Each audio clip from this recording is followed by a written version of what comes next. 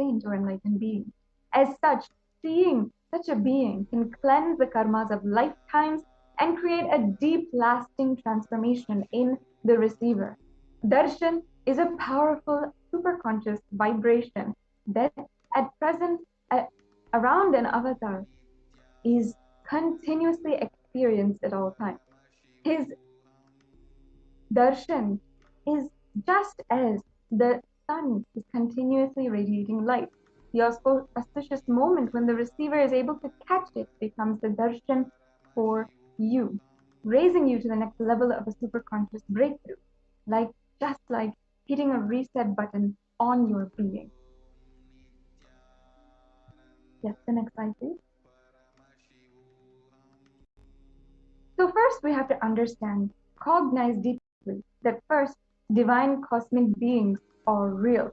They manifest from Kailasa, the enlightened time-space zone, through deities and incarnations, and divine cosmic beings manifest through the Archavatara deities in temples and through the Bhava Samadhi darshans in Nijavatara, the incarnation. Next slide, please. The Bhava Samadhi darshan is the science of Nijavatara manifesting Paramashiva, the consciousness. It is where formless, the being of Paramashiva, expresses through Divya Sarira, the light body, and manifests as Nijavatara, the physical form or embodied form for us to experience Paramashiva. For example, Devi Parashakti expresses through the being of Rajarajeshwari and as well manifests through the Nijavatara, the physical form, Devi Meenakshi. Next slide, please. The Archavatar deity reflects the consciousness, manifestation, or being of the superconscious energy. But human beings are not mature enough to receive that higher level experience from the Archavatar directly. The avatar, the physical embodied form, comes down to bridge the gap and create experience of the superconscious energy in all of us. And you've been seeing in the past few slides deities carved and energized by the Supreme Pontiff of Hinduism himself as an example of the Archavatara. The next slide, please. The Bhava Samadhi darshan awakens your Kundalini Shakti, which is the latent potential energy in every human being. This influx of superconscious energy does two things primarily. One, it visibly slows down your aging process, and two, improves immunity to disease.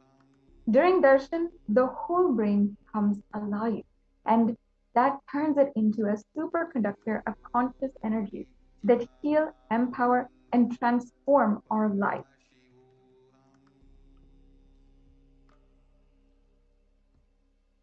So during the Bhava Samadhi darshan, our neurons, literally the physical neurons inside of us, mirror the neurons inside the avatar. And this is made possible by a phenomenon called mirror neurons. Mirror neurons in this Bhava Samadhi darshan activate and process all the observed movements or information of the avatar just by seeing, just one glimpse. And the possibility of superconsciousness is simply awakened inside of you. So, and the entire body can silently and without moving receive what is happening elsewhere through the process of direct observation, experience the superconscious energy radiated by the avatar. The next slide, please. Now let's understand the Akashic readings, the readings from the cosmic archive. Akashic reading is not a prediction. It is reading from the cosmic archive. Beyond space, creation and destruction happens simultaneously. And in the dimension of time starts the past, present, and future. Because of the Akashic records, as they are by nature stored in Akasha, the space dimension, there is no past, no present, and no future. That is why what you call which happened, happening, and yet to happen are clearly already recorded. The next slide, please.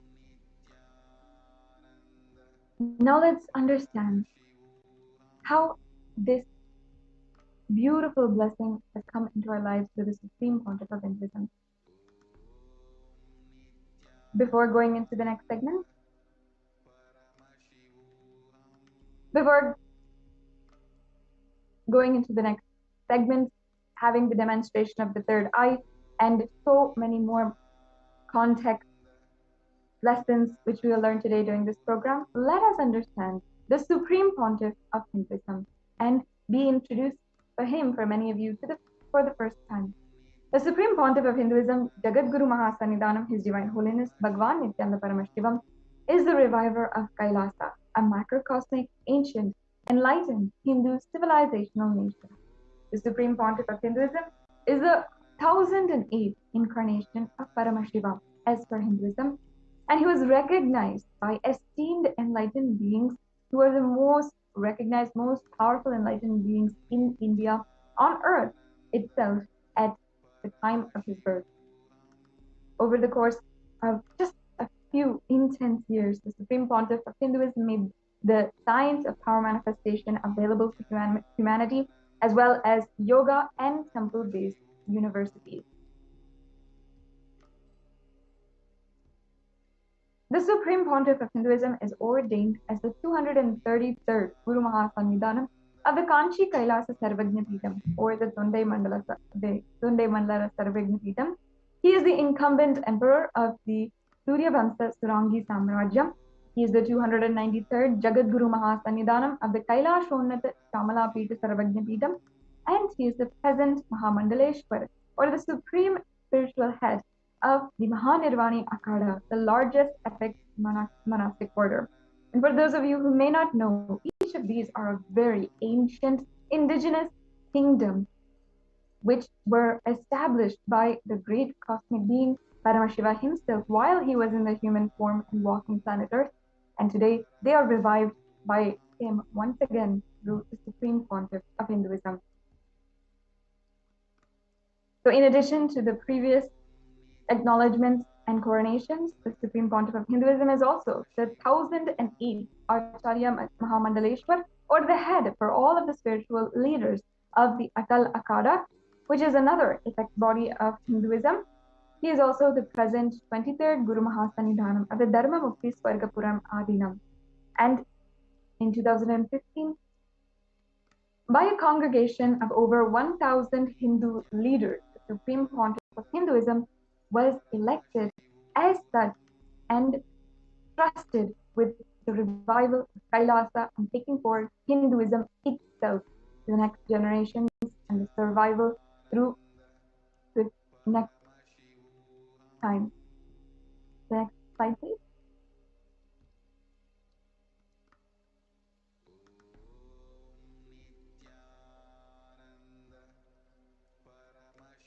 Yes.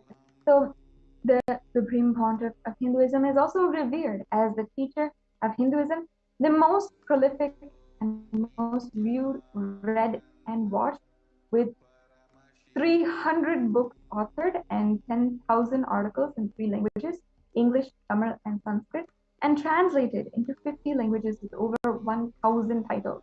Over 20 million copies of this book and articles are sold, read, and downloaded, and over 10,000 hours of discourses have been delivered by Supreme Pontiff of Hinduism. With all this together, the Supreme Pontiff of Hinduism has enriched and enriched more than 1 billion lives digitally, and he is respected now today as the commentator of the sacred scriptures such as the Upanishad, Bhagavad Gita, Shiva Sutras, Brahma Sutras, Yoga Sutras, Ashtavakra Gita, and the Jain Sutras. In addition, the Supreme Pontiff of Hinduism is revered, respected, and acknowledged as one of the most renowned, internationally recognized Hindu leaders. He is the reviver of the 108 ancient Hindu sampradayas, including the Rudras and Rudrakanyas, the Rishis and Rishikas, as well as the order of Sannyasis and Bhairavas and Bhairavis. The Supreme Pontiff of Hinduism is the establisher of the largest Hindu university, Kailasa's Nithyananda Hindu University, with satellite campuses in over 150 countries. The Supreme Pontiff of Hinduism is the establisher of 1,000 plus Kailasa enlightenment ecosystem, and he is the founder and reviver of over 100 Sarvagnapitas or temple monastery complexes.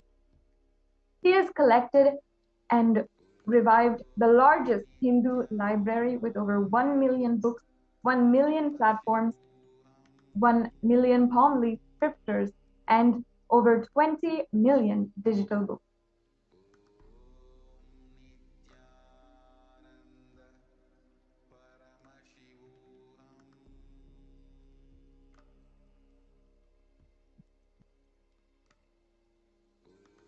So now let us understand the science of Diksha.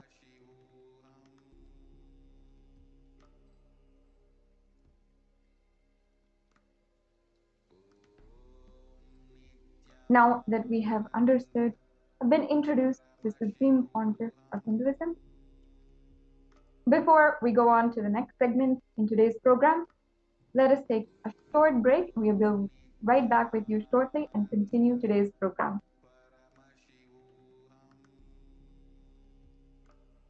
There are some great spiritual sciences unique to Hinduism. Subtle, otherworldly, but definitive sign.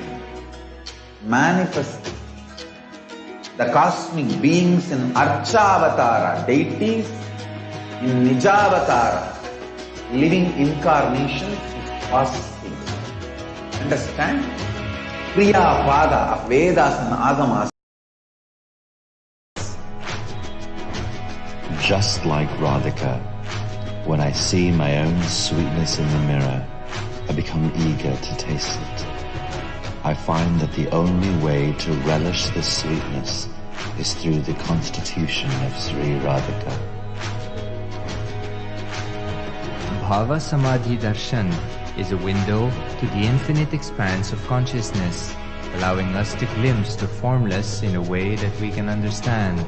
It cleanses the karmas of lifetimes. It awakens our biomemory to the space of Paramashiva, the ultimate consciousness, and creates a deep and lasting transformation in us.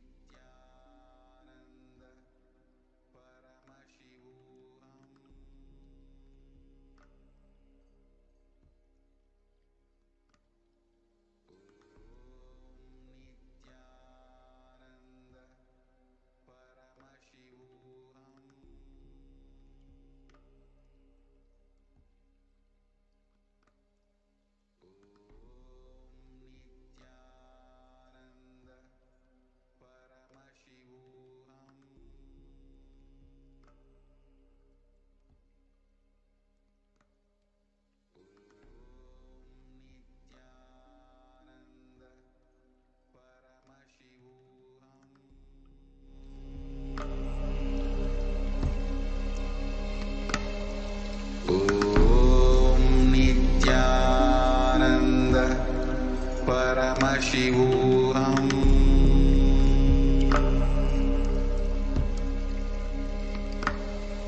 Om Nithyananda Paramashivoham.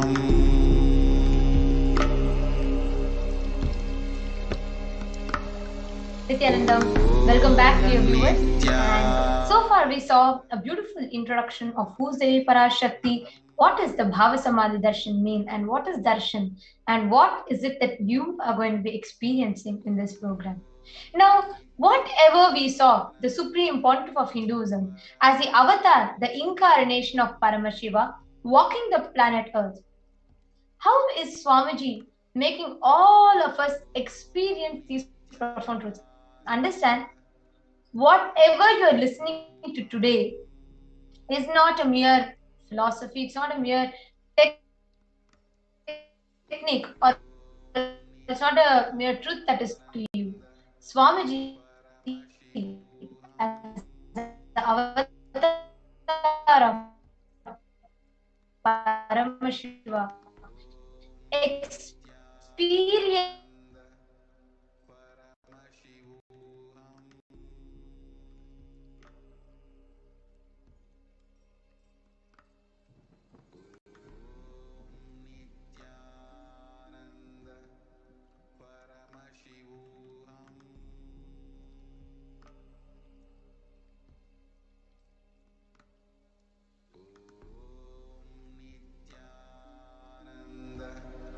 Paramashivoham.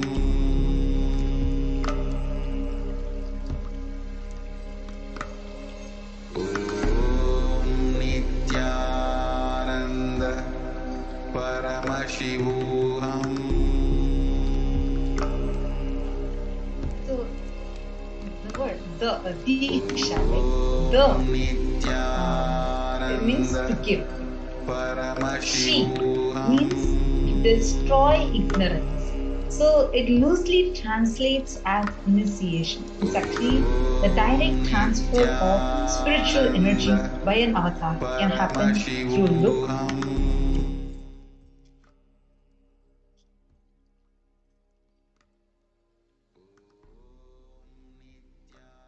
It can happen either through a look or a word or a touch, and it destroys ignorance just by the initiation of the disciple. Actually, this Diksha itself triggers the possibility to create new grooves in your brain and neurological pathways inside you in the brain, and can even alter the gene expression inside you. Let us watch a small video to understand Diksha better.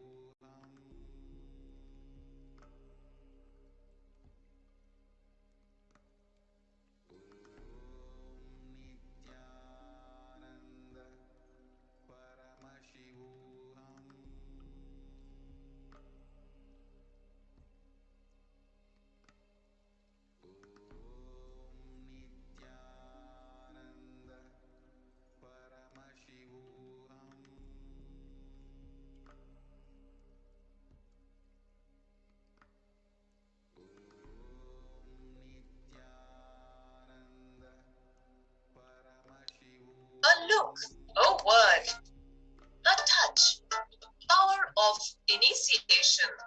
Diksha is the direct transfer of spiritual energy by an enlightened being through look, word, or touch. The traditional Vedic book Navaratneshwara states, Sarvasamapi Dikshana Muktihi Phalavakhanditam Avirodhat Bhavantyeva Prasangyastu Muktayah. The main benefit of all initiations is moksha, enlightenment. As a side effect, health, wealth, leadership, and well-being happen. And in Rudrayamala Tantra, Shiva says, Devi Diksha Vihinasya Nasiddhihi Nacha Sadgatihi Tasmat Sarva Prayatnena Guruna Dikshito Bhavet.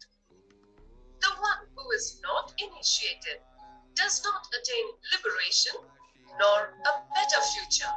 So by all efforts, one should get initiated by Guru. What is the science of initiation?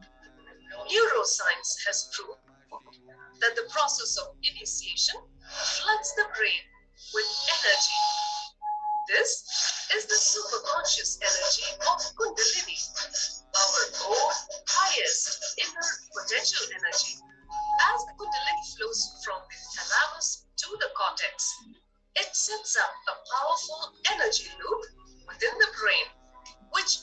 awakens the latent, non-mechanical parts which we have never used before.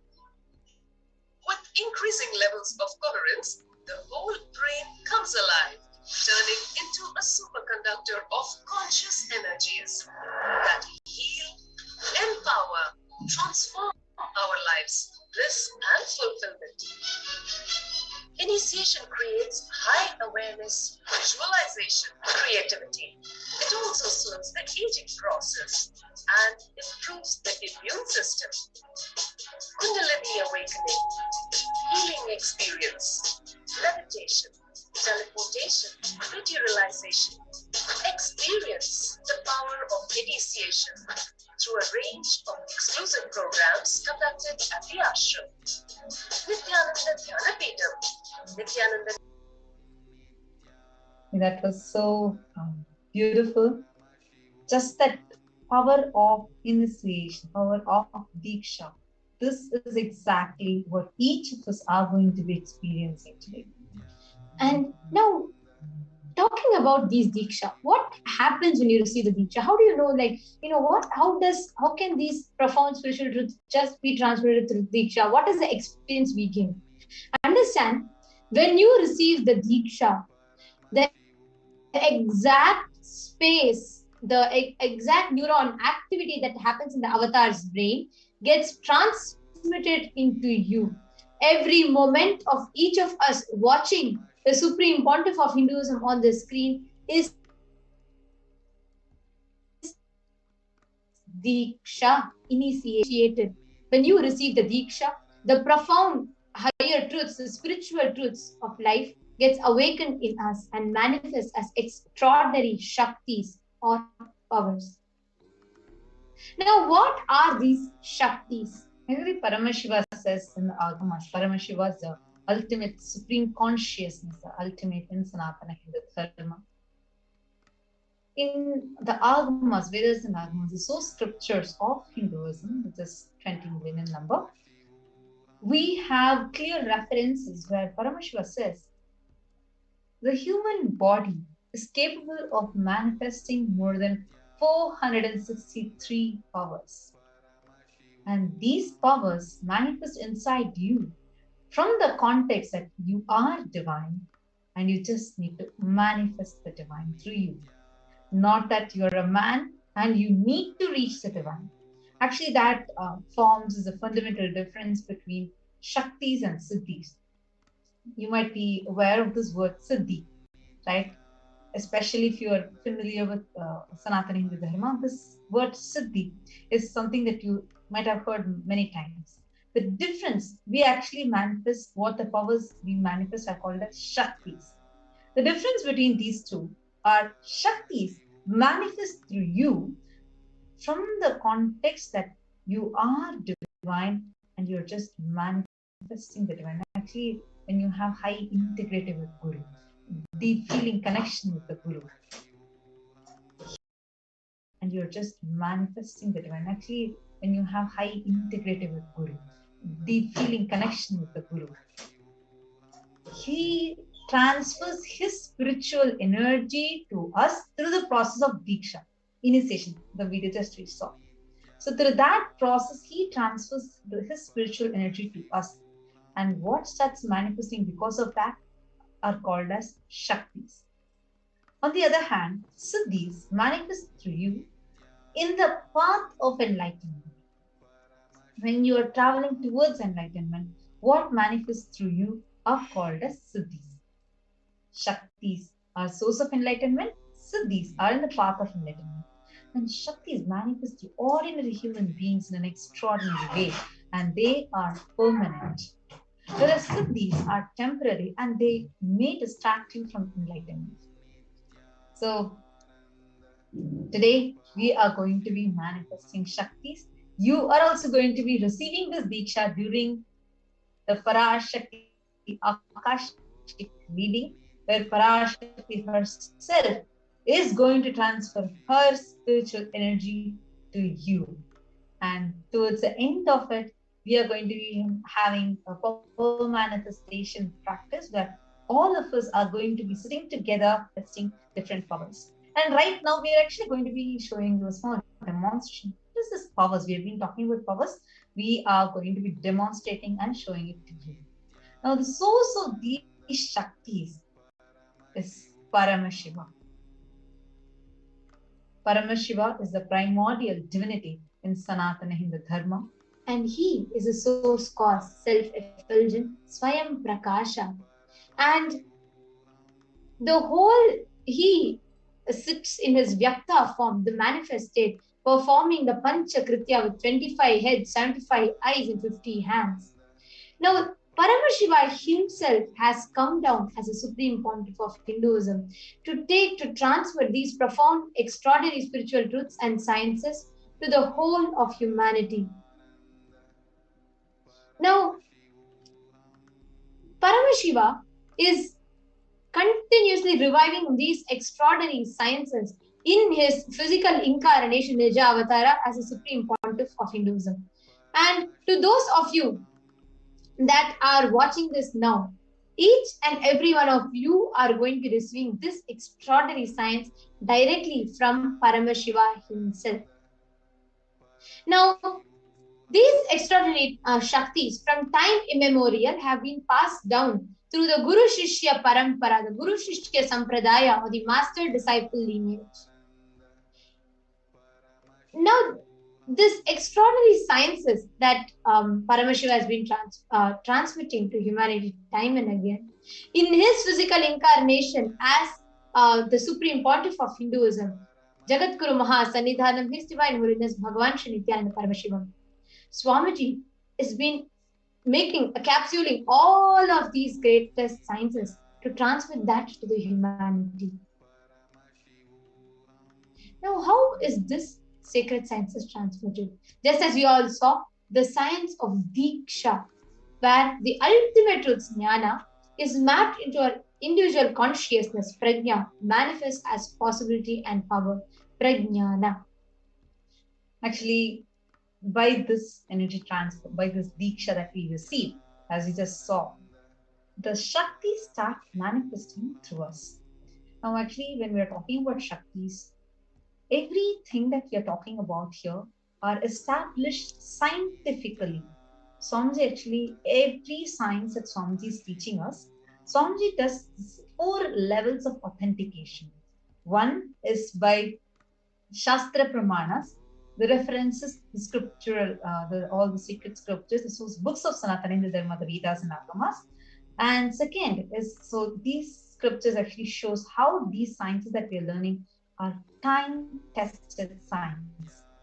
Second is the Apta Pramana, the references to the various Aptas' lives, where rishis, enlightened beings, yogis, and great Vedic scientists. And from their life, these evidences are taken and established so that we are able to understand these sciences are not just time-tested, but foolproof and have been practiced, manifested by so many people before us. And third is the Atma Pramana from Swamiji's own experience, so where it establishes how it is possible even for the modern day. Yes, it is time-tested, foolproof, and applicable to the modern day.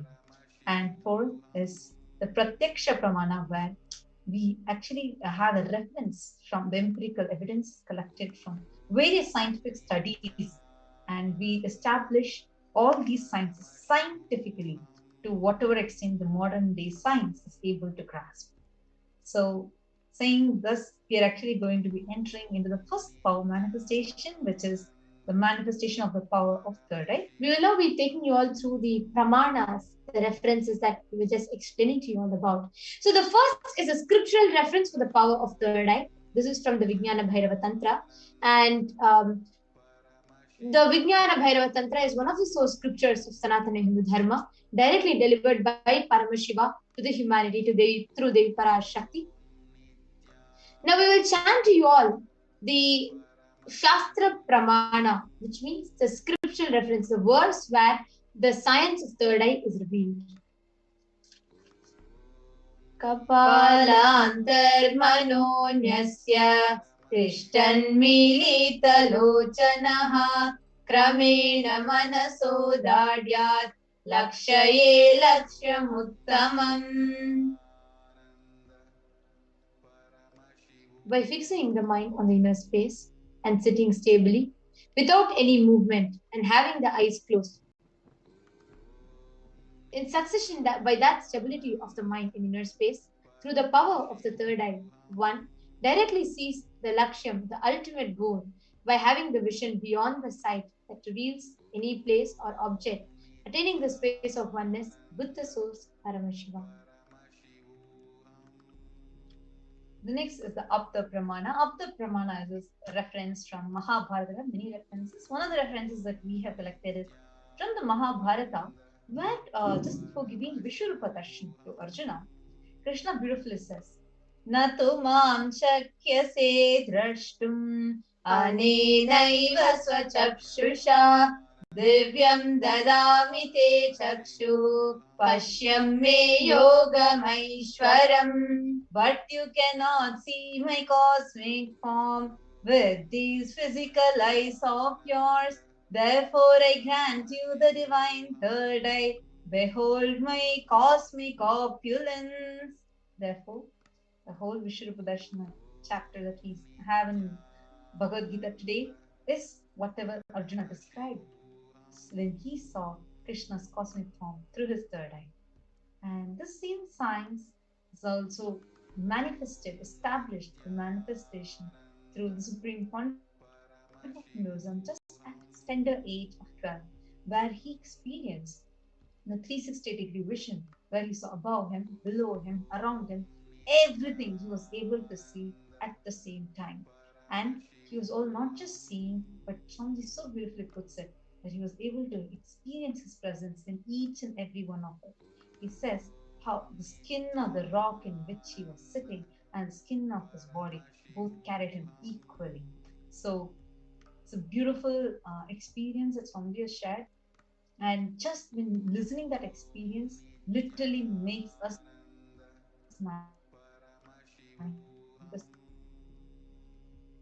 the same. And through the power of the entire humanity is having this super conscious breakthrough. We're having millions of people who are initiated into this Shakti, and we're also having continuously people who are manifesting these Shaktis. And today we are going to be having the Nithyananda yogis who are going to be coming and demonstrating this to us. So we welcome the Balasins of the Nithyananda Gurukul who have come here.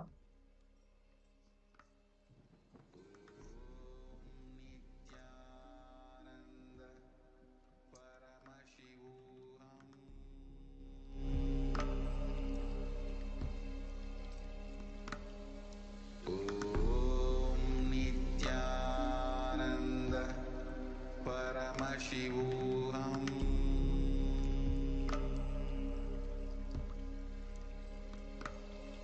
Om Nithyananda Paramashivoham.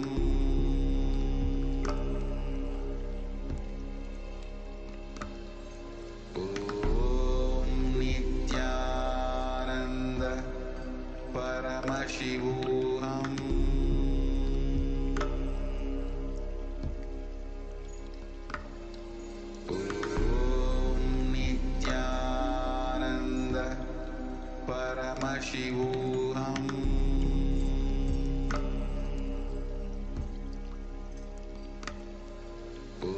Om Nithyananda Paramashivoham.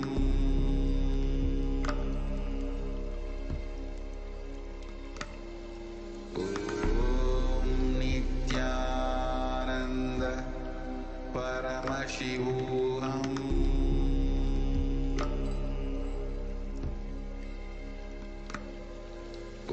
Om Nithyananda Paramashivoham.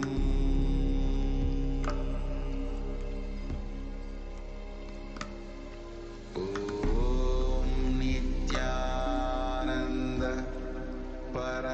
Paramashivoham.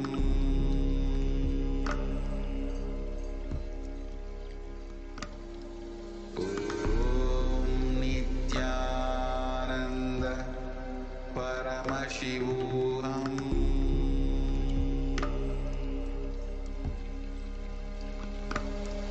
Om Nithyananda Paramashivoham.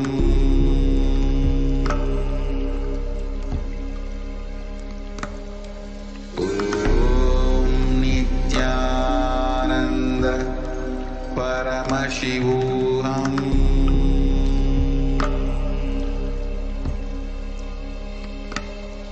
Om Nithyananda Paramashivoham.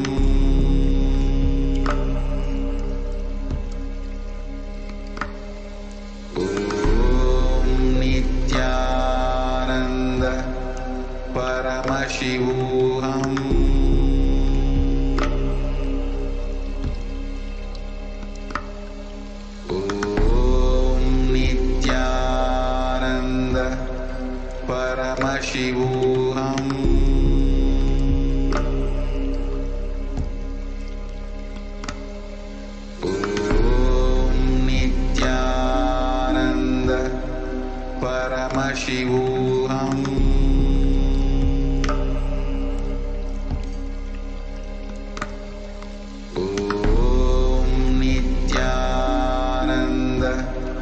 Paramashivoham.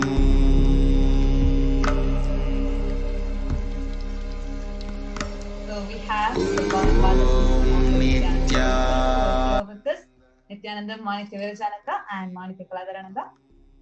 And we also have Manitya Brahmayogananda, their Guru Behan, who's going to be here and who's going to be helping them with putting the IBANs, etc. Ma Brahmayoga Nithyanandam. Yes. So Manitya Brahmayogananda, today you have Ma Virajan, Ma Kaladaran, you're going to be supporting them and you're going to be showing us how they're going to be manifesting, right? Why don't you show us the IBANs that you have? What you're going to be putting on Ma Virajan and Ma Nithya Kaladarananda's eyes. All right. Yes. Could you just unmute and could you show it? Yes.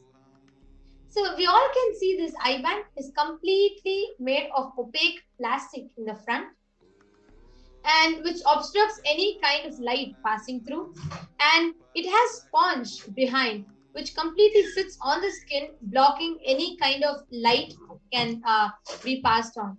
Yes. Could you also show it to us? Yes. Could you also show it to us horizontally, ma? This way. Yes. Yes, from the behind too, ma. Downwards. Yes. Thank you so much. Yes. Yes. So we can all notice that there is no gap in any of these corners. So now this IBAN is what is going to be placed on both Manitya Virajananda's eyes and Manitya Kaladarananda's eyes. Thank you so much, ma. Could you now place this IBAN on Manitya Virajananda?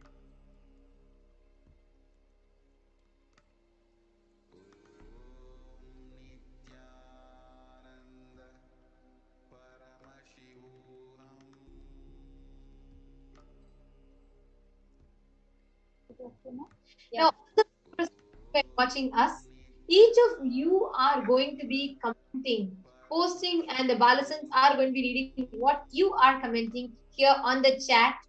And please be ready. We already have Manitya Virajananda with her eyes tied, and next we're getting Ma Kaladara. Meanwhile, we have Ma Tunglam, NG, and Ma Divyananda, and many others. Please go ahead and comment. Be ready to comment random words, different letters, complicated emojis, numbers, etc.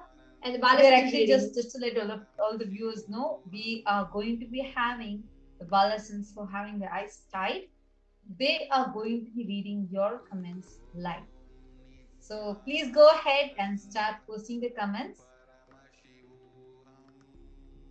Yes, thank you, Manitya Brahmayogananda.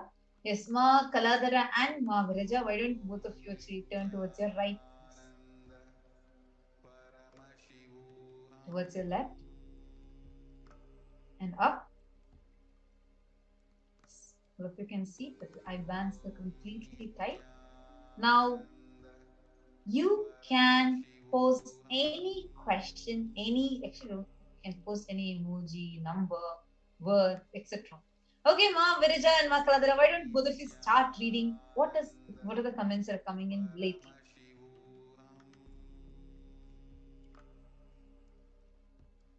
And we are also showing the live comments feed here on our YouTube screen. You all can see it, the live comments as it is coming through. We are projecting it here, and you all can see what the Balasans are reading, and you can verify it for yourself whether it's right or wrong. Yes, go ahead. Manati Virajananda. Yes. So the first comment is from Nithyananda. She has posted Nithyananda's Guru hands and a red color heart, a namaste emoji, and again a red color heart. And yes,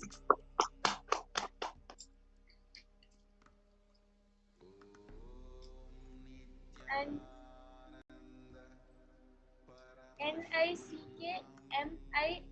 NICKMIRACLE has posted a rainbow picture, which is half a quarter of a rainbow. yes, Beautiful. beautiful. Ma Virajananda, would you also be able to read us? There is Harita and Stunglam NG. You can read both of their two comments as well. Chung Lam Meg has posted, Devi Parashakti, please bless me all my wishes for you. Harita BS has posted, will you tell me this my last life? Why two marriages?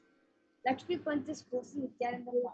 Santosh Podar is posted Nithyananda.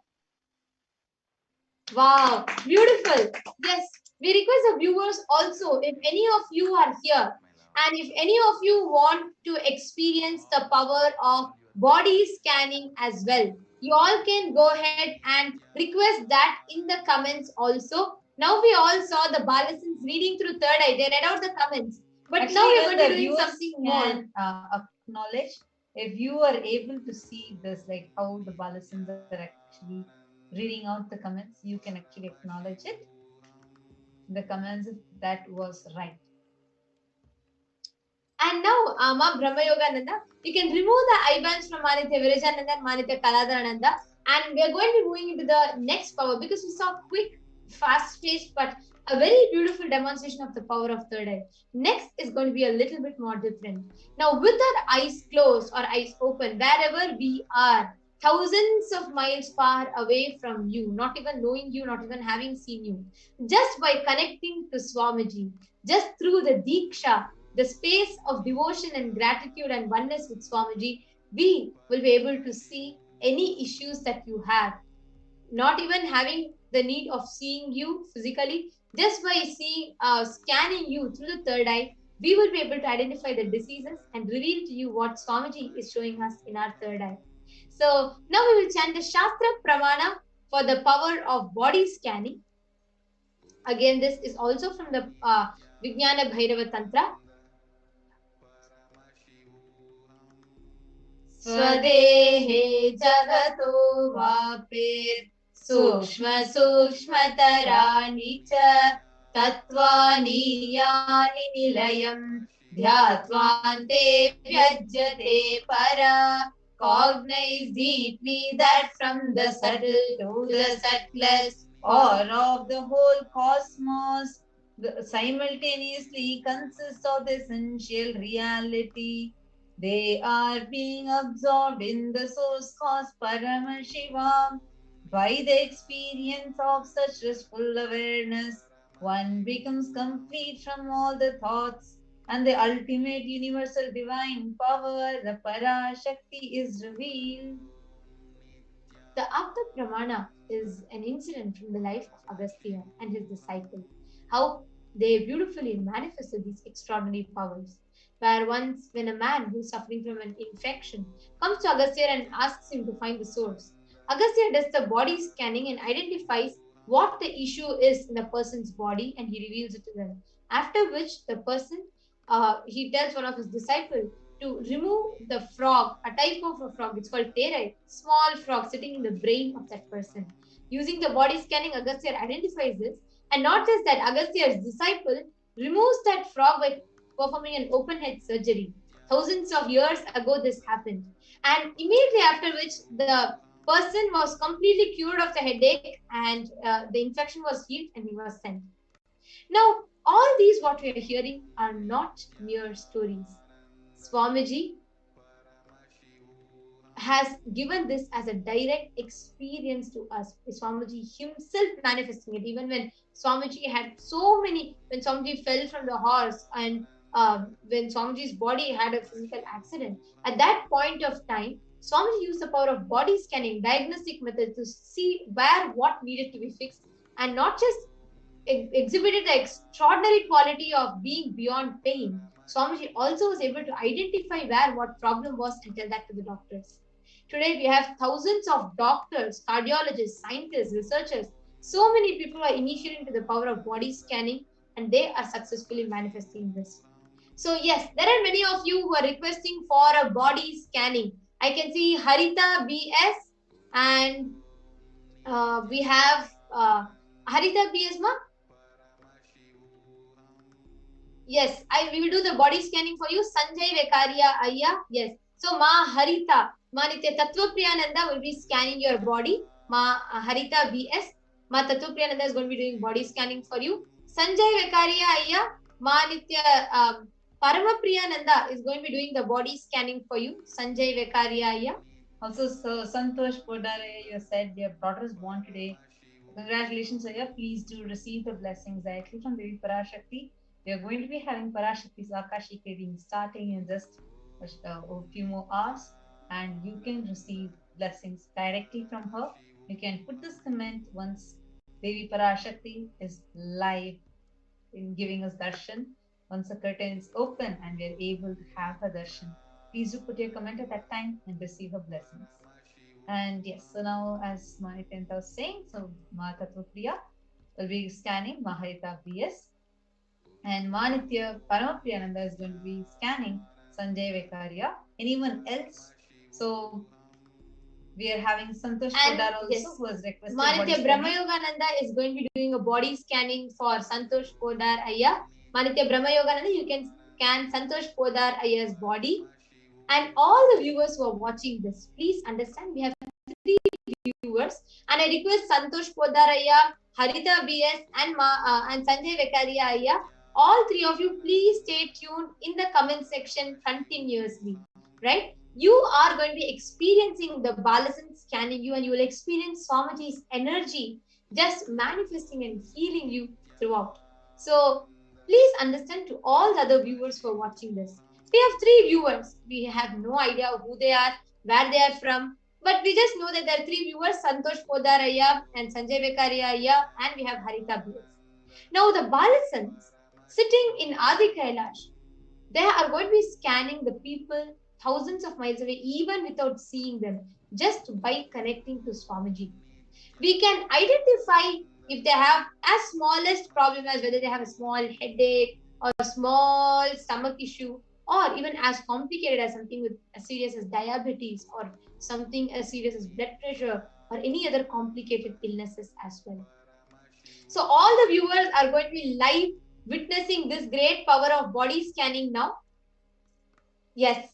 And Santosh Podaraya, definitely do receive Devi's blessings. It's such an auspicious happening for your daughter to be born just as Devi Parashakti is manifesting.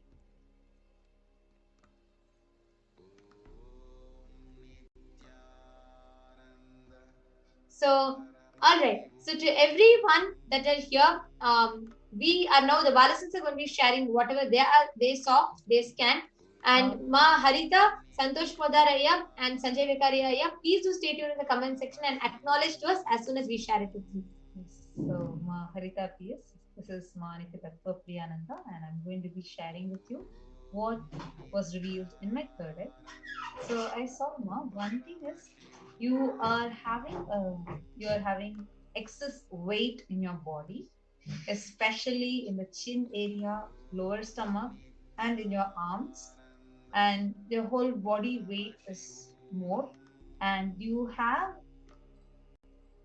if you observe, you have uh, four hair, like longer hairs in your chin, and you will be having a lot of discomfort happening in your left lower abdomen, the left lower abdomen, actually in the more where the ovaries are there. I saw that you have the PCOD, polycystic ovary disorder. You're having that, and I also saw that you are having a lot of, actually your whole issue was there's so much of low confidence inside you, which is actually in a very strong sense, like not something simple, but in a very continuous way. It's completely life negative. If you see, you'll have continuous hatred on yourself. You keep putting that on yourself, you keep putting yourself low, the confidence is low, which is manifesting more and more as in your body as excess weight, as you also have a vision problem, which is why you use specs, if you see. And you also have the hair started thinning, like the hair fall is more and the hair is starting to thin, and you have curly hair. So these are the things that were revealed in my third eye. And one specific thing, if this continues, actually a lot of toxins is there in your body, and the main issue is the whole confidence, the idea that you carry about yourself is extremely low, which is actually manifesting as you having anger and hatred towards people. You like literally are having, usually you don't have the relationships lasting much, if you observe. Either you have to be a victim, or you had to be feeling something low, but you will never be able to have a complete relationship with anyone. This is because, again, everything is rooted in that inner image that you have, and your whole body problems that you're experiencing, including the breathlessness that you experience multiple times in the day, like where suddenly you feel like short of breath. All these are just related to that idea that you're carrying about yourself, which is rooted in an incompletion that you have with your mother. And this has happened at a very young age, the age of 4. So this is all I was able to see. And if you experience the completion with your mother, you will have complete completion with your body, and you will start getting healed. And you need to do a lot of detox in your body, because only when the detox happens, your cognitions, your thinking will become clearer. And you will also see more, if you are able to just sit and just watch the darshan of Parashakti. We are going to be having the darshan and Akashic reading that is going to be happening. And you will also see that you are able to, you will also see one more thing that you will see is, only when you have this completion that happens with your mother, you will see whatever is happening in your life is, you will start having gratitude towards it. Right now you're stuck in that path where you feel like, if like anything that you want will never happen, and there's whole low inner image that you keep on cherishing inside you. So this is what is actually that, as like this is what was revealed in my third. So Yes, you can Ma acknowledge. Harita, yes, Ma Harita, please to get back to us for the whole of the scanning. Ma, now that Mother Prepare shared more, please to get back to us. We can already see your comment. Please to get back to us on the whole sharing. You're saying yes, you're able to relate to the curly hair, and relationship doesn't last long from birth itself. How to change? And you have put 10% correct. I And request you to listen to the whole thing. You put each point, and then you can see, you will be able to see how much matters for you, ma. yes, And also one other thing that came to my third eye was, Harita is not your original name. So this is not your original identity. So this is also another thing that was revealed to me in my third eye. So you can acknowledge each of these one by one, and you can acknowledge it here. yes. And also, yes, Manitya Brahma Yogananda, you can go ahead, Ma, next, and you can share what you saw for Santosh Podaraya. Yes, so I did the body scanning for Santosh for that. And Santosh for that, what Parmeshwar revealed to me is that like you always sit with your back bent, and because of that, the whole muscle area in your shoulders and your arms is the whole thing pulls for you. Like whether even though you don't do anything, it pulls, and when you do something, it pulls even more. So Parameshwar revealed that this is happening only because you are sitting with your back bent. So you should start sitting with your back straight. And he also showed, like, not as a suggestion for this, but he just showed that for you to get better health and everything, you should eat a lot of tulsi every day. And other than this, you don't have any other problem.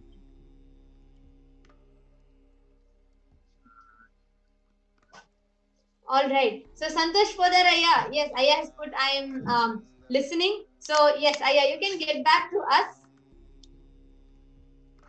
Yes, all right. That is beautiful. And Santosh Podar Aya, please you get back to us. Yes, Manitya Parama Priyananda. You can go ahead, Ma. Yes, ma'am, you can.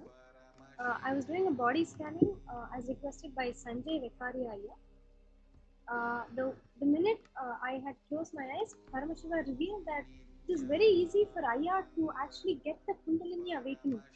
It is just a matter of intention, and also if he is able to align to more of what Swami is saying in terms of what he has to intake during the day, that is, for example, castor oil, haritaki, and things like that.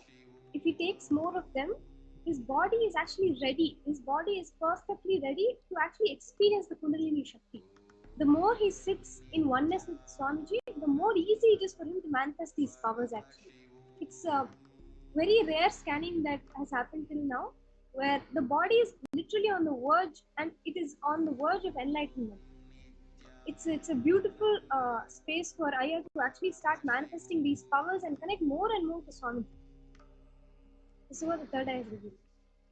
All right, Sanjay Vikari Aya, please you get back. Actually, Santosh Podar Aya has put thanks, Ma. Aya, could you also just acknowledge to us if you're able to relate to what Ma Brahmayogananda said, and how much of it you were able to relate to and connect to, and if you heard, and if the scanning has reached you. And yes, we have so many others who are responding for the scanning and requesting. Actually, just wanted to tell all of you, we are having this program every day starting sharp at 2 a.m. Indian Standard Time. So anybody who has this body scanning request, please do log in around 2:15 a.m. IST. We are starting this power manifestation demonstration for all of you. So you all can come, whoever comes first and puts their comments first. We are starting to attend with them. Thank you so much for all of your participation. Thank you so much, Manitya Brahmayogananda, Manitya Paramapriyananda, and brother to Bharatans also. And now with this, we are going to move to the next segment after a short break.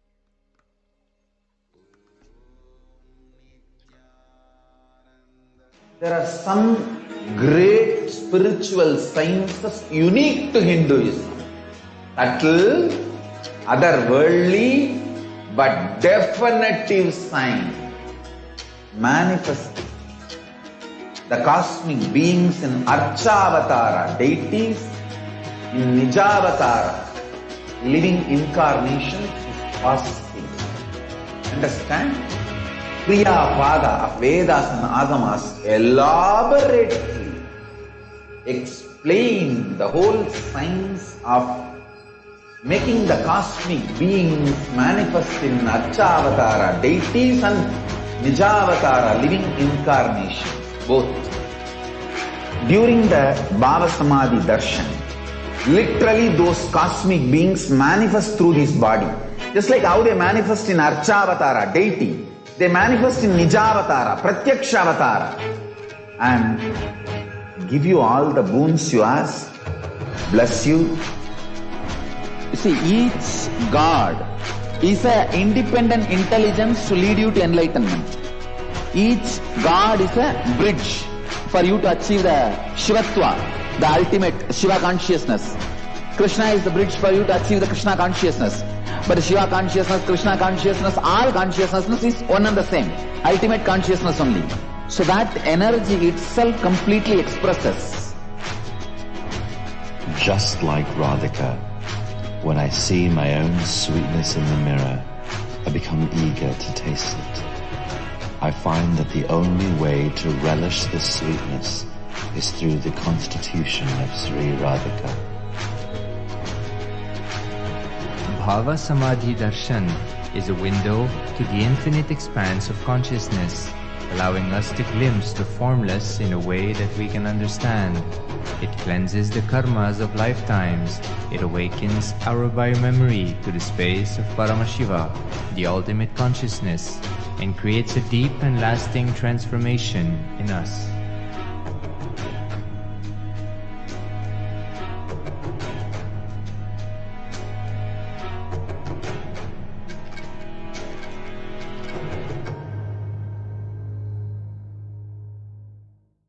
There are some great spiritual sciences unique to Hinduism. Subtle, otherworldly, but definitive sign. Manifesting the cosmic beings in Archavatara, deities, in Nijavatara, living incarnations is possible. Understand? Kriya Pada of Vedas and Agamas elaborately explain the whole science of making the cosmic beings manifest in Archavatara, deities, and Nijavatara, living incarnations, both. During the Bhava Samadhi Darshan, literally those cosmic beings manifest through this body. Just like how they manifest in Archavatara, deity, they manifest in Nijavatara, Pratyakshavatara, and give you all the boons you ask, bless you. You see, each God is an independent intelligence to lead you to enlightenment. Each God is a bridge for you to achieve the Shivatva, the ultimate Shiva consciousness. Krishna is the bridge for you to achieve the Krishna consciousness. But the Shiva consciousness, Krishna consciousness, all consciousness is one and the same. Ultimate consciousness only. So that energy itself completely expresses. Just like Radhika, when I see my own sweetness in the mirror, I become eager to taste it. I find that the only way to relish this sweetness is through the constitution of Sri Radhika. Bhava Samadhi Darshan is a window to the infinite expanse of consciousness, allowing us to glimpse the formless in a way that we can understand. It cleanses the karmas of lifetimes. It awakens our biomemory to the space of Paramashiva, the ultimate consciousness, and creates a deep and lasting transformation in us.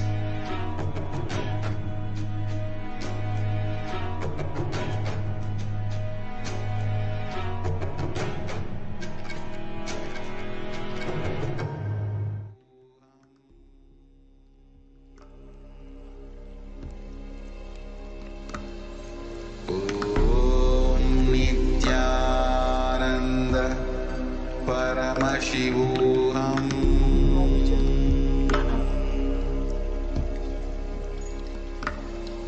Om Nithyananda Paramashivoham.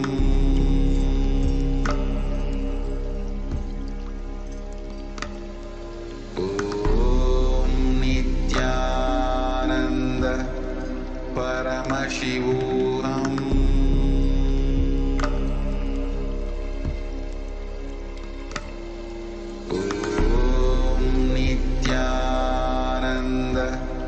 Paramashivoham.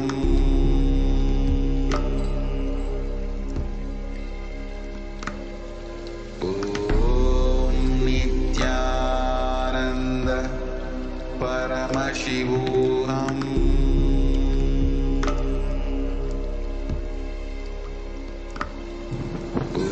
Om Nithyananda Paramashivoham.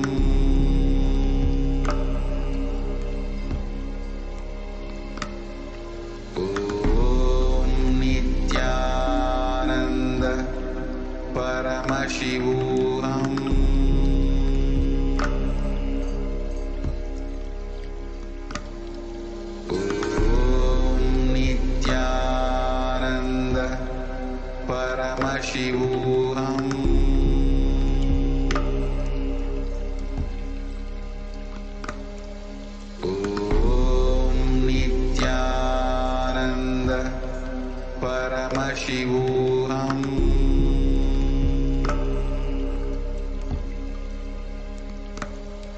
Om Nithyananda Paramashivoham.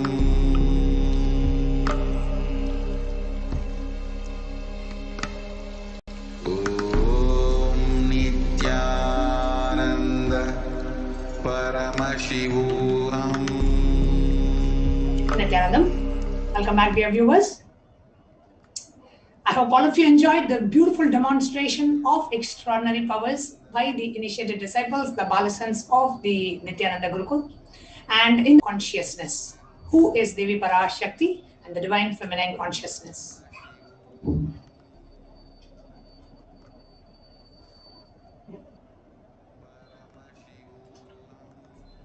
The Dhyana Shloka of Devi Parashakti from Lalita Sahasranama. Sindhuraruna Vigraham Trinayanam Manikya Maulim Spurastanam Nayaka Shekaram Smita Mukhim Apina Vakshoruham Panibhyam Manipurna Ratna Chashakam Raktotpalam Vibhratim Saumyam Ratna Gatastha Rakta Charanam Dhyayet Paramambikam. The Divine Mother is to be meditated upon as shining in the vermilion red body with a triple eyes sport bust, one hand holding a jewel cup brimming with mead and the other twirling a red lotus. So Lalita Sahasranama beautifully describes the divine form of Devi Parashakti. The next shloka, the continuation of the Dhyana shloka in the Lalita Sahasranama, it says, Aruna Karuna Tarangitakshika Rahamityeva Vibhavaye Bhavani. I meditate on the great Empress. She is red in color and her eyes are full of compassion and holds the noose and the gourd and the bow and the flowery arrow in her hands. She is surrounded on all sides by powers such as anima forest, and she is the self within me. As we are reading the Dhyana Shloka of Devi Parashakti, when you just read, she is meditating on the great Empress. She is red in color, her eyes full of compassion. You just, without you even consciously doing, it's just the full picture, the visualization of the Supreme Pontiff of Hinduism as Devi Parashakti fills our inner space. The one who holds the noose. We can see Devi Parashakti manifesting in the Nijavatara of the Supreme Pontiff of Hinduism, having a noose, a bow, a flowery arrow, and she's surrounded on all sides by the powers. As you read the Dhyana Shloka, you can just visualize Devi Parashakti manifesting through the Nijavatara of the Supreme Pontiff of Hinduism, just filling our entire being, her beautiful form. So Devi is the ultimate pure feminine consciousness. She is the cosmic mother. It is a cosmic womb from which billions and billions of universes comes out and goes in. The source where the Big Bang and the black hole goes on. Parashakti is the source Shakti, the source energy, the source power from which all of us came, in which all of us are even now, in which all of us are going to merge. Out of our extreme love and compassion, Parashakti herself is manifesting through the embodied form as the Nijavatara of Supreme Pontiff of Hinduism, Jagadguru Mahasannidhanam, His Divine Holiness Bhagavan Nithyananda Paramashivam, gracing us, answering our questions, attending to our prayers, giving boons, healing us, revealing our past, present and future, delivering profound spiritual truths, and ultimately giving us the experience of Paramashivoham itself. Now let us hear what Devi Parashakti has revealed about herself in the Akashic readings on the 12th of May 2021. She says, rising as Omkara, expressing as the Vedas and the Agamas, blossomed as Hrimkara, filled as Shodasi, living in the 40 triangles, the Kailasa Swamini, who is in Kailasa, Sri Pura Chintamani Parashodasi, sitting as a part of Paramashiva, Parashakti, who rules the world, Paramashakti Manonmani Meenakshi as Nithyananda, I took the Nijavatara here to give boon to everyone, to bestow all the goodness. Hiranya Garbha Swarupini, Brahmanda Yoni, Chandramauli, Rapala, Aparna, Uma, Parvati, Savitri, Navayovana, Samrajya Lakshmi, Parameshwari, Parashodasi, Meenakshi, taking the form of Nithyananda. I came here as a Nijavatara with great compassion. I am blessing. Listen, people, to do good to all of you, I took the form of Nithyananda and came as the Nijavatara. On the 30th of April 2021, Devi Parashakti further revealed about herself, rising in Omkara, blossoming as Shiva, manifesting as the source of existence, the powers of existence, the expression of existence. From the oneness of Omkara, Om, blossoming into the two as from the oneness of Om, blossoming into two as Prakriti and Purusha, blossoming as three Shaktis, Icha Shakti, Jnana Shakti, Kriya Shakti, growing as the four Vedas, expanding as the five Panchabhutas, beyond the six chakras, filled as the Gotras of the seven Rishis, expanding as the eight directions, existing as the Navagrahas, the nine planets, blossoming as 10 Indriyas, the sense organs, being as 11 Rudras, creating all the worlds, bringing life, to tell and make the truth blossom and to do good. Parashodasi Meenakshi, in the form of Nithyananda, I came to bless every one of you. In the next segment, we want to share with you how to best receive Devi Parashakti.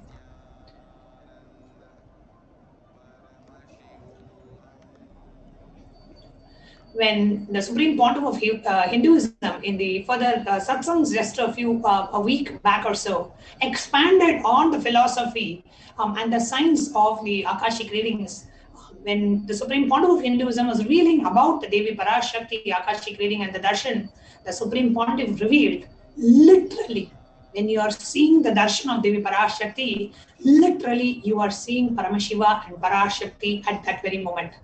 She is there in your screen. So always receive her very traditionally.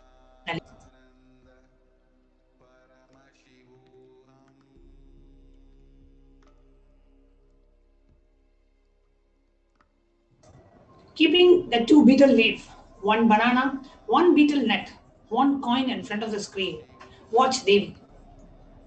The coin is considered as a traditional dakshina. In the Hindu tradition, it can be the lowest value. In India, it can even be 1 paise. In US, it can be 1 cent. It is not that the Supreme Pontiff is trying to monetize through this. Keep even 1 cent, it is okay. So for 100 days, if you have darshan, it will add up to $1. In India, even 1 paise is okay. Okay, so how do we receive Devi Parashakti? Offer that to Devi. After the darshan is over, do the namaskar and eat the banana. So have a traditional betel leaf, betel nut, banana and some small dakshina, some offering. And take it as a prasadam immediately. And collect the coins over a period of a few weeks or a few months. Collect the coins and send it to the Los Angeles temple. The betel leaf, betel nut may look too small.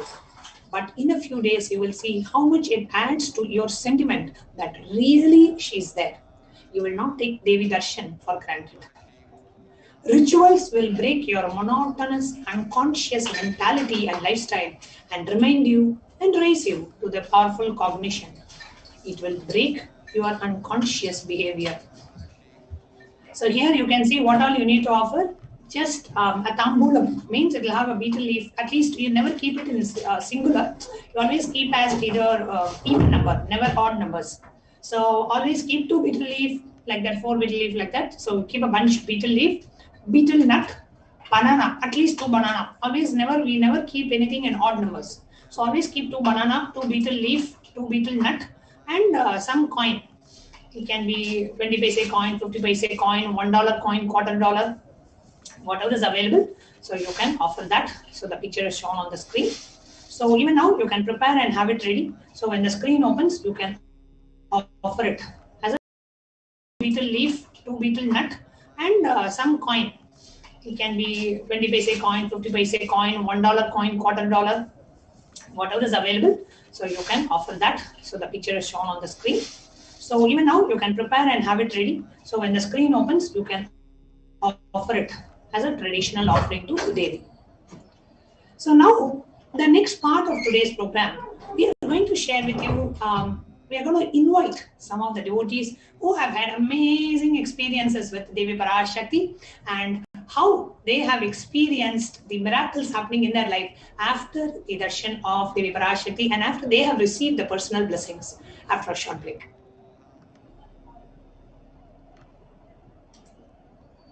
There are some great spiritual sciences unique to Hinduism. Subtle, otherworldly, but definitive sign. Manifesting. The cosmic beings in Archavatara, deities in Nijavatara, living incarnation is possible. Understand? Kriya Pada of Vedas and Agamas elaborately explain the whole science of making the cosmic beings manifest in Archavatara, deities and Nijavatara, living incarnation, both. During the Bhava Samadhi Darshan, literally those cosmic beings manifest through this body. Just like how they manifest in Archavatara, deity, they manifest in Nijavatara, Pratyakshavatara, and give you all the boons you ask, bless you. You see, each God is an independent intelligence to lead you to enlightenment. Each God is a bridge for you to achieve the Shivatva, the ultimate Shiva consciousness. Krishna is the bridge for you to achieve the Krishna consciousness. But Shiva consciousness, Krishna consciousness, all consciousness is one and the same. Ultimate consciousness only. So that energy itself completely expresses. Just like Radhika, when I see my own sweetness in the mirror, I become eager to taste it. I find that the only way to relish this sweetness is through the constitution of Sri Radhika. Bhava Samadhi Darshan is a window to the infinite expanse of consciousness, allowing us to glimpse the formless in a way that we can understand. It cleanses the karmas of lifetimes. It awakens our biomemory to the space of Paramashiva, the ultimate consciousness, and creates a deep and lasting transformation in us.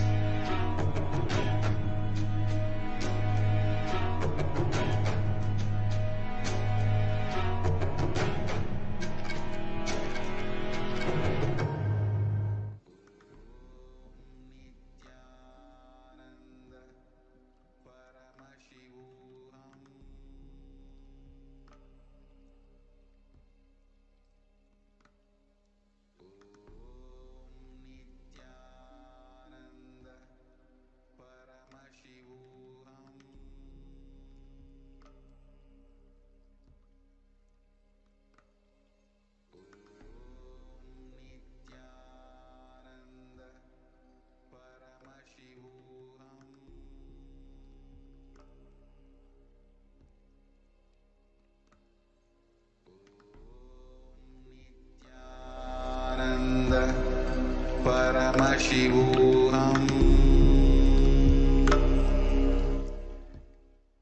Nithyanandam, and welcome back, dear viewers. Today, we have many devotees who have joined us from various parts of the world, excited to share their experience of Devi Parashakti, how the blessings of Devi Parashakti has manifested so beautifully in their lives, and the changes, the miracles that they are experiencing after the darshan and the blessings of Devi Parashakti. So joining us first today is Ma Nitya Atma Prema from Norway, joining us live to share her experience of Devi Parashakti's Akashic readings. Nithyananda Mahatma Prema. Nithyananda Ma, thank you for having me again to share. Just a moment, I'm not able to hear you. Yes, Ma, can you speak now? Yes, Ma, can you hear me? Yes, I can hear you perfectly now. Yes. Okay. Please go ahead. And I know you were there on Nithyananda TV 2 days back when Devi Parashakti, gave your Akashic reading for the very first time. And now you're back again. So thank you so much for joining us back. And please go ahead and share how Devi Parashakti has been revealing and manifesting in you after the Akashic readings. Yes, Ma. I'd like to begin just by reading what was said. So when I had asked Devi Parashakti for guidance and oneness and completeness, to be in completeness, the message I got was far beyond what I would have expected. And the message was this: listen well to what is being told, daughter. You are one of the beings who came down from Kailasa to be a co-captain and serve the world to protect it from the terrible corona. You forgot the purpose of coming and diverted into another life. Such beings as you who came from Kailasa are also the reasons for this terrible pralaya. Forgetting the divine seva you need to do and leaving the work you are meant to do, you are doing some other work. Like you and other such beings who came from Kailasa have become the reason for this great drama. For 3 days, think about what I told. I will make you realize it in your dream, waking state, and consciousness. I will show you the truth. Once you see it, I will give Prayashchita. Go and come, O virtuous one. So, what I wanted to share today, which was slightly different from the day I shared right after the Akashic reading, was because still at that time it was so overwhelming. Just 2 hours later to share after such a revelation. And like I mentioned, that the words resonated so deeply with me. And just to give context and going to some history, I was given my spiritual name, Manitya Prema, in 2004, which was when you're given the spiritual name, it signifies the purpose with which you took this birth in this lifetime. And those few years after that, life was just spent blissfully. Things manifested so beautifully. Everything was just this beautiful divine unfolding, and you could witness this and see it happening. And there was a lot of pressure from family and outside. And in 2010, the perceived pressure to live a certain kind of lifestyle that was away from this inner world lifestyle. And so the pressure to, succeed in the outer world was very strong.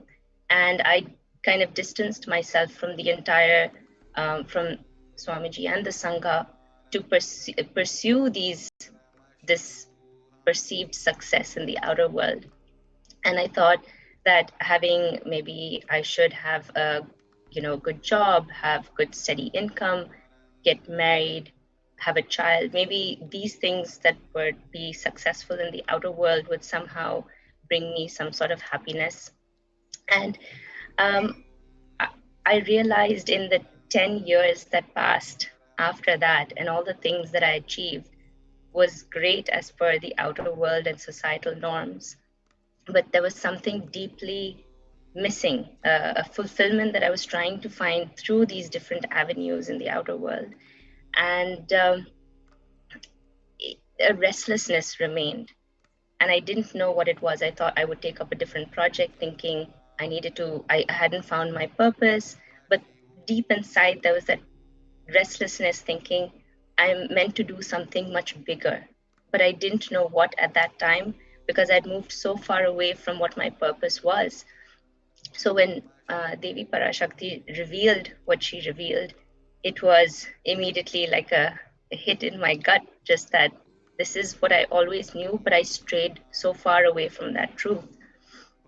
And I would have several, the dreams that I had in those 10 years, where I was being called back and was being given these messages to return, and reminded that my life's purpose was something else, and not paying heed to it, ignoring it, and continuing this life that I had chosen to lead, and just realizing that this is not bringing me fulfillment. So in 2017, I had a dream of the banyan tree in Adi Kailash, and I knew somehow that I had to finally pay attention to this call.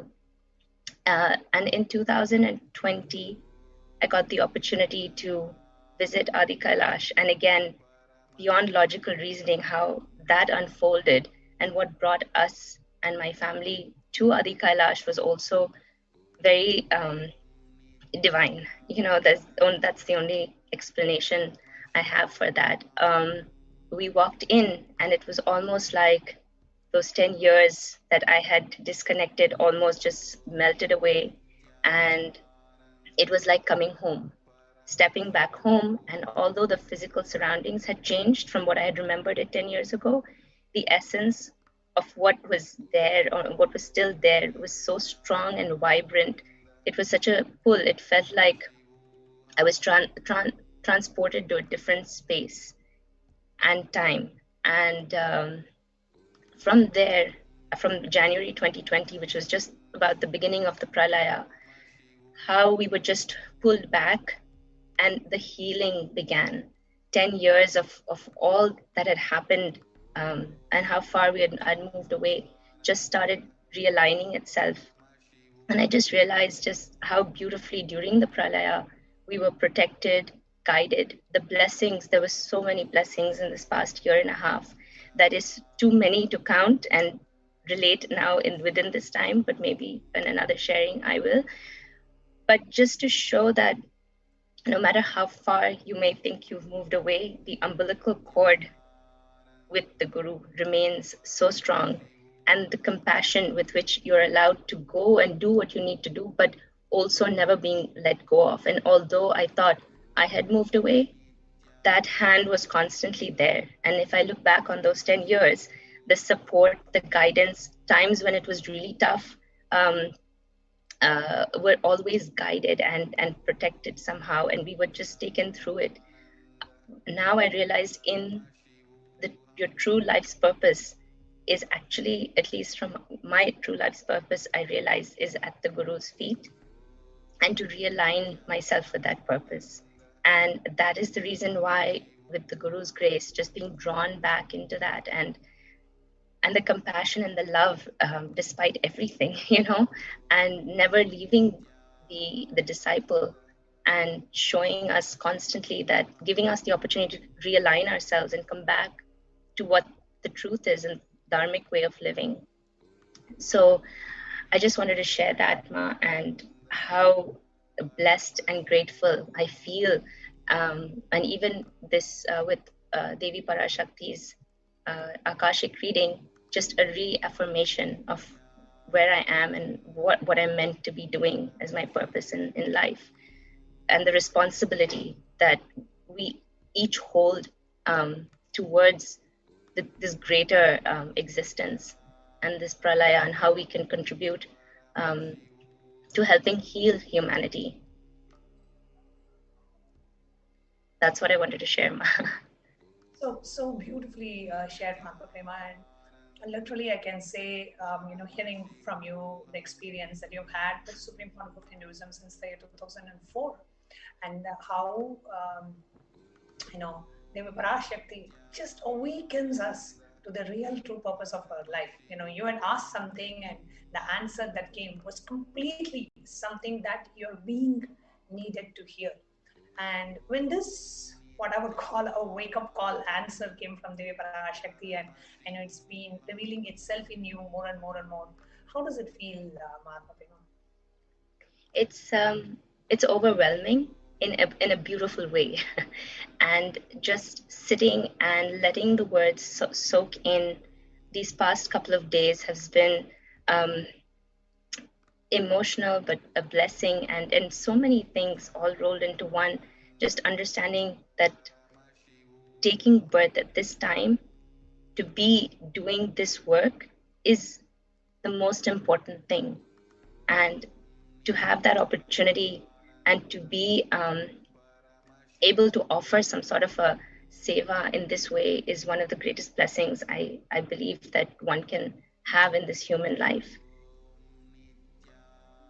it's something beyond, I think, anything you can cognize just in that moment, but it sinks in day by day, and more has been revealed to me as the days and hours actually have gone by. Just what it means, the magnitude of such a blessing. Wow. Actually, Ma, you're sharing, which is very touching to the heart. And, how much ever we may move away, that spiritual umbilical cord connection with the Guru always pulls us back. He always brings us back, makes us realize the true purpose of our life. And what you shared today, Atma Prema, really made me, just remember this beautiful verse from Guru Ashtakam by Adi Shankaracharya. He says, Shariram Surupam Yathathava Kalatram Yasascharu Chitram Dhanam Meru Tulyam Manaschena Lagnam Guru Rangti Padme Tatakim Tatakim Tatakim Tatakim. He says, you may have a beautiful body, a wonderful spouse, and a wealth like a mountain, and your name and fame can be far and wide, and you may have beautiful relatives, you may have everything, but when your mind is not fixed on the lotus feet of the Guru, what is the use of all that? And you were saying, like, whatever the outer world may call as a very good life, a family, a child, and and what the world would call as a successful life, but only that being knows the real true purpose of our life, and the fact that just moving away from being a part of the Guru's mission, which is the true purpose of your life. When that happened, it was a deep unfulfillment, and that deep unfulfillment was what Devi Parashakti so beautifully addressed in the Akashic readings. So beautiful to hear, Mahatma Prema, just to come and share so openly, just for the sake of the benefit of the humanity, because so many of us who may be watching this may have had those same revelations. And I can tell, like you said, you had dreams, you had wake-up calls, you had banyan tree come in your dreams, you had so many things that actually came up, and various signs that the Guru keeps giving us at every opportunity, trying to realign us back to the true purpose of life. And ultimately, Devi Parashakti, embodiment of compassion, reawakens us and gives us a strong experience so we can wake up and realign ourselves to the true purpose of your life. And I'm so glad, Mahatma Prema, that wake-up call has happened, and you're here sharing that, yes, I have woken up to the wake-up call. That's what matters. And a few days back, Swamiji said in the satsang, whatever may be Devi's answer, right? It is just her ultimate true compassion to all of us. And for the very first time, actually, Prema, when I heard Devi's answer, she said, as a co-captain, of the ship, and you came here to protect the world from Pralaya, and that was the true purpose of your life. And for the first time, Devi has actually used that word for someone, saying that, you were meant to be a co-captain in the ship. And for the first time, I have heard Devi Parashakti use that particular phrase for you. So I know you have a great role. So welcome back, Mahatma Prema. Thank you so much for coming and sharing your experience so beautifully. And let's enjoy the journey with the avatar. Thank you so much for joining. Thank you for this opportunity, Nithyananda. Next, we have joining us Kamalesh Ulagan from Malaysia, who has a very beautiful experience as well. So without further ado, let's invite Kamalesh from Malaysia, who's here to share her experience.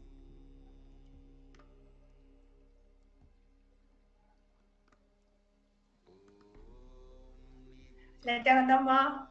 Nithyanandamma, thank you so much for joining us. I know it's pretty early in Malaysia, and you're here coming live to share your experience with Devi Parashakti and with the Supreme Pontiff of Hinduism. So can you please go ahead and share what is it that you're here to share with all our viewers today? Nithyanandam, everyone. My experience is actually about my connection with Swamiji. More so, I would call him as Appa, right? For me, he's my mother and he's also my father, because I have Meenakshi in my house, Devi Meenakshi. And my experience with him actually goes way back in 2013, when I attended the first IA. Towards the end of the IA, my daughter Shivani Kridaran fell ill. And me being someone who's not a guru-based person, I didn't know who Swamiji was before that. but we just enriching by our Mahan, Ma Nageshwarananda. I decided to come and explore, right? And of course, I heard about Swamiji way back in 2010 when my late husband was around, but that time I was not connected. So when I came to IA in 2013 and towards the end of the program, my daughter fell ill, I just went up to him and I told him, I don't know who you are, but you brought me. And upon coming, I knew who or how I was connected to you. It's because of Devi Meenakshi.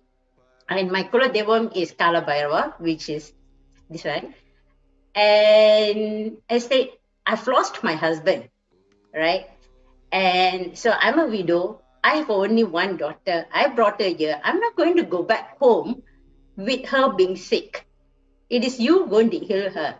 All he said is, I will heal her, surrender her to me. I will take care.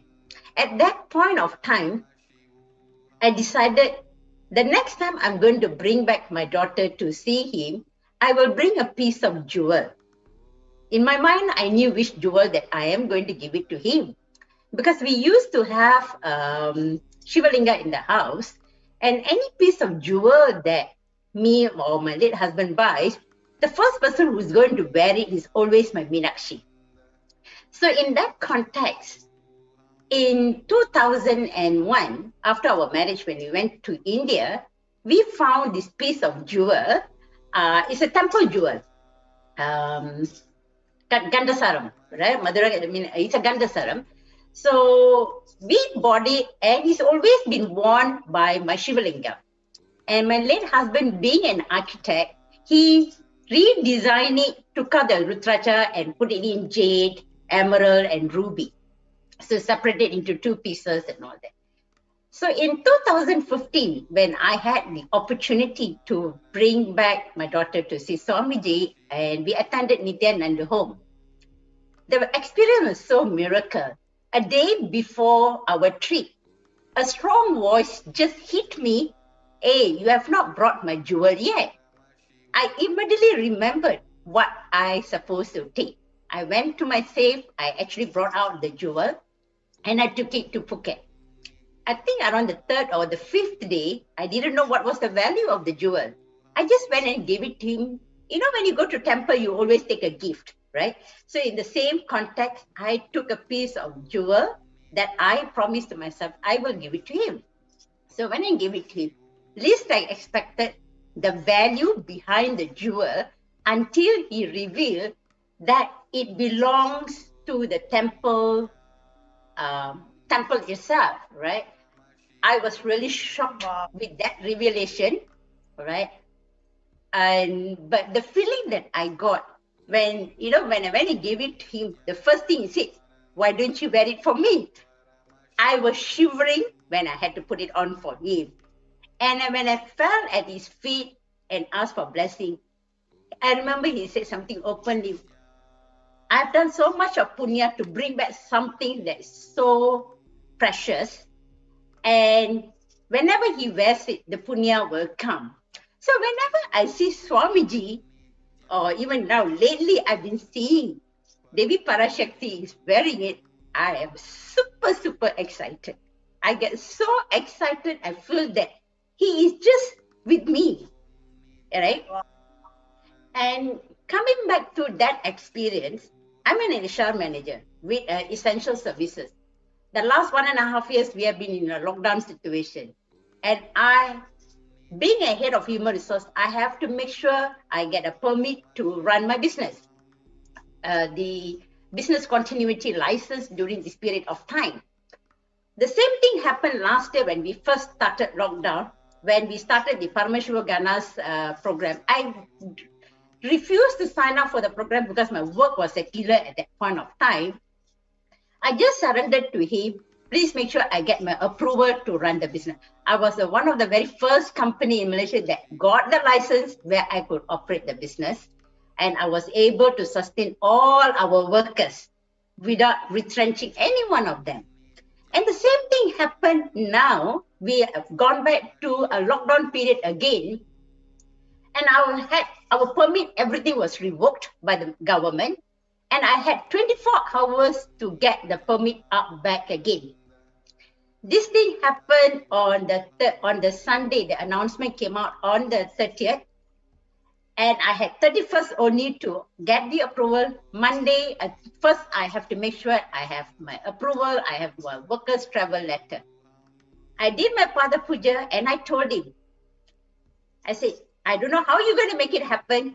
I know you're going to make it happen. I need to have the approval. With one reason, I need to make sure that I pay salary for all the workers. It's not so much for me. It's for all the people. I do not want any of my workers to be affected. After I done the puja, Devi Parashakti came in the morning itself, right? I was in a meeting, immense meeting, and suddenly when I turned, I couldn't connect through two-way because I was also using doing meeting. When I connected through the TV, right? I saw Devi was wearing the jewel. I immediately texted one of our Sangha member, Ma Bhavani, hey, is that what she's wearing? And she said, yeah, and immediately texted. Kamaleshma, we have a picture of the jewel that you gave to our beloved Swamiji. Yes. Here you can see projected on the screen. So Yes, the green jewelry that is on Swamiji's jada with the kandi on the center, that's the jewelry Ma Kamalesh had the biggest blessing to offer it to the Supreme Pontiff of Hinduism. And that was the exact same jewelry Devi Parashakti was also wearing just a few days back. Yes, Ma Kamaleshma, go ahead. Yes, you can now see it on Swamiji. Yes. So I actually wrote to Swamiji. I said, Appa, I'm feeling so happy when I see you wearing it. And I know it's a form of you giving me an answer that you're going to be with me in making sure that I manifest what I want. Trust me, Ma, before the evening puja, I got my approval. I was one of the first company who managed to get the approval. My tears just fell. I didn't know how to express it, and I immediately wrote back to him. I said, thank you so much. I actually got the approval. Now I feel so happy because I'm able to feed 1,000 over workers, in this pandemic situation when everybody are struggling. Yes. And recently, during my appraisal with my bosses, I actually revealed this truth to them. My bosses knew that I'm a very strongly connected and all that, right? I actually told my bosses, in the last 1.5 years, I actually used whatever teaching that Swamiji has taught me, dropping everything at his feet to make sure that everything runs smoothly. We have been operating for the past 31 years in Malaysia, Baskin Robbins, Malaysia. And last year was the very first year where we have actually transformed our profitability. Wow. Yes, it was so good. And it's all possible because of it. That's from my own holding that spirituality with me. Wow. That's Beautiful. what I wanted to share. At a time when the whole world is shutting down and everywhere there is an economic shutdown and businesses are closing and people are getting fired and businesses are shrinking and they are rarely and hardly able to sustain their business. Here in 31 years of your company, last year was the first time they were actually had a huge shift in the profitability. That is wonderful. Yes, ma. It is, yeah. It was really a good year. Wow, it was a very good year for you in the business. And all you did was offer a beautiful jewel, and which made it to the very Jadas and of Paramashiva and the very Anga Avarana of Devi Parashakti. What a blessing, Ma. And when you see the jewel that you offered to Swamiji being accepted and making it on the Trimedi, the physical embodied form of Devi Parashakti, how do you feel, Ma? Super excited. Super, no words could describe how I feel. It's like she's there in my house. I have a Meenakshi in my house. I feel it's just she's there to tell me, don't worry, I'm there to take care of everything. Right? And in fact, I know during the Arulva, everybody's been writing and asking for blessing. Deep down, I was feeling, how come you're not reading my question? But then I told myself, I remember there was one Swamiji said, I may not read, I may not answer, but I will show it in my action. And I think that's what exactly has happened. And I see that transformation even in my daughter, Shivani Kridaran, the way she has flowered, so beautiful, right? It's really, really very nice feelings when I see Appa or Amma wearing it. Yeah.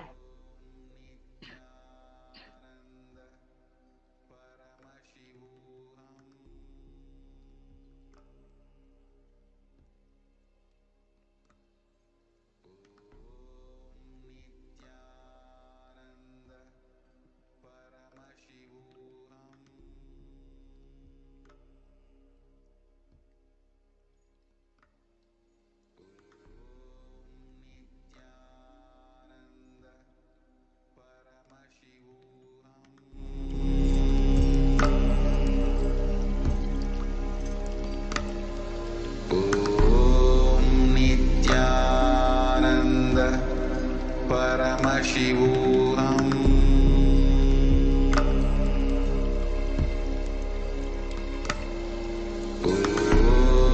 Nithyananda Paramashivoham.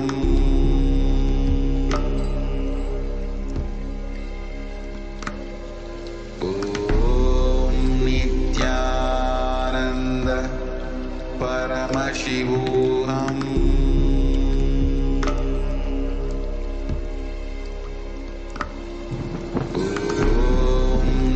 Nithyananda Paramashivoham.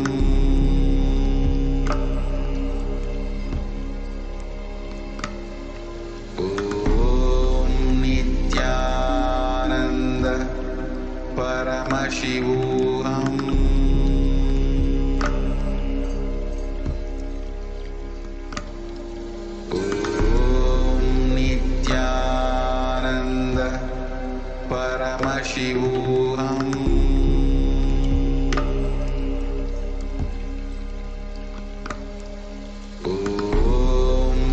Nithyananda Paramashivoham. Nithyananda Paramashivoham.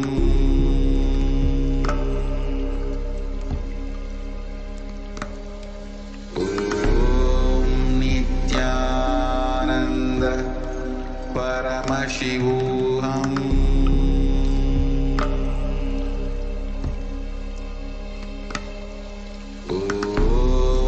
Nithyananda Paramashivoham.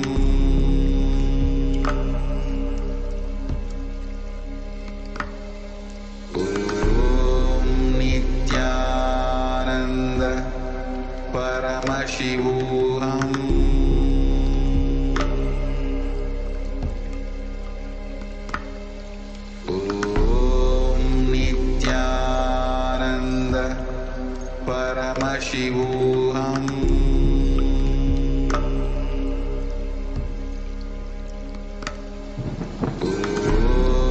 Nithyananda Paramashivoham.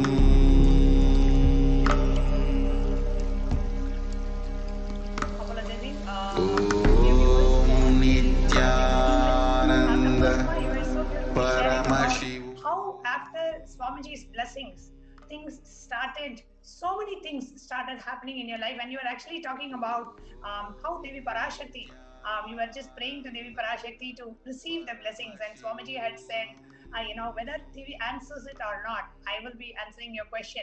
And you have seen that manifesting in your life. Sorry, ma, please go ahead. Extremely sorry for the technical glitch. Please go ahead. No problem, ma. Yes, definitely, ma. Swamiji, Amma does not need to read our questions or whatsoever. By you just writing it and dropping it at her feet, she actually reads, she just manifests. So it's just oneness. And that's exactly what I am feeling. Whatever that I've wrote to her, whatever that I'm asking, it will materialize just in a matter of time. Right? Beautiful, ma. Wonderful. Thank you so much for coming and sharing today, and inspiring and enriching all the viewers who are sitting online. how Swamiji takes care of us every single moment.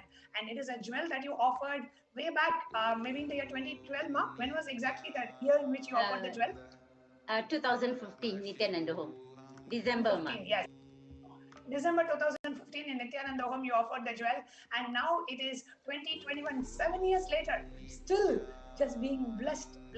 Every time Devi wears it, you feel so much of fulfillment and constantly feeling that showering of blessing. Some intimate personal thing. When you see the jewel that you offer, on the divine embodied form, the physical embodied form of the Supreme Pontiff, it does bring so much of, an intimate feeling. Swamiji is wearing what I offered, and that beautiful intimate feeling that brings so much of fulfillment in us. Thank you so much for coming and sharing today, Ma Kailasa.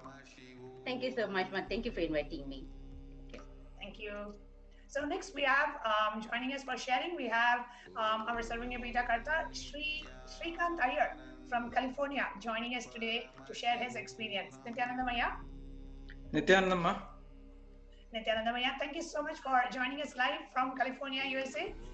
And please go ahead and share. What is it that you would like to share with our viewers today? Once you start talking about Swamiji, there's no end to it.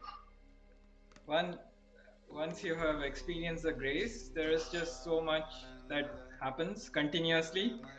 And so it's very hard to figure out where to start and where to end. So, I don't know. People have talked about many different things. So is there any beautifully, Aya. So recently, Swamiji had announced about the COVID care. That how in India it is important for us to have staying in a place where we have multi-layer quarantine, and how the Supreme Pontiff of Hinduism through Kailasa is rushing the aid to India at the time when literally India is dying, the media is completely lying, and we see hundreds of thousands of deaths happening and being reported from everywhere. Whatever numbers we see in the media are completely false and completely underrated. And in this critical time, it is the Supreme Pontiff of Hinduism going and rushing through Kailasa, the aid to India, from the very country where he was exiled and currently living in exile, and not completely abused of all human rights, rights that he deserves as a human being, and more importantly, as a Supreme Pontiff of Hinduism.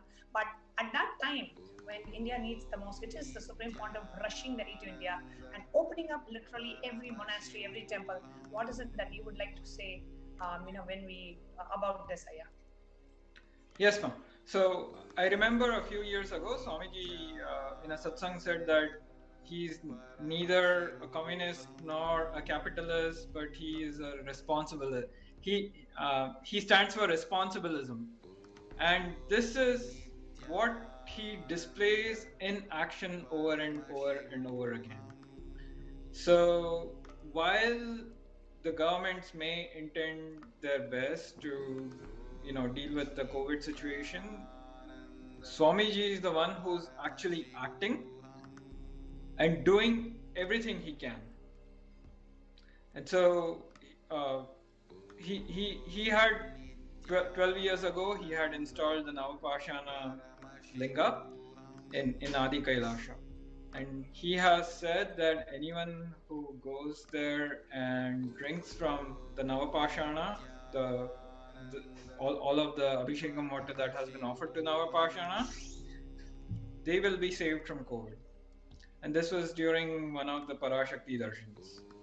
And what I feel is Swamiji has created all of these things, which, whether he is there physically in India or not, benefits whoever is there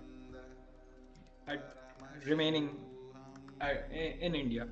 And so I think he, especially during the COVID situation, he had prepared the disciples even before COVID was in the mainstream media or in the mainstream news or had affected people's lives.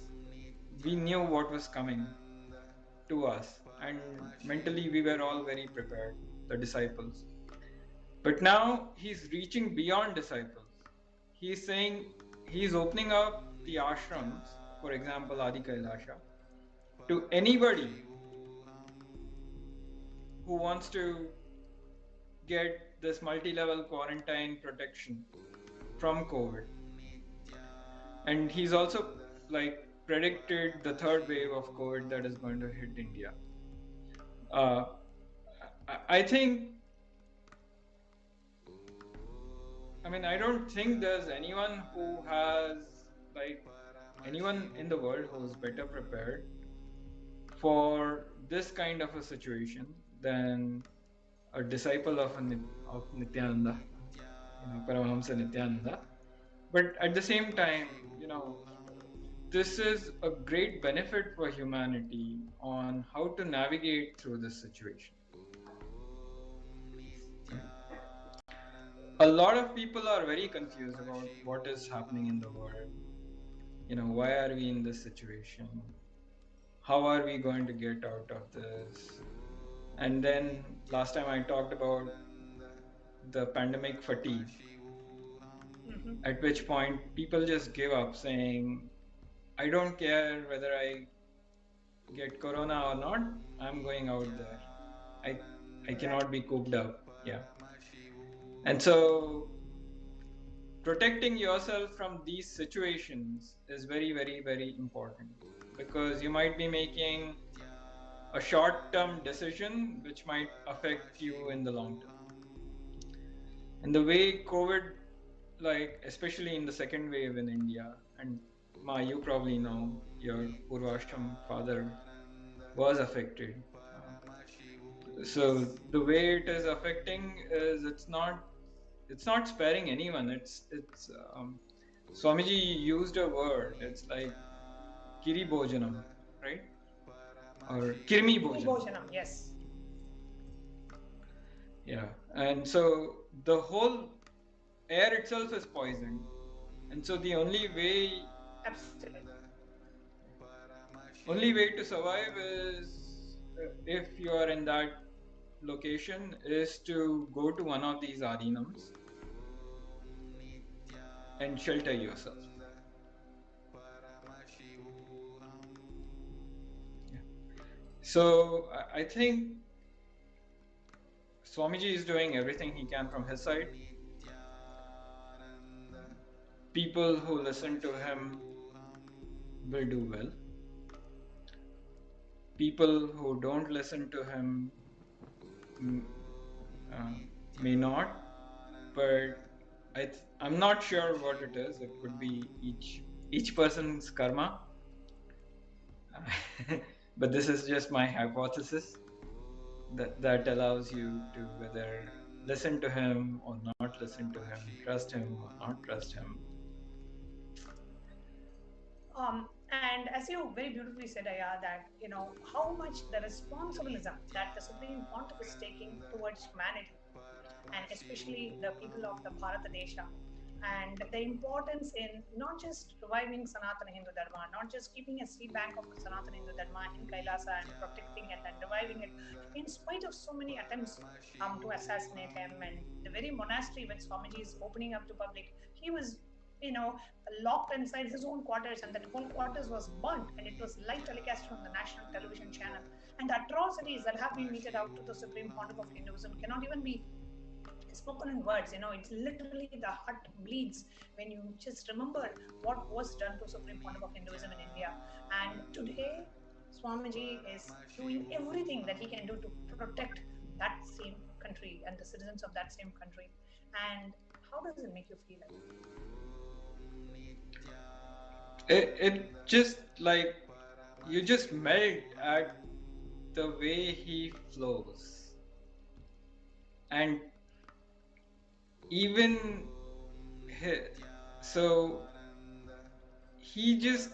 it's almost, there were 50 assassination attempts on Swamiji, and he just brushes it off as if those are nothing, and he continues to flow. So a normal regular human being, if one such incident happens with them, they are scarred for life. They will do whatever is like, there might be some reason, whatever the reason is, that there was an assassination attempt. Maybe the perpetrators wanted him to move away and not save Hinduism, or the perpetrators, whatever the reason was. If it had happened to a normal human being, let's say a businessman, he's running his business, and some people try to attempt an assassination on him, he will give up his business, run away, and do whatever others are willing to tell to save their life, right?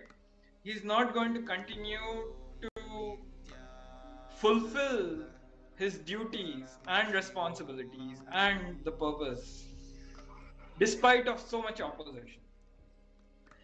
And that is, I think, the DNA of cosmos. It is the grace and the responsibilism, which is that, I think he had mentioned that is the DNA of the cosmos, and he will flow no matter how humans treat him. And that continues to happen over and over and over again. 2010, there was assassination attempts. The entire Adhinam then was taken away. He was put in illegal imprisonment for 53 days. Still, he comes out and starts sharing, the new sciences that he has picked up. He's updating himself constantly, even in jail, so that he can come and share these, new sciences with all of his devotees and disciples. There is not a shred of, one, fear or guilt. Of course, all of those won't be there. But there's also not,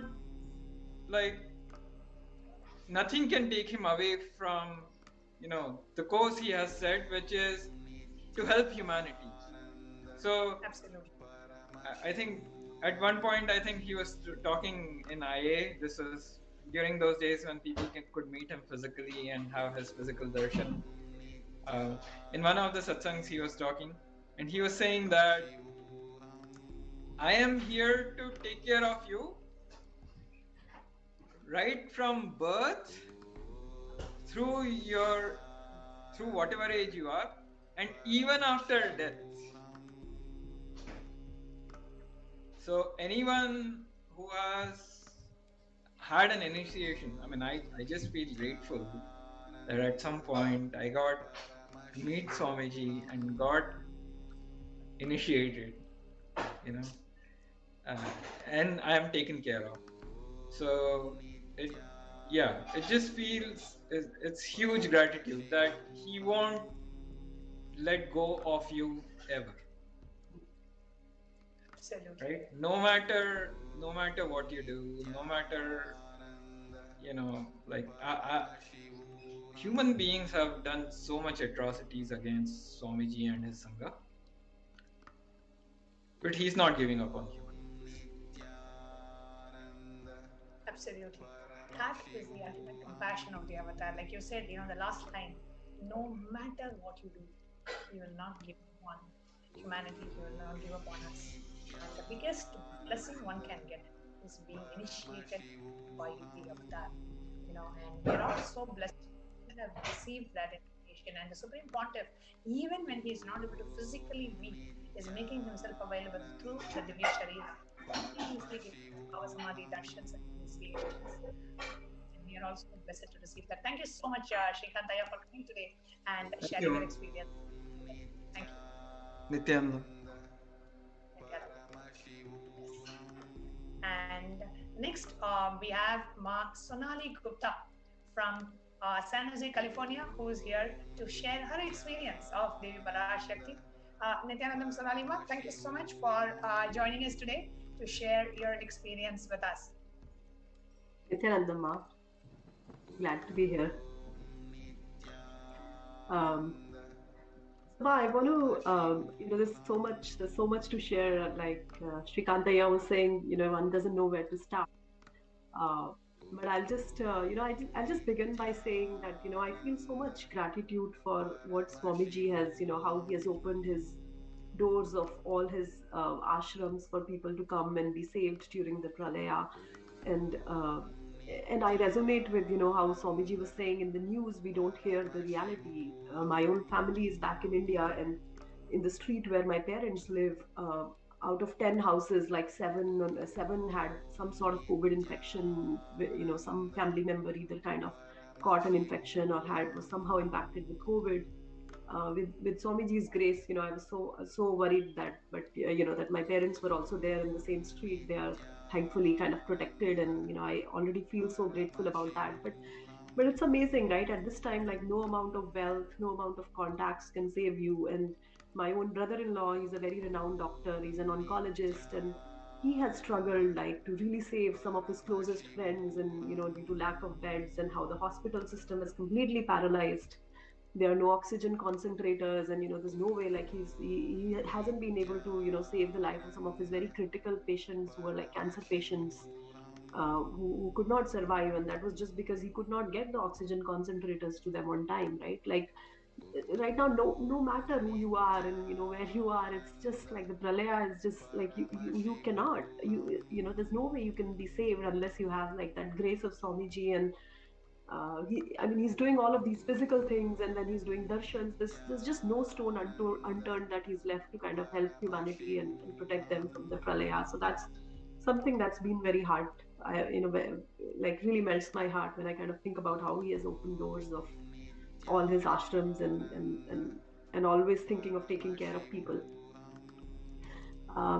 That's one, ma. And then secondly, I think during all these Devi darshans, like, there's so many clicks that I've had. It's beautiful. Like, there's no boon that I could think of asking and Devi has not answered, right?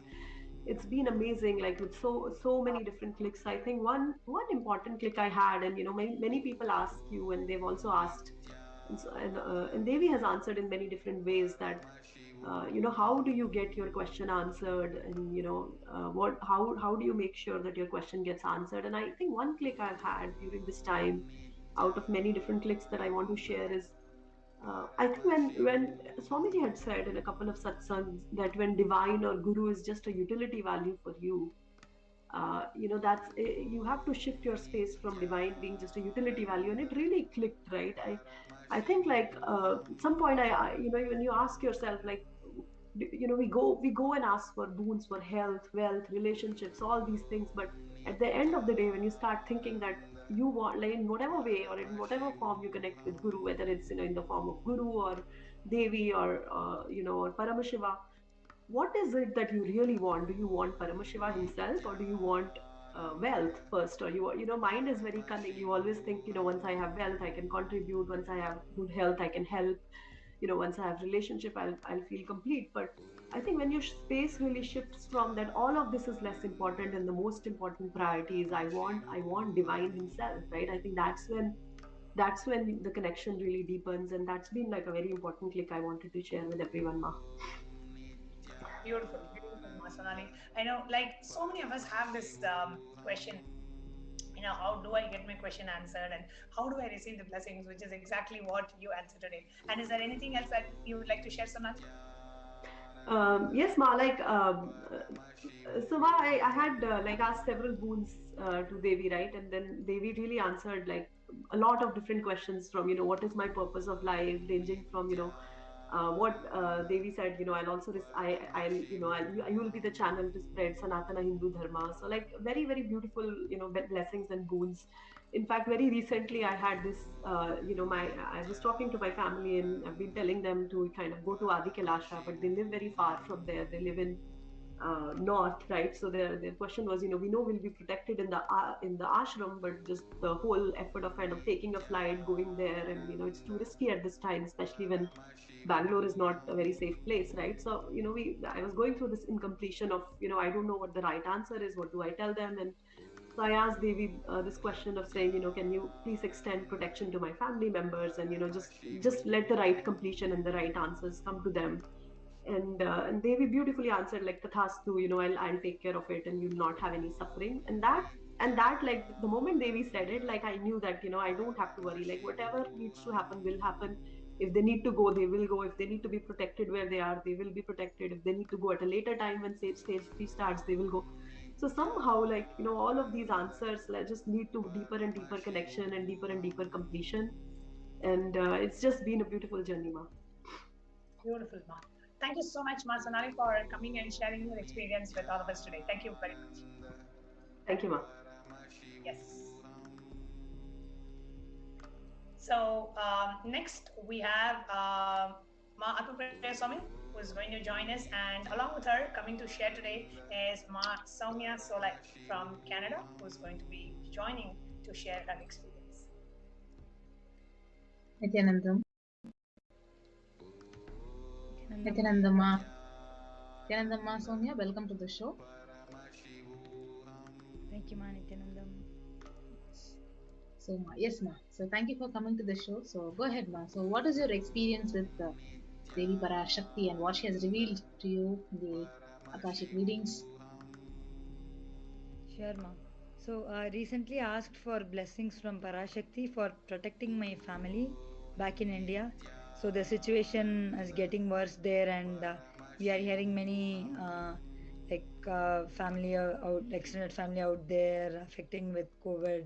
And I had asked for blessings and protection for my family, and I was so fortunate to get blessings that Parashakti will protect my family, and also the entire family will be living in Kailasa under the feet of Parashakti. So I was so grateful to hear that. Right from that moment, it was like I'm not worried about anything like related to my family. I'm sure they will attain Bidadi, and so like previously I had that constant because we are living abroad and we are not close with them, so there is that constant fear as what will happen, and my parents are alone. Like, yeah, there are like people around, but in like not so close.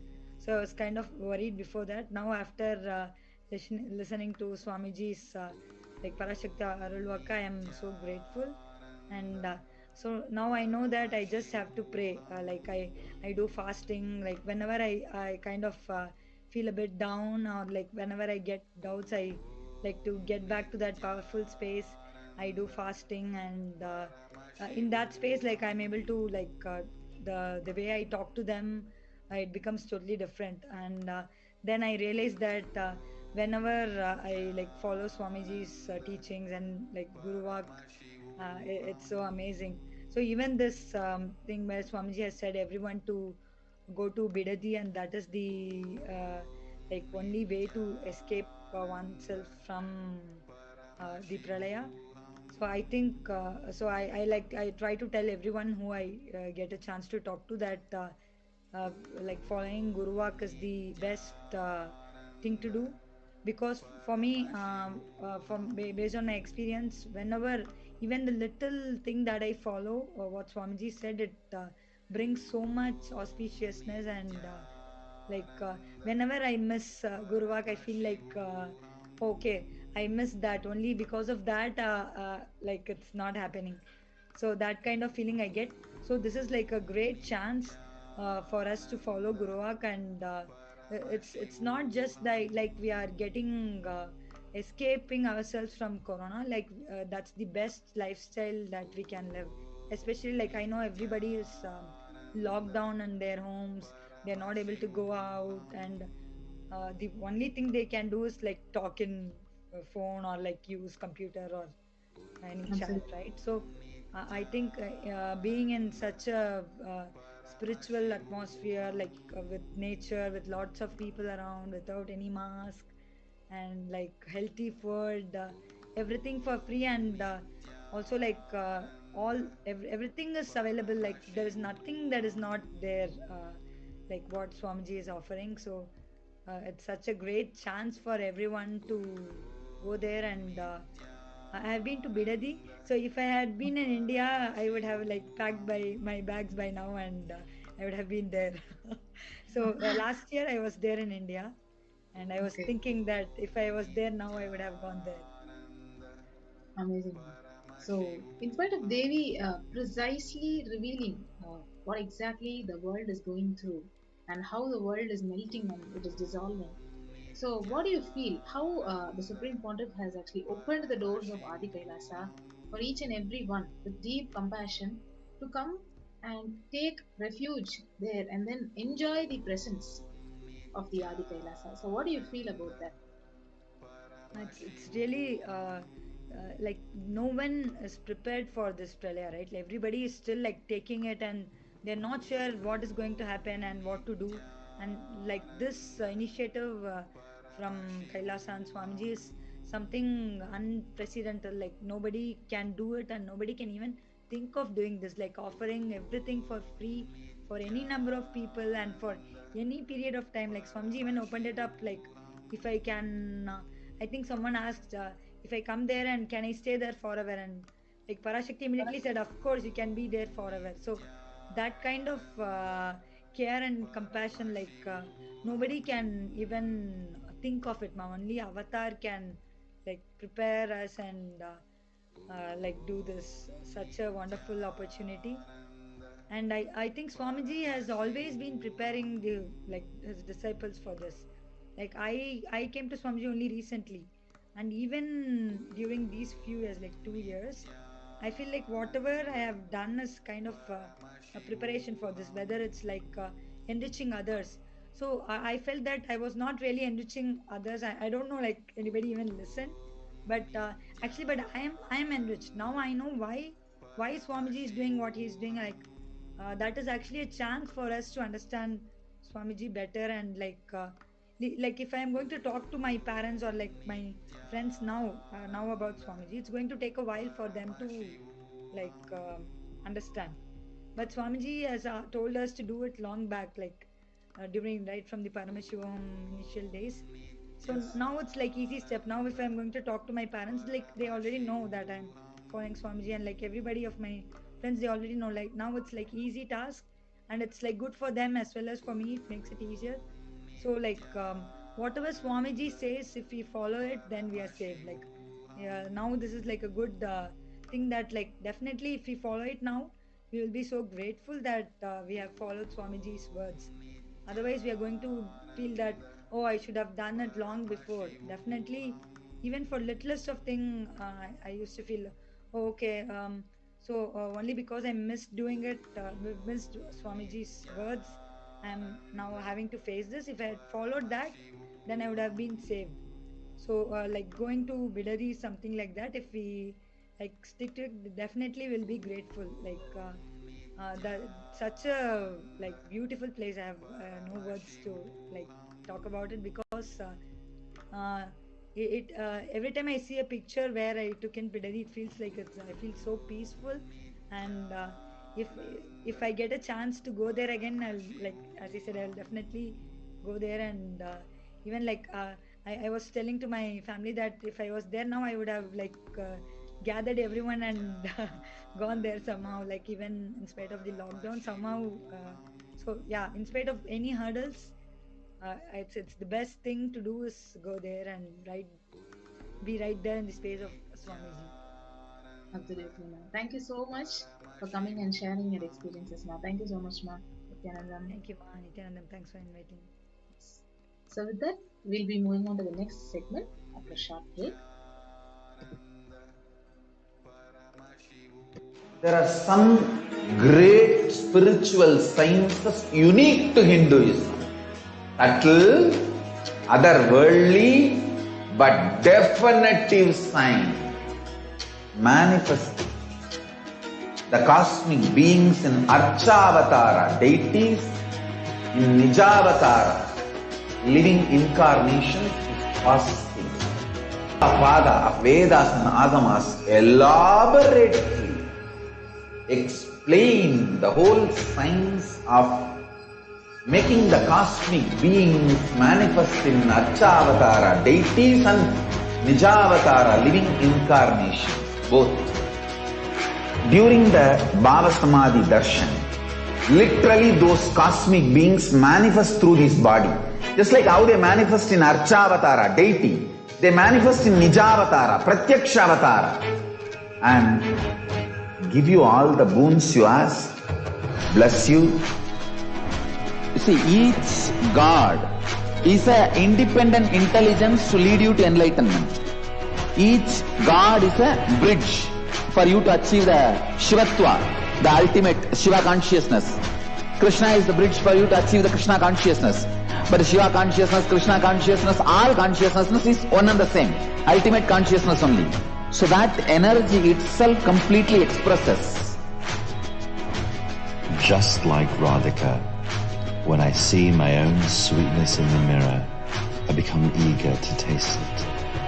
I find that the only way to relish this sweetness is through the constitution of Sri Radhika. Bhava Samadhi Darshan is a window to the infinite expanse of consciousness, allowing us to glimpse the formless in a way that we can understand. It cleanses the karmas of lifetimes. It awakens our biomemory to the space of Paramashiva, the ultimate consciousness, and creates a deep and lasting transformation in us.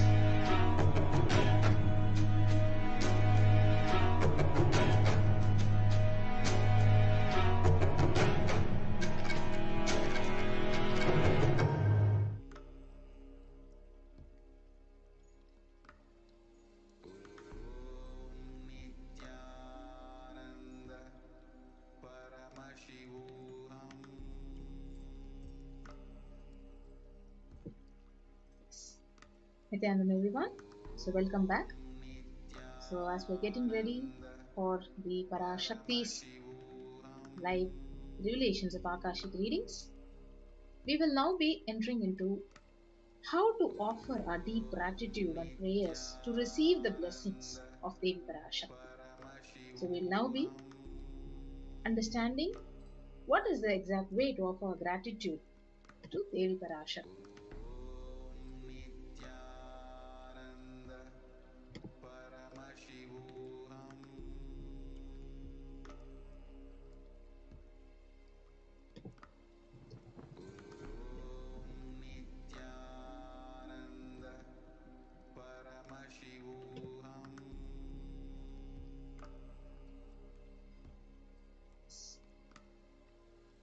So what is the significance of offering?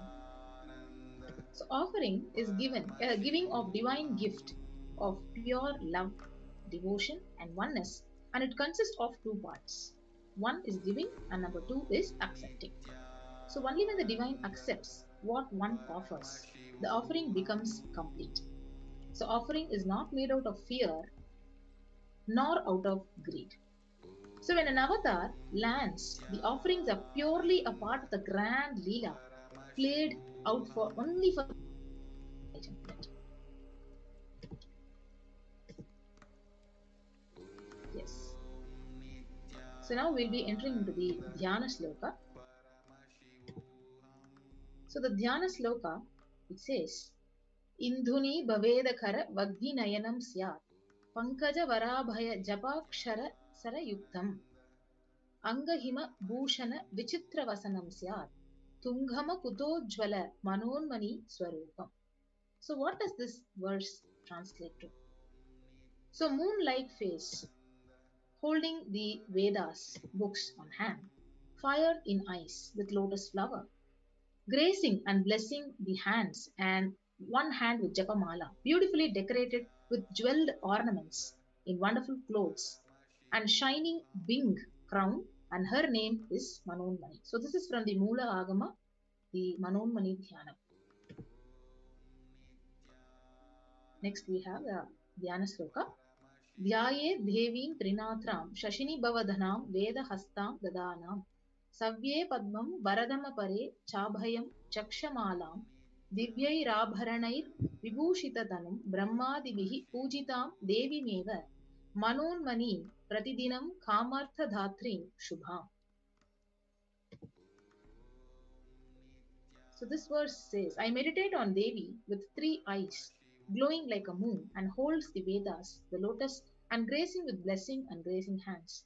She is wearing beautiful ornaments. She is worshipped by Brahma and other many gods, and showers auspicious boons for all the actions every day.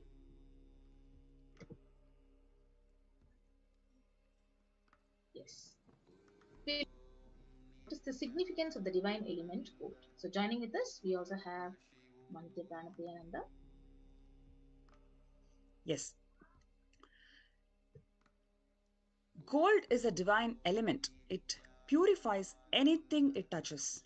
It is an element of spiritual significance and great spiritual power of healing and enlightening. The vibration of gold has the power to infuse sattva energy and positive thought currents in anyone who wears and anyone who sees or operates in its vicinity.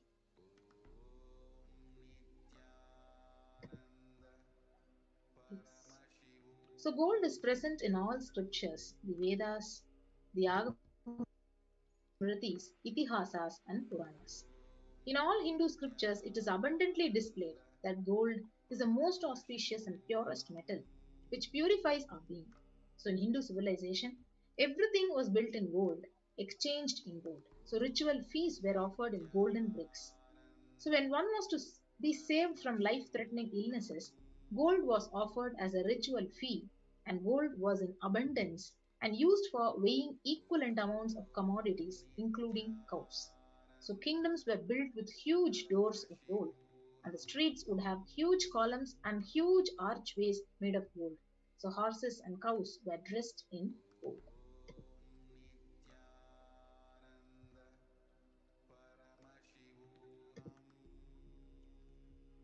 The Hindu civilization thrived on the banks of river of gold.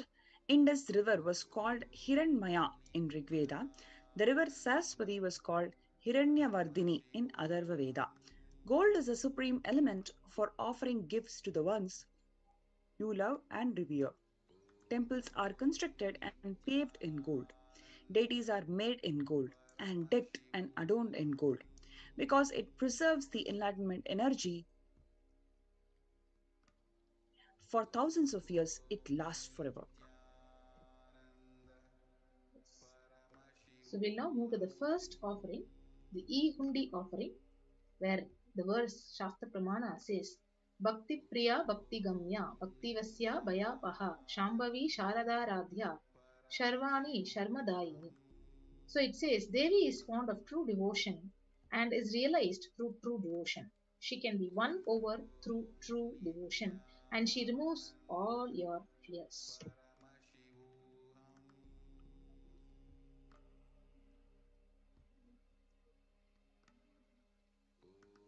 So if there is any fear in the minds of devotees, Devi is sure to remove that fear.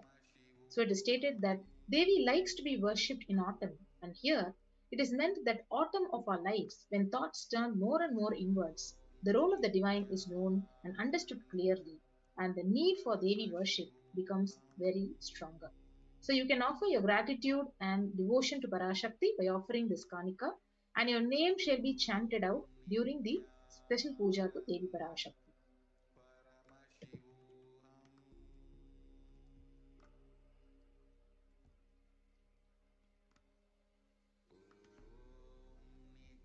The Sankalpa chanting. The goddess enchants this universe and she herself gives birth to this universe. That goddess being prayed without interest in anything gives the knowledge that leads to salvation and gives wealth in materialistic sense. Offering the Sankalpa blesses the person offering with all the fruition of the desires and wishes he is yearning for. Next offering is offering of Sahasranama Swarnakasu. They can offer it at the denomination of $75, $151 or $251 US. So Namak Parayana Preeta.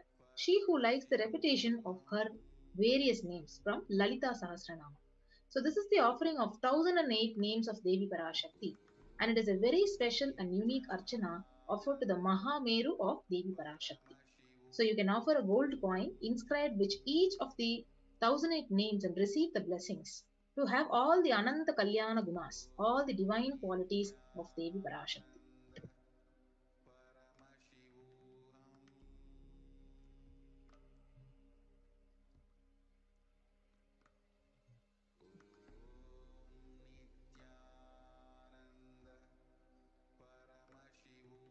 Yes.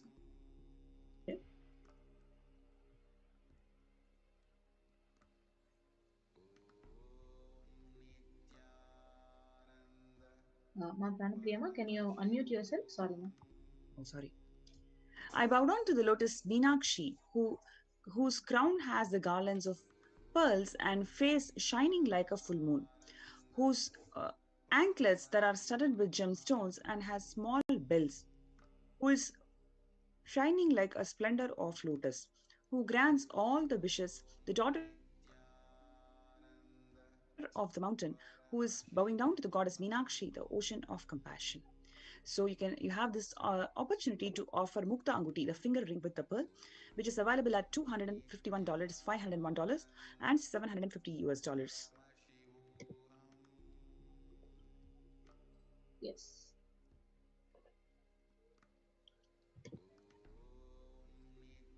Next offering is the offering of Swarna Padma Pushpam, the golden lotus. You can offer it at $600. So the verse it says all the kalasas should be wound around with a suitable thread and covered with a new cloth. They should be adorned with lotus flower made of gold.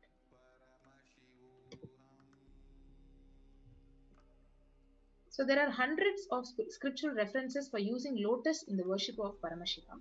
So almost everything in worship of the ultimate involves the consecration of deities of worship or meditating on or the mudras and asanas used during worship involves the lotus flower, lotus leaf, lotus pericarp, lotus petals. So the lotus is a divine flower. So Shakti of Paramashiva is also called as lotus. So the base of Paramashiva Linga is a lotus. The disciple of Paramashiva is also considered as a lotus. So you can offer the golden lotus in any size you wish to and be blessed to have the state, space, powers, and being of Devi in your inner space amidst any or every adverse situations in your life.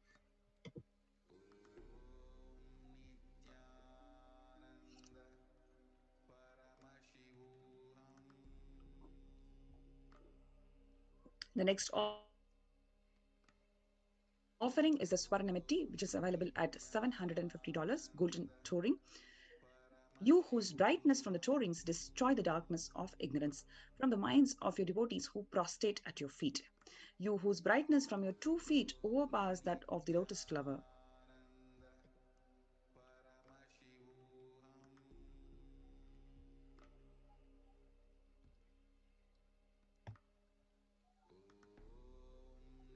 Offer the touring to Devi, adorning her sacred feet to be in constant gratitude for receiving her blessings even in most difficult times of our life. So the next offering is the Swarna Mangika, the golden hairline jewelry. So Sudha Sarabhi Varshini, she who makes the nectar flow in all our nerves from Sahasrara, she who gives the very pleasant experience of the ultimate. So the Mangtika represents the nectar flowing from the Sahasrara chakra, which is fully opened. So you can offer this Mangtika to Devi and receive the blessings of achieving the blissful state of overflowing gratitude and the space of complete completion. So you can offer this Varna Mangtika at $750.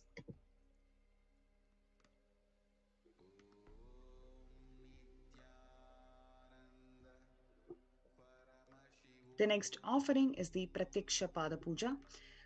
It is an amazing lifetime opportunity to be at the feet of the Master, to worship the feet of the Master, for you to manifest anything you want as your reality. So offer Pratyaksha Pada Puja blesses the Yajaman with all the auspiciousness and blessings of the Supreme Pontiff of Hinduism, Jagadguru Mahasanidanam, His Divine Holiness Bhagavan Nithyananda Paramashivam. So the Pratyaksha Pada Puja is available at $1,008. So along with the Pratyaksha Pada Puja, we also have the Vastra Seva. So offering this Vastra Seva, it blesses the Yajaman with all the auspiciousness and blessings of the Supreme Pontiff of Hinduism. and you can offer it at $1,008.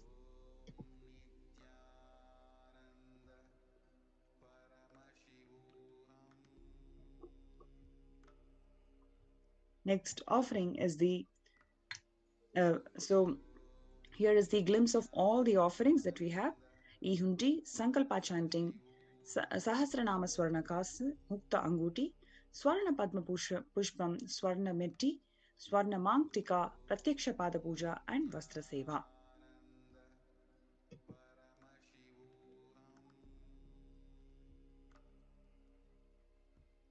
You can you can avail this through the registration form, and the registration form has got 3 options, which is interested in offering, need help in manifesting, need more details. So you can do an online payment through tiny.cc/Bhava-Samadhi.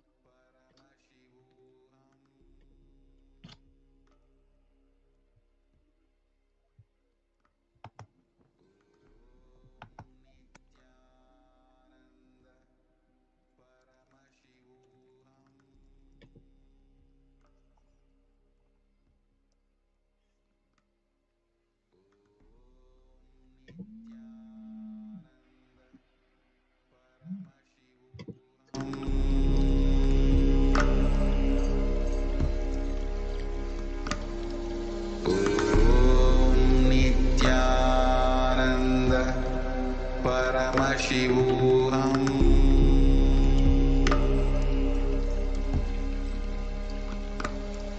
Om Nithyananda Paramashivoham.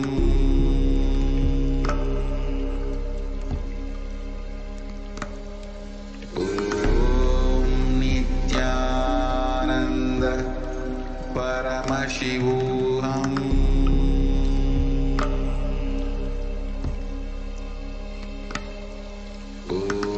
Om Nithyananda Paramashivoham. Om Nithyananda Paramashivoham.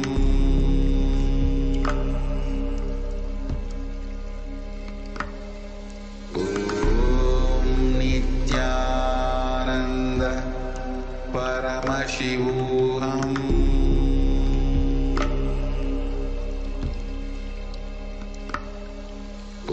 Om Nithyananda Paramashivoham.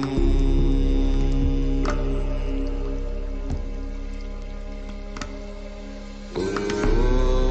Nithyananda Paramashivoham. Paramashivoham.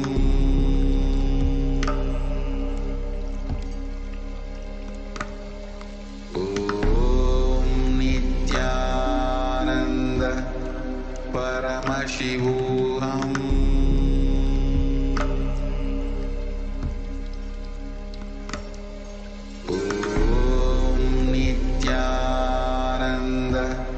Paramashivoham.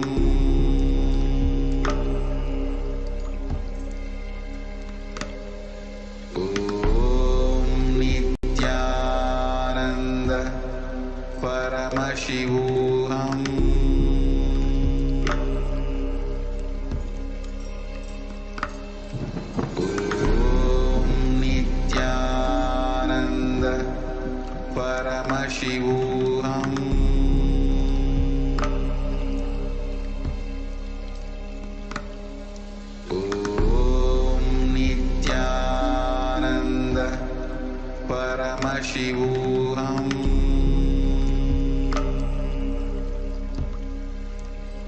Paramashivoham. Om Nithyananda Paramashivoham.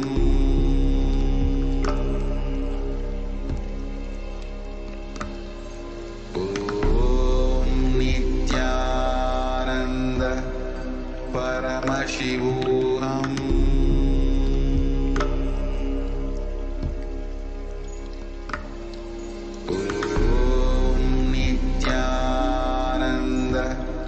Paramashivoham.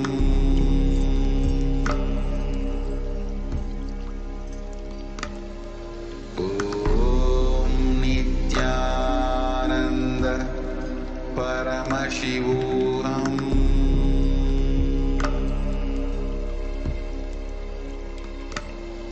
Om Nithyananda Paramashivoham.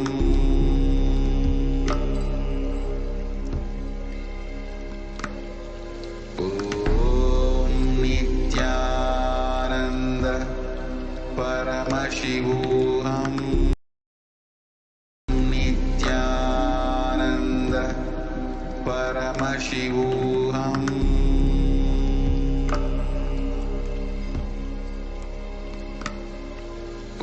Om Nithyananda Paramashivoham.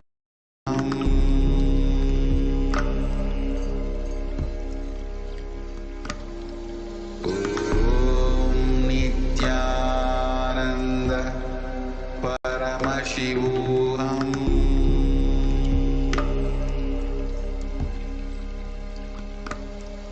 Om Nithyananda Paramashivoham.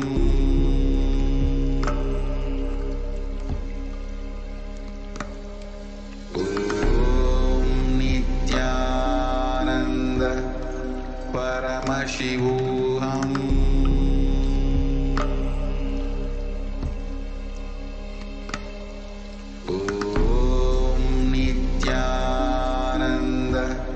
Paramashivoham.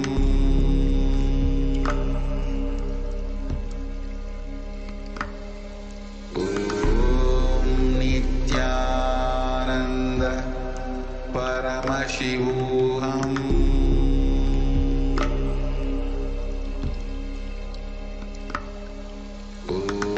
Om Nithyananda Paramashivoham. Paramashivoham. Om Nithyananda Paramashivoham.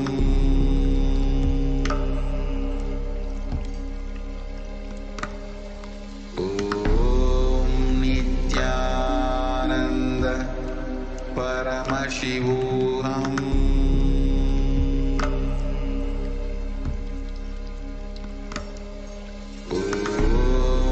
Nithyananda Paramashivoham. Paramashivoham.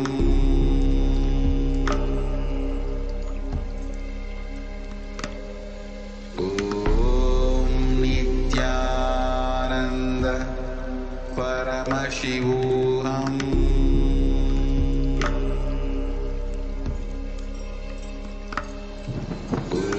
Om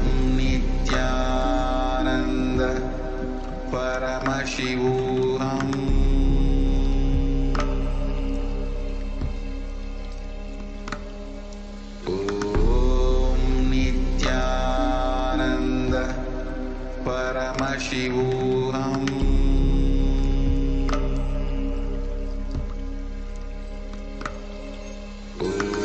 Om Nithyananda Paramashivoham.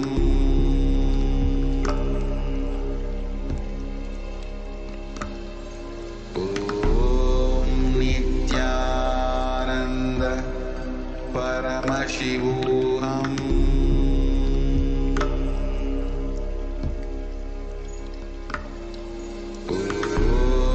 Nithyananda Paramashivoham.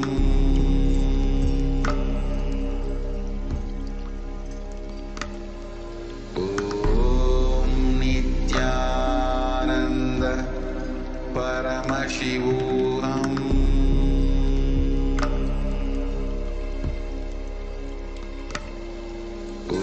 Om Nithyananda Paramashivoham.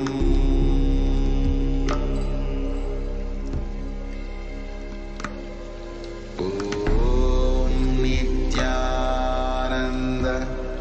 Paramashivoham.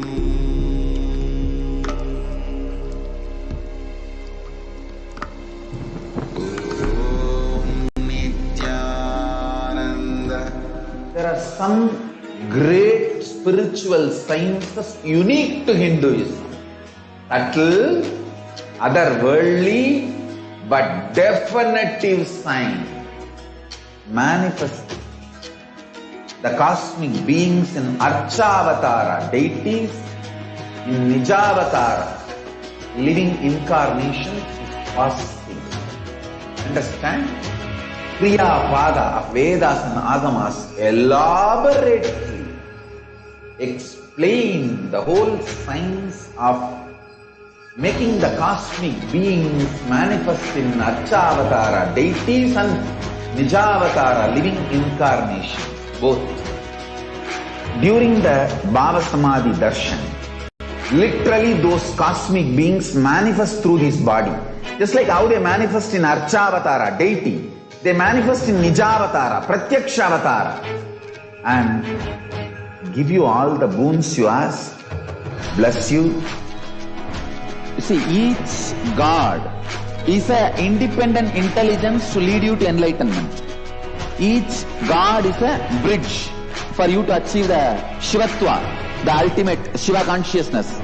Krishna is the bridge for you to achieve the Krishna consciousness.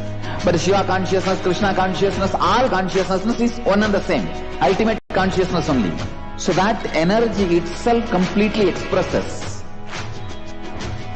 Just like Radhika, when I see my own sweetness in the mirror, I become eager to taste it.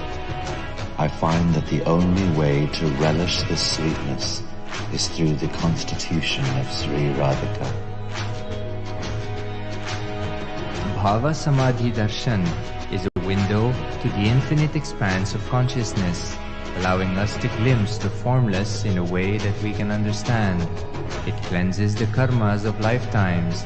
It awakens our biomemory to the space of Paramashiva, the ultimate consciousness, and creates a deep and lasting transformation in us.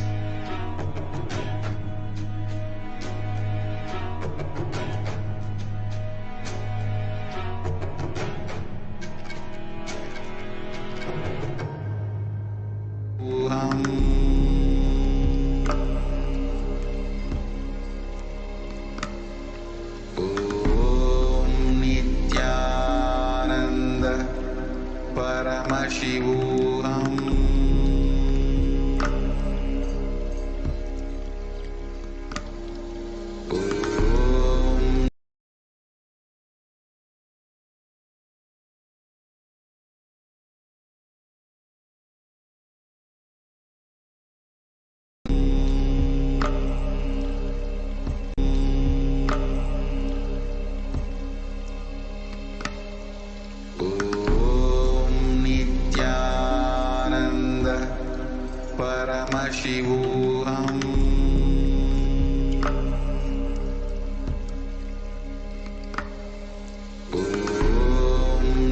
Nithyananda Paramashivoham.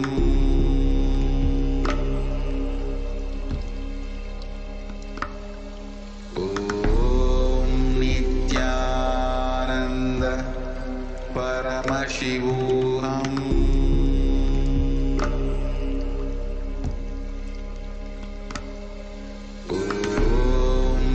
Nithyananda Paramashivoham.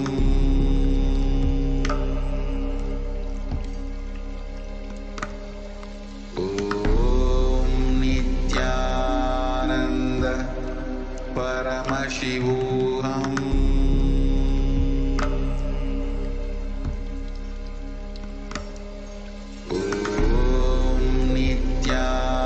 Nithyananda Paramashivoham.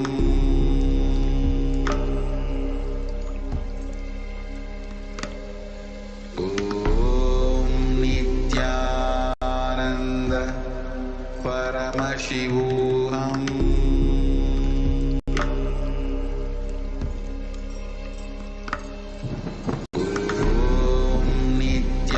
Nithyananda Paramashivoham.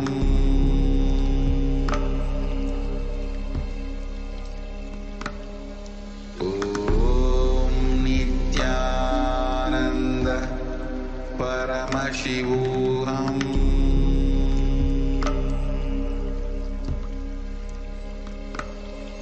Om Nithyananda Paramashivoham.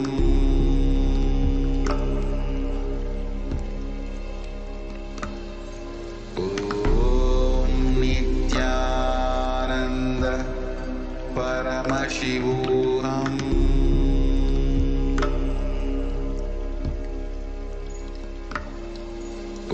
Om Nithyananda Paramashivoham.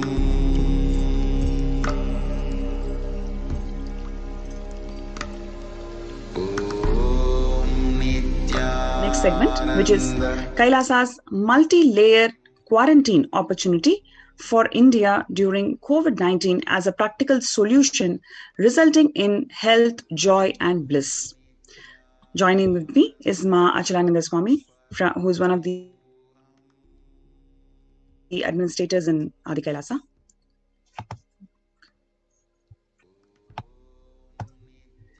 Okay, now let us see what is the world facing today. If you look at the stats, the total number of deaths due to COVID-19 has reached about 3 million lives, and the total number of confirmed cases is about 140 million.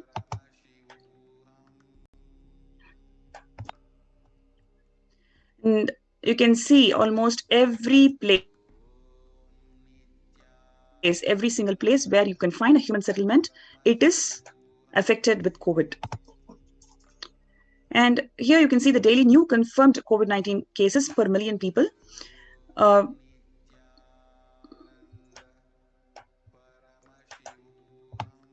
There is a rise in India since May 2021. When compared to the rest of the world, how India is coping up with this disease.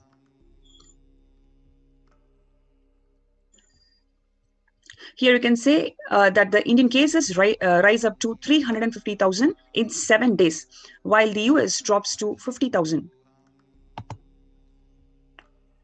On an average, from May 1st to 18th, it's an alarming 610,000 cases are confirmed cases of COVID in just 18 days. It is something which is completely higher than what we observe in US.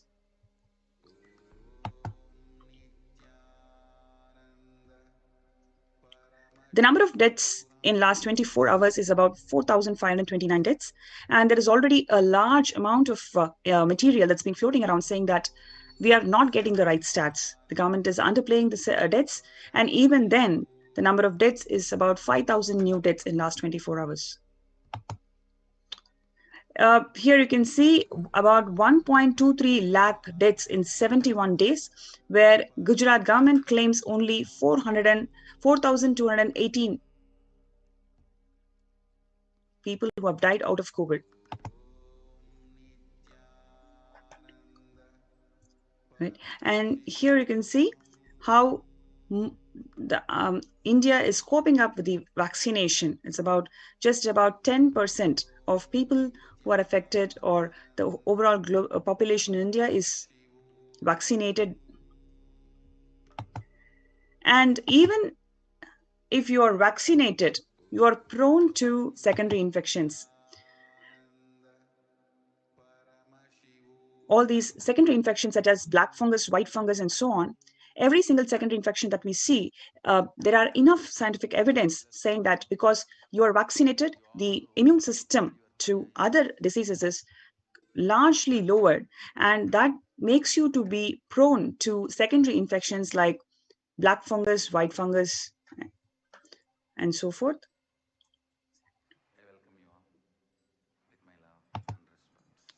And here is an article which says that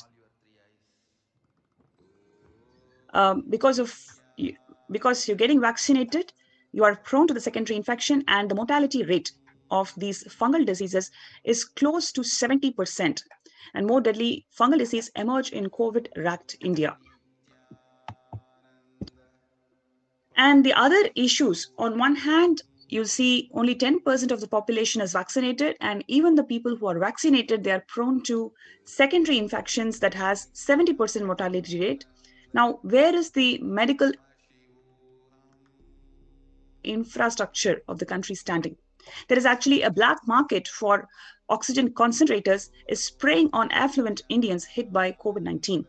So there are no hospitals that can provide you a basic infrastructure.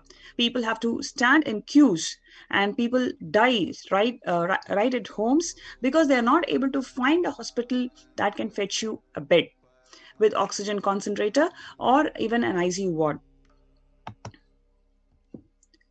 Just before a second COVID wave hit, the ICU beds decreased by 46%. Nearly 50% ICU beds are decreased, and oxygen ones by 36%. Hospitals in India have been facing ventilators ever since the second wave of COVID infections hit the country with rampaging ferocity. The government data shows that instead of strengthening the hospitals after the first wave, the country saw a drastic fall in the health infrastructure.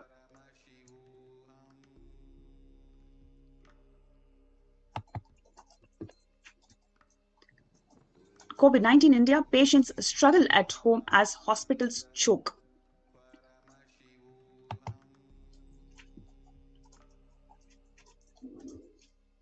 And you can see even in Uttar Pradesh, from black fungus and white fungus, now they are finding a new secondary infection, which is yellow fungus, which is much more deadlier than the previous two strains.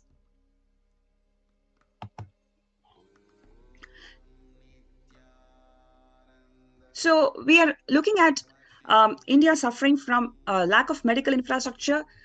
Crores and crores of people are dying without any basic health facility. And when the first world countries closed their border during this massive global emergency, it is the Supreme Pontiff of Hinduism, it is Kailasa, who has opened its doors to all without exception. The Supreme Pontiff of Hinduism, at this stage, when the world is melting, when the world is facing the massive global emergency, the Supreme Pontiff of Hinduism has opened all his Kailasas, all the Kailasas that was established by him for the last, just by his hard work for over the last 26 years. All these Kailasas in India are open for people to protect themselves from the COVID infection.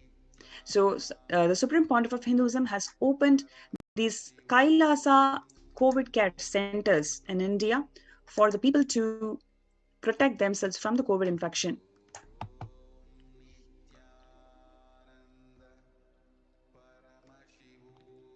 At least 6 months before, Swamiji beautifully says, at least 6 months before I became aware that multi-layer quarantine is needed to protect people. If you are in India and you want to protect your immediate family or extended family, anyone who will listen to you, get them immediately to your campuses. So, continuation of that, these are the free COVID care centers that are opened across India. Anybody who wants to protect themselves, especially you want to ensure that your livelihood and the medical infrastructure is taken care for you, and you want to feel safe at this juncture, you are all welcome to the COVID care protection centers that are opened across India. So,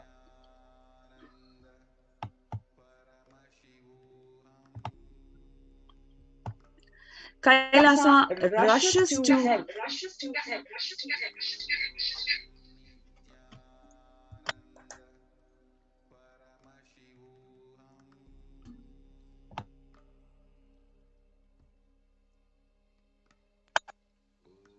Kailasa rushes to help as India finds itself on the verge of the COVID-19 third wave.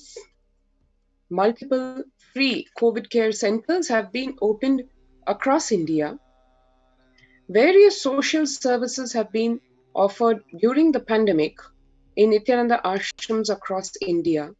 Spiritual services are being offered during the pandemic in the various adhinams across India.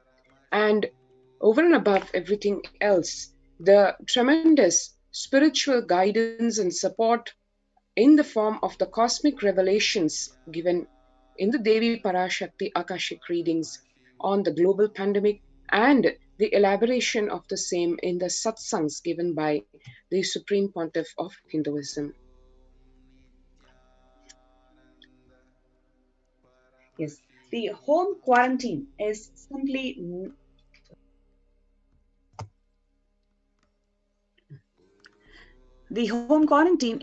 not possible in India. This is from the Assam Chief Minister Himanta Biswa, who says that it is simply not possible in India because of which the large number of deaths in Assam has been noticed. The same thing has been observed by the Maharashtra government. And here you have stats about 41% of the houses have just a single room, which is shared by about 5 people. So if this is the case, then the home quarantine is simply not possible for the majority of Indians. The self-isolation for COVID-19 is impossible for 40% of the Indian families. The article says that 42% of Indian households were living in houses where average 3 or more people were sharing one room. So if that is the case, then the home quarantine is simply not possible in India. So the same thing has been observed by a number of dailies.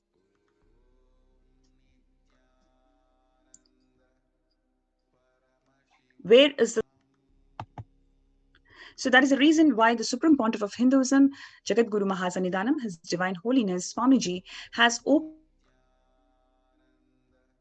his Kailasas in India, where you can find large open spaces in the campus for the multi-layer quarantine.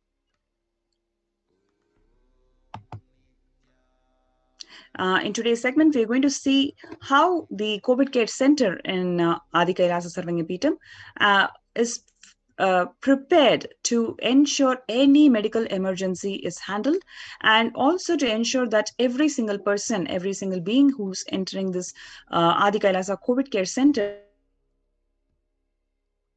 is medically taken care of. What is the medical preparedness that we observe in Adi Kailasa?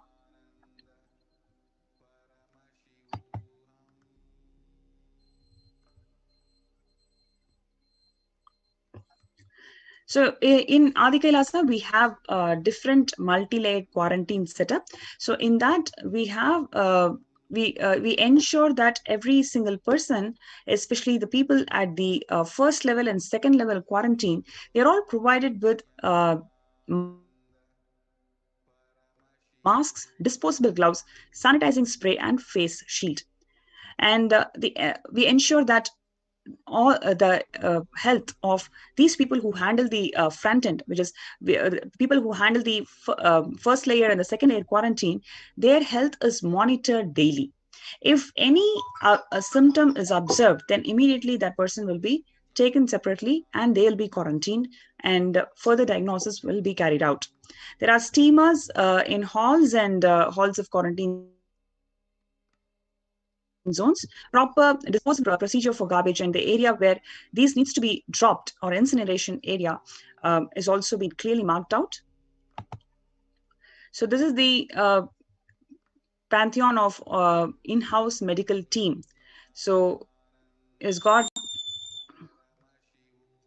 people from different backgrounds, whether it is allopathy or naturopathy, or a nurse who has served in wartime, a gynecologist, dentist, MD, physician. So many people, doctors are all from different backgrounds, and all of them are here to ensure that people who is coming to COVID care centers are taken care completely. Now, we also ensure that environmental sanitation practices are completely followed, ensuring that the disinfectant is sprayed constantly on the touched surfaces of the quarantine person's room. Clean and disinfect the toilet surfaces daily with regular household bleach and the disinfectants, and ensure that the clothes and the linen used by the person separately by household detergent. Only an assigned member should be tasked with taking care of the quarantine person. Use disposable gloves when cleaning the surface or handling any solid linen of the individual. Washing of hands after removing gloves. No visitors will be allowed in the vicinity of the quarantine person. In the case of the person being quarantined becomes symptomatic, all the close contacts taking care will be home quarantine, and a follow-up of additional 15 days or till the report is finished, they'll be quarantined.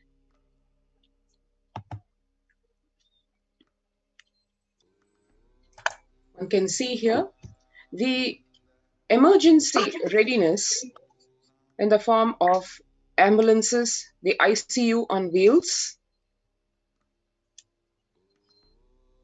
These ambulances are made ready with all the necessary equipment to handle emergencies. Practically, as the name says, ICU on wheels, be it all the medicines, the ventilators, the oxygen, and all this supported by the regular medical care, both preventive and the medicines required to boost immunity, the immunity booster supplements in all fields, which is allopathy, Ayurveda, Siddha, naturopathy.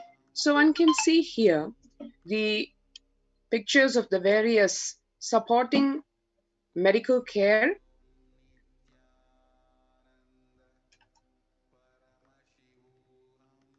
One can see here the medical preparedness in the form of various medical equipments ranging from a basic steam inhaler unit to all the way up to an oxygen concentrator.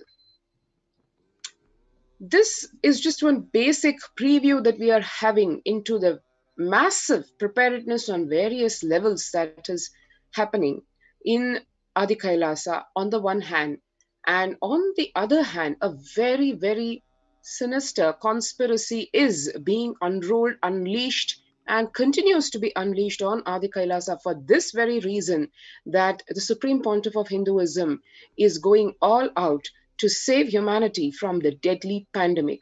What is this BioWar all about? Stay tuned, we'll be right back.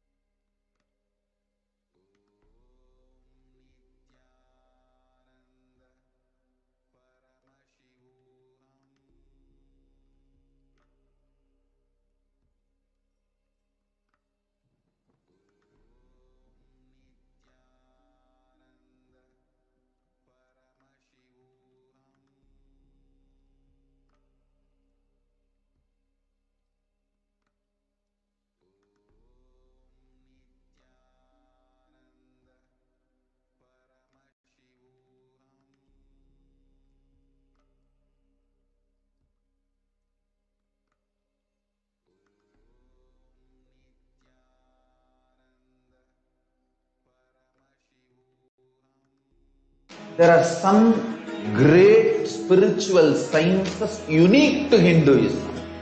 Subtle, otherworldly, but definitive sign. Manifesting the cosmic beings in Archavatara, deities in Nijavatara, living incarnations is possible. Understand? Kriya Pada of Vedas and Agamas elaborately explain the whole science of making the cosmic beings manifest in Archavatara, deities and Nijavatara, living incarnations, both. During the Bhava Samadhi Darshan, literally those cosmic beings manifest through this body. Just like how they manifest in Archavatara, deity, they manifest in Nijavatara, Pratyakshavatara, and give you all the boons you ask, bless you. See, each God is an independent intelligence to lead you to enlightenment. Each God is a bridge for you to achieve the Shivatva, the ultimate Shiva consciousness.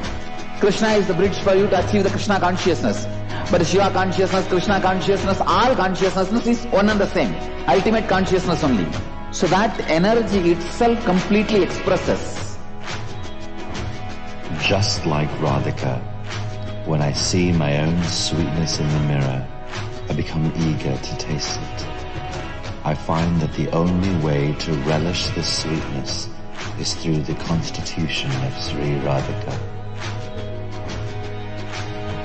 Bhava Samadhi Darshan is a window to the infinite expanse of consciousness, allowing us to glimpse the formless in a way that we can understand. It cleanses the karmas of lifetimes. It awakens our biomemory to the space of Paramashiva, the ultimate consciousness, and creates a deep and lasting transformation in us.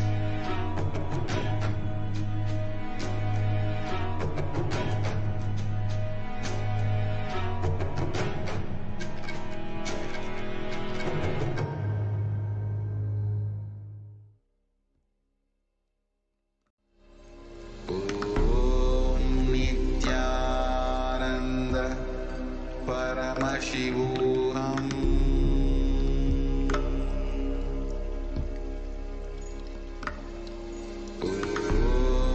Nithyananda Paramashivoham.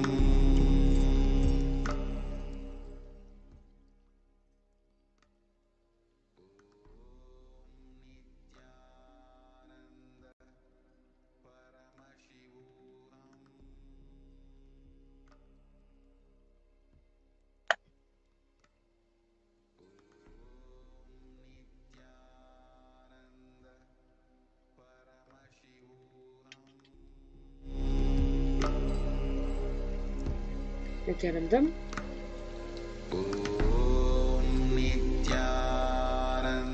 Welcome back. And here we are going into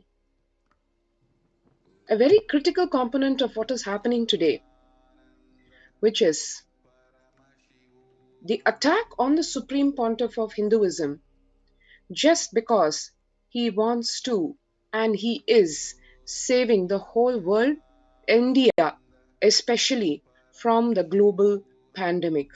What's really happening and why? We really need to understand over here, it is not just a simple attack that is happening today coincidentally. It is a massive persecution, ethnocide, genocide that has been perpetrated on the Supreme Pontiff of Hinduism from over 2 decades. Yes, you heard it right, over 2 decades. Right from the time the Supreme Pontiff of Hinduism has started enriching the world, first of all with his very happening on the planet Earth, more so after he entered public life, right from the time he entered public life way back in 2001 in a massive way, that is after the Leela of his Parivrajaka. The Leela of Parivrajaka meaning the living incarnation of Paramashiva, showing by his very example how an incarnation, an avatar, shows to human beings how to live life, what is Tyaga, what is life all about, what is enriching, why one needs to live Sanatana Hindu Dharma. The first phase of his life embodying the supreme spiritual practices and lifestyle, and then the second phase of his life, so to speak, where he entered the public life and enriched the whole of humanity, right from 2000 to 2010. That first phase of the mission, in which already he was being attacked in multiple ways, direct assassination attempts made on him. But in 2010 was a massive coming together of various anti-Hindu forces ranging from atheist terrorist militant forces to new Hindutva militant forces. Everybody coming together as a common, even though they did not have anything in common practically in terms of their ideology, but just coming together for the singular cause of destroying the mission of the Supreme Pontiff of Hinduism and exterminating him directly. So, why this consistent attack? Why so much of lawfare, direct assassination attempts, literally sexual assaults made on him and his followers, his monastic disciples? Let's take a short glimpse into what really the Supreme Pontiff of Hinduism, Bhagavan, has been doing for the sake of Hinduism. Why is it such a big threat to these vested interests and anti-Hindu forces? Let's take a brief glimpse into that. Just also wanted to add, in this juncture when the whole world, especially all the first world countries, are closing the borders, it is Kailasa, it is the Supreme Pontiff of Hinduism who has pulled out this huge humanitarian effort, protecting the people from the world pandemic. He has opened all his enlightenment ecosystems for the protection of people. When this amount of huge humanitarian effort is being pulled out by the Supreme Pontiff of Hinduism at this juncture, these anti-Hindu elements, these neo-Hindutva groups have actually carried out BioWar on his ecosystems. So this segment is going to highlight why this has happened, what has conspired, and what is the motive of these anti-Hindu elements and the neo-Hindutva groups. So like what Mahachalaswami was saying, let's look into what is the motive for these anti-Hindu elements. Why do they want to assassinate? Why do they want to destroy the mission that the Supreme Pontiff of Hinduism is offering to the whole of the humanity? So the Supreme Pontiff of Hinduism, Jagat Guru Mahasannidhanam, His Divine Holiness Swamiji, he is the leader of 2 billion Hindus. And for the past 26 years, he has worked tirelessly, revived ancient, authentic Sanatana Hindu Dharma.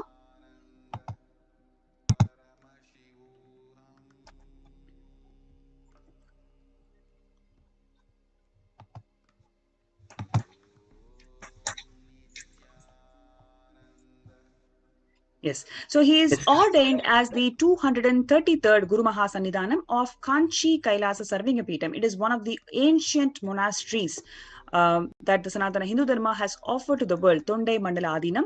And he is the incumbent emperor of the Surya Vamsa Surangi Samrajyam. So he is a king on one hand, and he is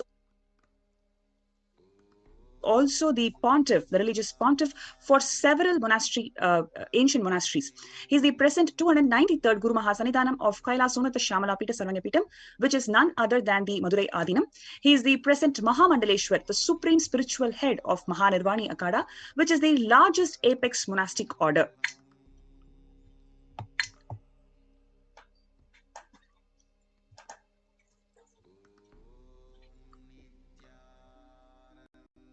He is the founder of 34 Hindu temples and adinams worldwide in 6 countries, housing 3,720 deities. And he is the founder of world's largest library on Hinduism. Every single thing, every single life solution that's been provided by the Supreme Pontiff of Hinduism has authentic references of Shastra Pramana.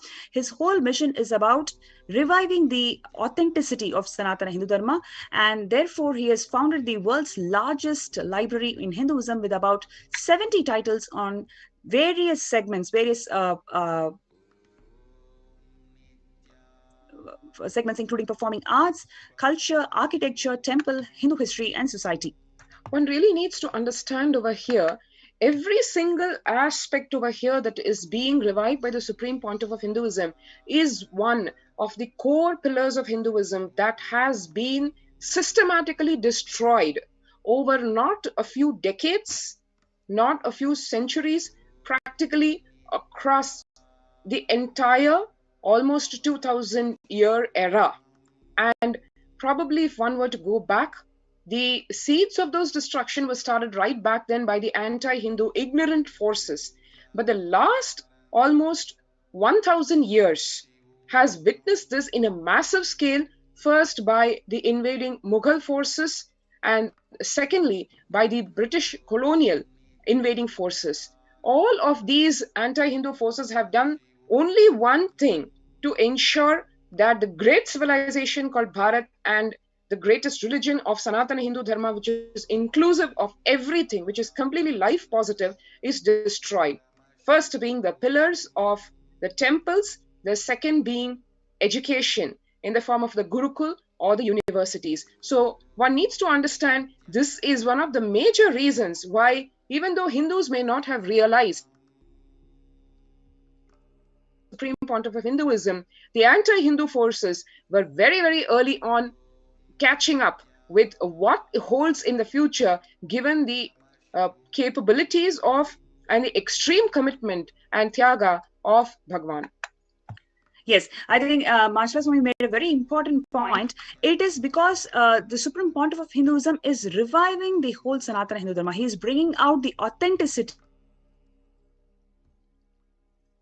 the Sanatana Hindu Dharma has got to offer for the whole of the humanity. All the best of the best practices, all the best of the best contributions that the Sanatana Hindu Dharma has for the whole humanity is being destroyed by these anti-Hindu forces for about 2000 years. And it is the Supreme Pontiff of Hinduism who is bringing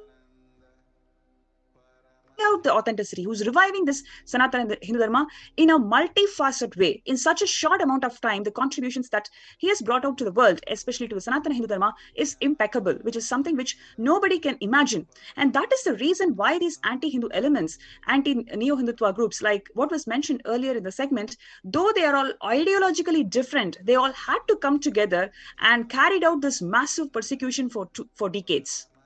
Now, let us look into the Sri Kailasa's Uniting Nations initiatives that has been happening through the de facto spiritual embassies globally, striving to unite all the nations in the world for global peace, eradicating poverty, religious tolerance, gender equality, women empowerment, child welfare, towards development goals, sustainable development goals, eradicating illiteracy, sustainable development for animal protection, food bank, holistic healthcare, revival of ancient heritage of Hinduism.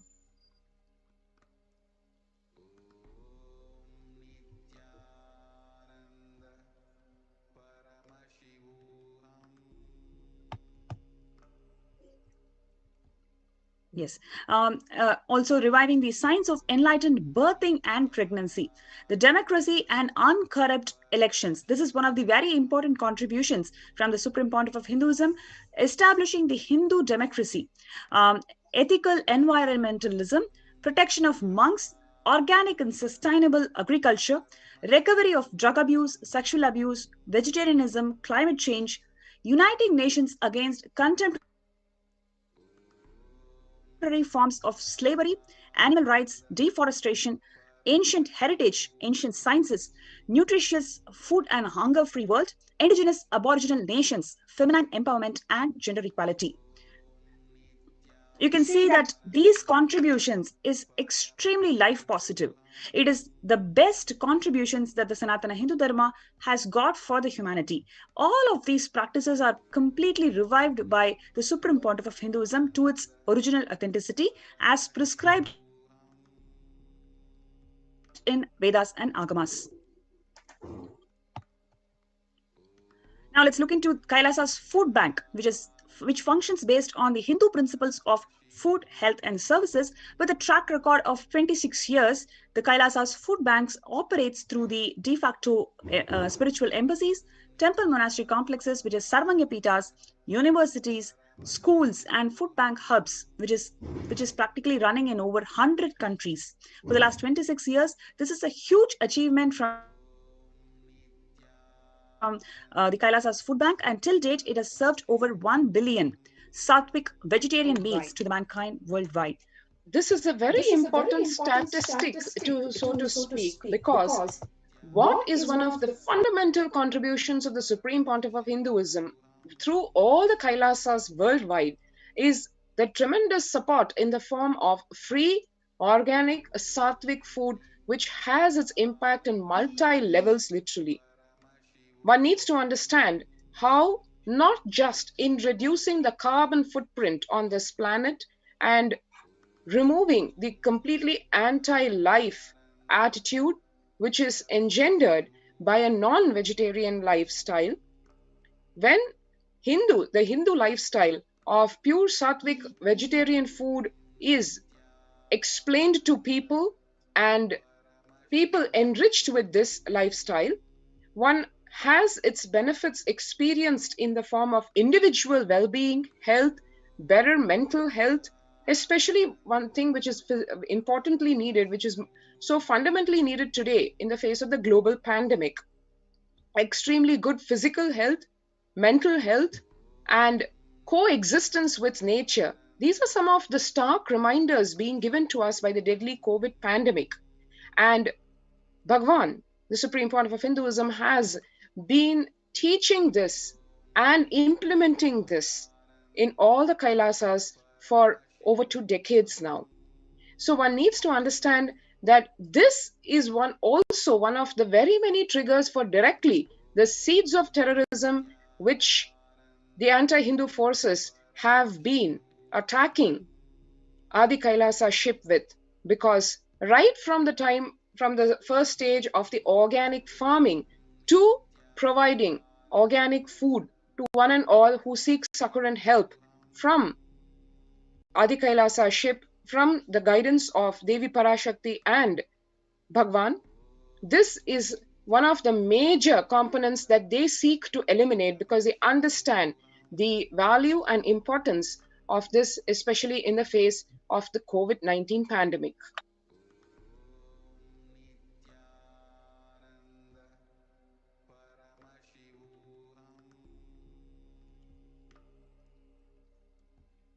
Yes. So the next one is the contributions from Kailasa's organic culture and animal shelter, where the Supreme Pontiff of Hinduism has revived the Hindu agriculture and animal shelters. The Kailasians worldwide is proud of its finest agriculture and animal shelters across over 100 locations that has played a key role in healing and rejuvenating the health of the earth, man, and the planet. All of this is traced back to Vedagamas. So that is the main reason why these anti-Hindu elements and the new Hindutva groups are completely again, they want to destroy and carry out this ethnocide, because what Swamiji is doing is completely scientific. He's reviving the practices as per the Agamas, revived by Paramashiva, and it's revived by the 1008th living incarnation of Paramashiva. And policies continue to reap the goals humanity aspires in making the world a better place to live in.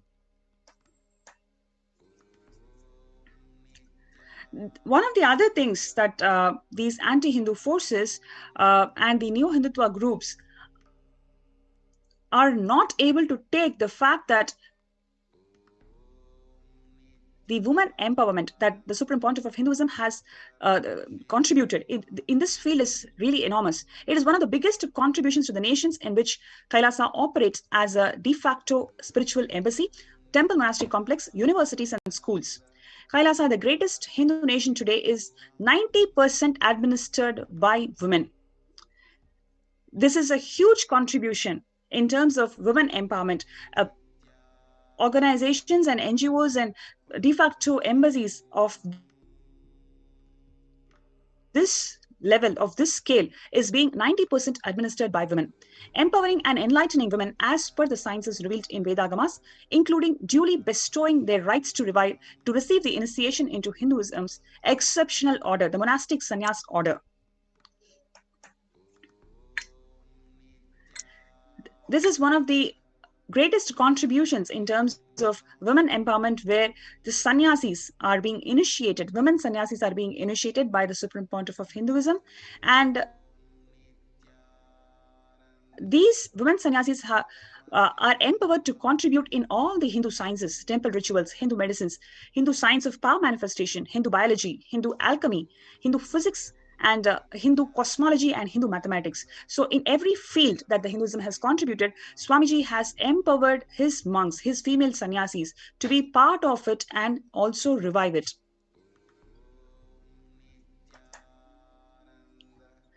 So you can see the Vedic fire rituals for world peace being performed by the Sovereign Order of Kailasa. And you can also see where the Supreme Pontiff of Hinduism personally, directly, he is working with the peacekeepers. It is not just a guidance or an overall vision. Rather, the Supreme Pontiff of Hinduism has directly involved. He is personally working, he is guiding and micromanaging every single step of the peacekeepers of Kailasa. These are the various meditation classes that the Supreme Pontiff of Hinduism conducted to empower the students with the conscious living. This is in 2006, 2008, where Supreme Pontiff of Hinduism is teaching the engineering students and various school students the science of enlightenment and lifestyle. And this is in 2009 January, where the Peace March to unite people of all the religions for peace was initiated by the heads in southern India.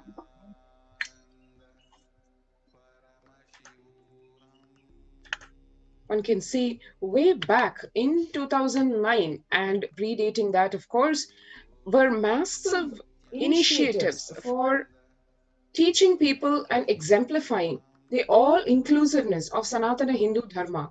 The peacekeepers of the Sovereign Order of Kailasa walking thousands of kilometers, starting from the southern tip of India all the way up north, where people of all religions, heads of all religions, joined together, not for a sake of a competition, but for showing and shouldering each other in supporting human needs and showing to people that religion is here as completely pro-life, and it is meant to make one experience one's ultimate potential. And here one can see Bhagwan even with a fractured hand serving Annadan. This is one of the very many glimpses of his Tyaga and the accolades and appreciation received by Kailasa, by the Supreme Pontiff of Hinduism for the various contributions to humanity, spiritual conferences, meditation programs, letters of appreciation by the President of India, and his exhorting to Bhagwan to spread his so-called trademark smile to the whole world. And across the world, certificates of recognition being showered on the Supreme Pontiff of Hinduism across the United States by various, not only organizations, but also by various cities themselves, who in a symbolic way of inviting the Supreme Pontiff of Hinduism anytime to their cities to enrich their citizens. For example, over here, the keys to the city of Artesia in California awarded to the Supreme Pontiff of Hinduism, and across the Western Hemisphere in Canada, certificates of recognition, accolades being showered. Back again in the Eastern Hemisphere in India, postage stamps released to appreciate and to recognize the contributions of Kailasa, the various religious heads and organizations, including the Akhil Bharatiya Akhada Parishad, which is the head of all the Akhadas, inviting the Supreme Pontiff of Hinduism as the Mahamandaleshwar. Actually, this is one of the very important contributions from the Supreme Pontiff of Hinduism, because for the first time, the Kumbh Mela, which is the largest congregation of the Hindu civilization, is being taken across the globe. He has taken the glory of Kumbh Mela, which is the most ancient, largest Hindu congregation, to the whole of the world, and the Akhada Parishad, a global body of all the Akhadas, has given this, authorized the Nithyananda University to conduct Kumbh Mela festival outside of India in multiple locations.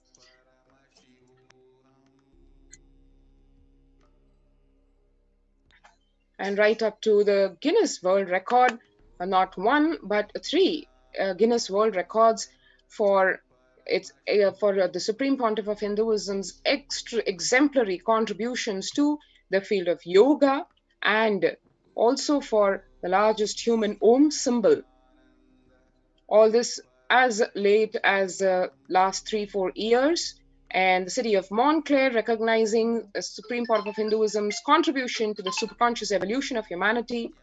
One can see right from the day one, the contributions of Bhagwan have not only been recognized by the various political, religious, social heads, but also this, one can very evidently see why it would have provoked the anti-Hindu forces, because here the Supreme Pontiff of Hinduism, as the last lamp of Hinduism, but the sure lamp of Hinduism, it is almost impossible for them to have stopped his juggernaut growth, so to speak.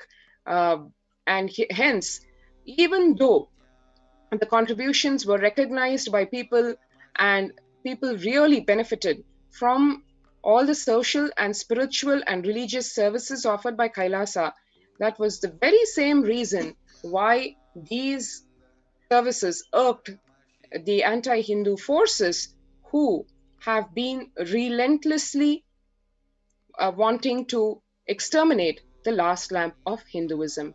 We'll take a short break and resume as to how this extermination, lawfare, persecution, and the ongoing BioWar on Adi Kailasa is spreading its tentacles all over and doing all its possible efforts to destroy the planet. There are some great spiritual sciences unique to Hinduism. Subtle, otherworldly, but definitive sign. Manifesting the cosmic beings in Archavatara, deities in Nijavatara, living incarnations is possible. Understand? Kriya Pada of Vedas and Agamas elaborately explain the whole science of making the cosmic beings manifest in Archavatara, deities, and Nijavatara, living incarnations, both. During the Bhava Samadhi Darshan, literally those cosmic beings manifest through this body. Just like how they manifest in Archavatara, deity, they manifest in Nijavatara, Pratyakshavatara, and give you all the boons you ask, bless you. See, each God is an independent intelligence to lead you to enlightenment. Each God is a bridge for you to achieve the Shivatva, the ultimate Shiva consciousness. Krishna is the bridge for you to achieve the Krishna consciousness. But Shiva consciousness, Krishna consciousness, all consciousness is one and the same. Ultimate consciousness only. So that energy itself completely expresses. Just like Radhika, when I see my own sweetness in the mirror, I become eager to taste it. I find that the only way to relish this sweetness is through the constitution of Sri Radhika. Bhava Samadhi Darshan is a window to the infinite expanse of consciousness, allowing us to glimpse the formless in a way that we can understand. It cleanses the karmas of lifetimes. It awakens our biomemory to the space of Paramashiva, the ultimate consciousness, and creates a deep and lasting transformation in us.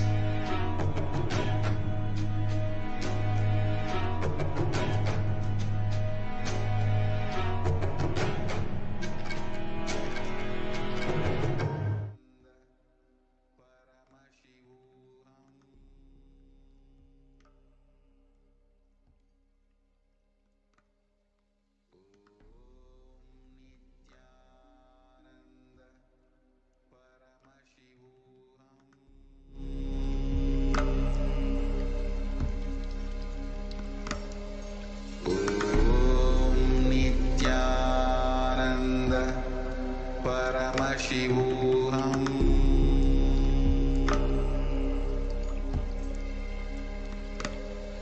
Om Nithyananda Paramashivoham.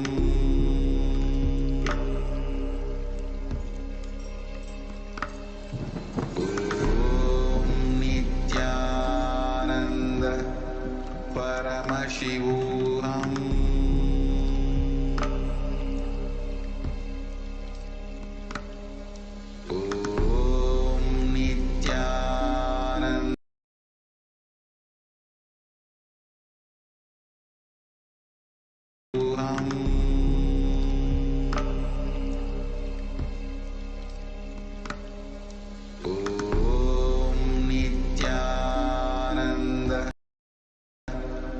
Paramashivoham.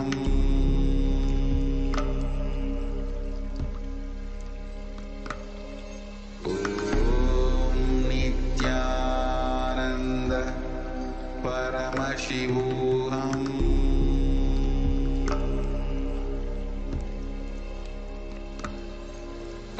Om Nithyananda Paramashivoham.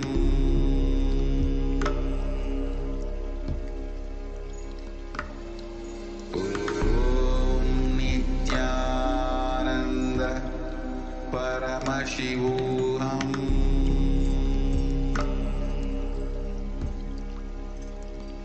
There are some great spiritual sciences unique to Hinduism. Subtle, otherworldly, but definitive sign. Manifesting the cosmic beings in Archavatara, deities in Nijavatara, living incarnation is possible. Understand? Kriya Pada of Vedas and Agamas elaborately explain the whole science of making the cosmic beings manifest in Archavatara, deities and Nijavatara, living incarnation, both. During the Bhava Samadhi Darshan, literally those cosmic beings manifest through this body. Just like how they manifest in Archavatara, deity, they manifest in Nijavatara, Pratyakshavatara, and give you all the boons you ask, bless you. You see, each God is an independent intelligence to lead you to enlightenment. Each God is a bridge for you to achieve the Shivatva, the ultimate Shiva consciousness. Krishna is the bridge for you to achieve the Krishna consciousness. But Shiva consciousness, Krishna consciousness, all consciousness is one and the same. Ultimate consciousness only. So that energy itself completely expresses. Just like Radhika, when I see my own sweetness in the mirror, I become eager to taste it. I find that the only way to relish this sweetness is through the constitution of Sri Radhika. Bhava Samadhi Darshan is a window to the infinite expanse of consciousness, allowing us to glimpse the formless in a way that we can understand.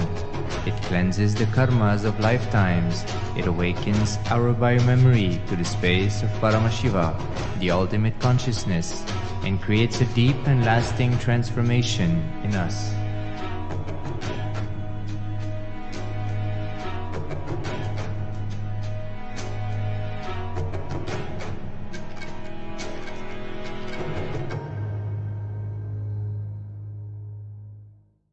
There are some great spiritual sciences unique to Hinduism.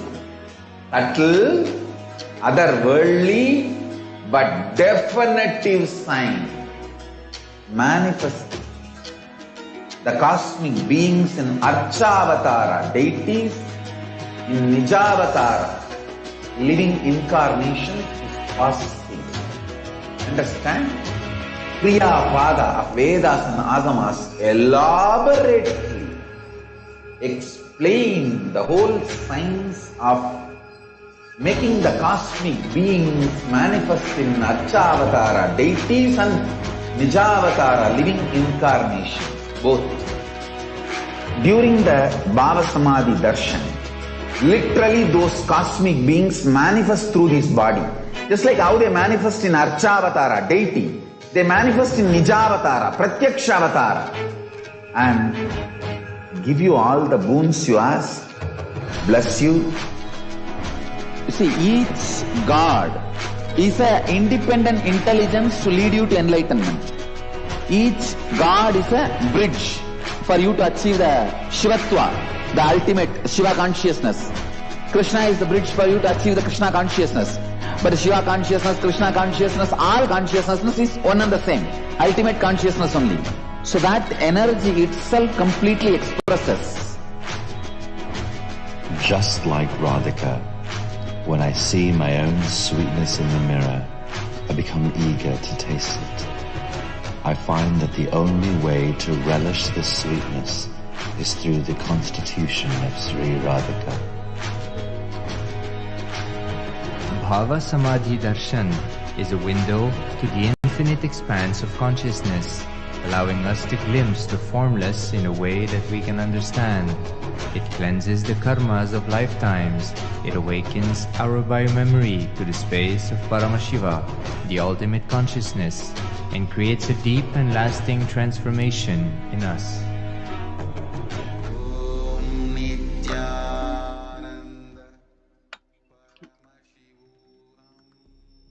Welcome back.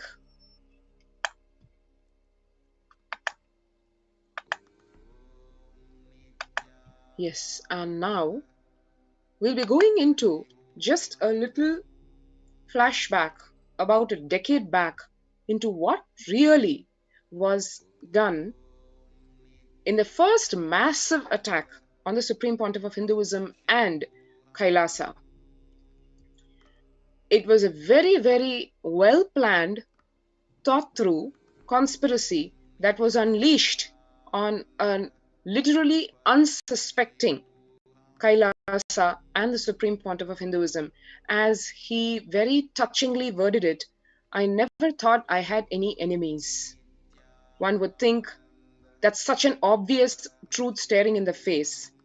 Right from the time of his happening on this planet Earth, he has only lived for others. His hand has only stretched to give, never once to receive. He, as the embodiment of Tyaga, right from the time of his happening, way back in 1978, embodies nothing other than sacrifice, Tyaga, living for others, enriching, causing others reality. Why was he attacked then? And how was he attacked?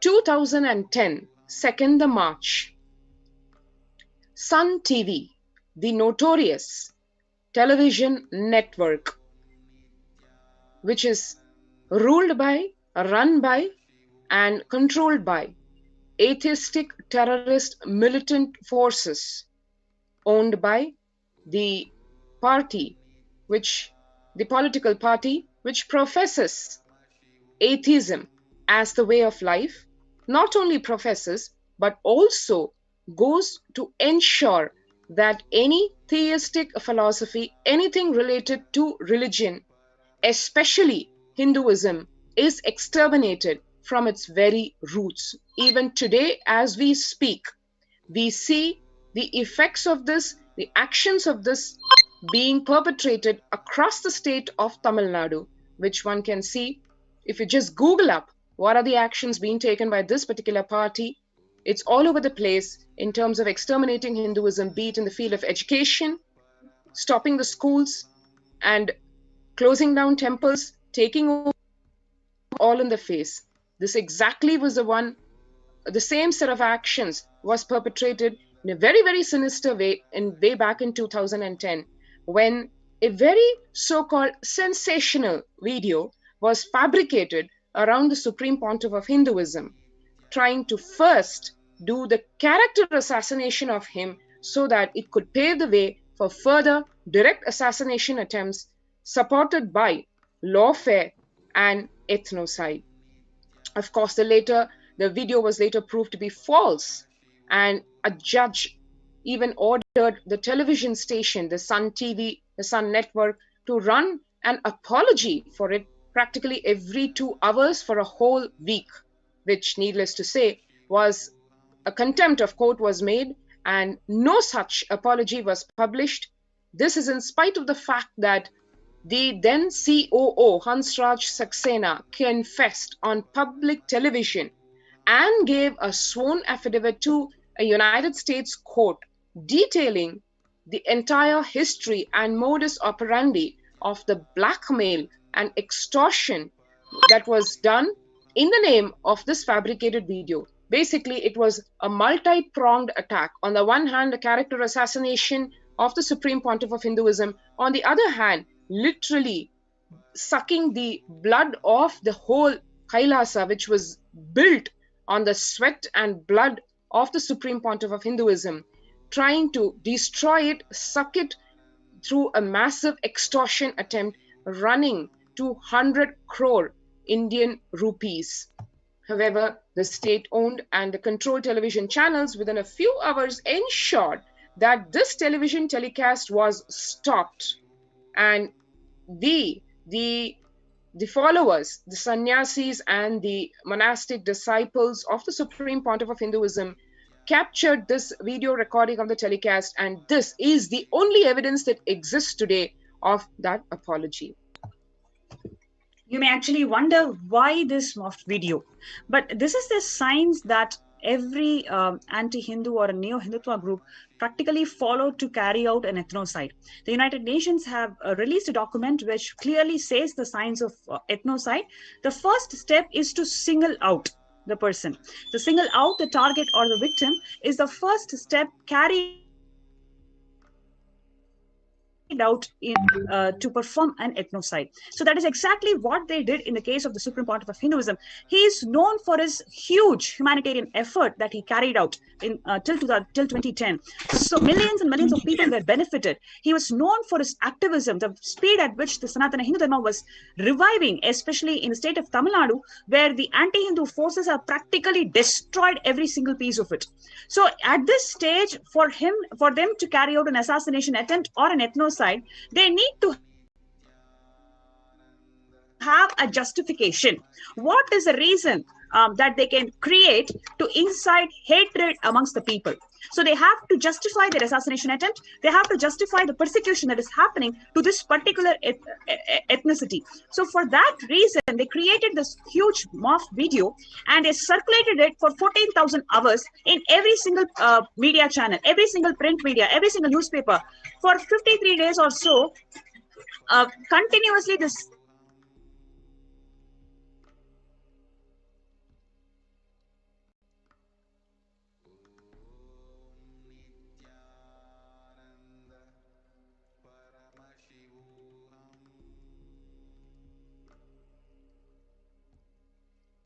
one can see over here, it is a very, very sinister propaganda. It is a hate propaganda, mob lynching meant to be incited through it, which was started by this Sun Network, and the politically owned New Hindutva media amplified the misinformation, the disinformation, and the massive hatred and apathy spreading to the entire country with hate speech, hate propaganda, titles like Hang the Sin Swamis. This resulted in, first of all, the marginalization of the Supreme Pontiff of Hinduism and this whole community that was neither able to receive fair trials from the judiciary nor sympathy or empathy of the society. We'll just take a short break and be right back.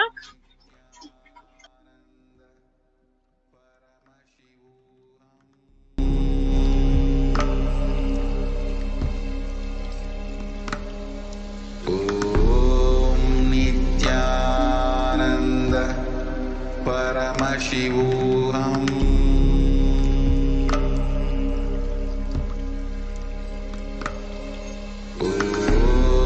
Nithyananda Paramashivoham.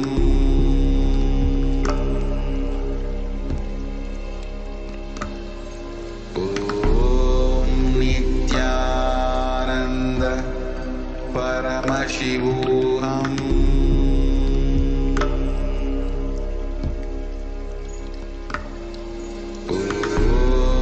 Nithyananda Paramashivoham.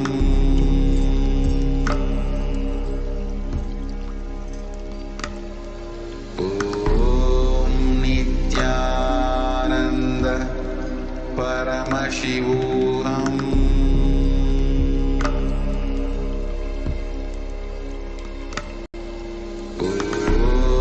Nithyananda Paramashivoham.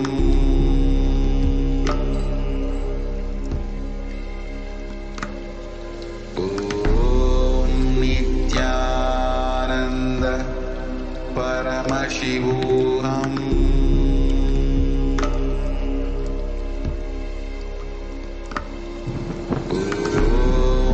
Nithyananda Paramashivoham.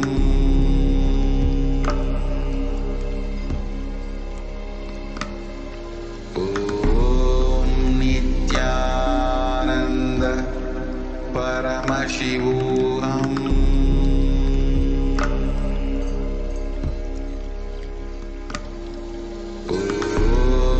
Nithyananda Paramashivoham.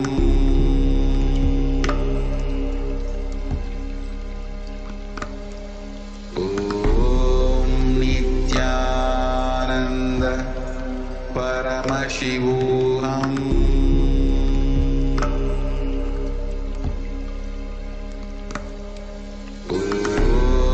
Nithyananda Paramashivoham.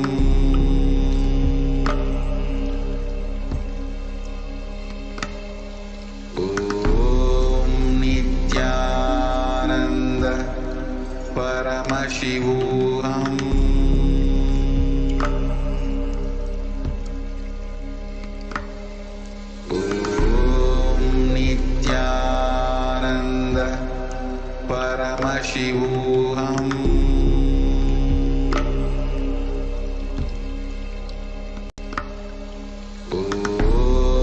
Nithyananda Paramashivoham.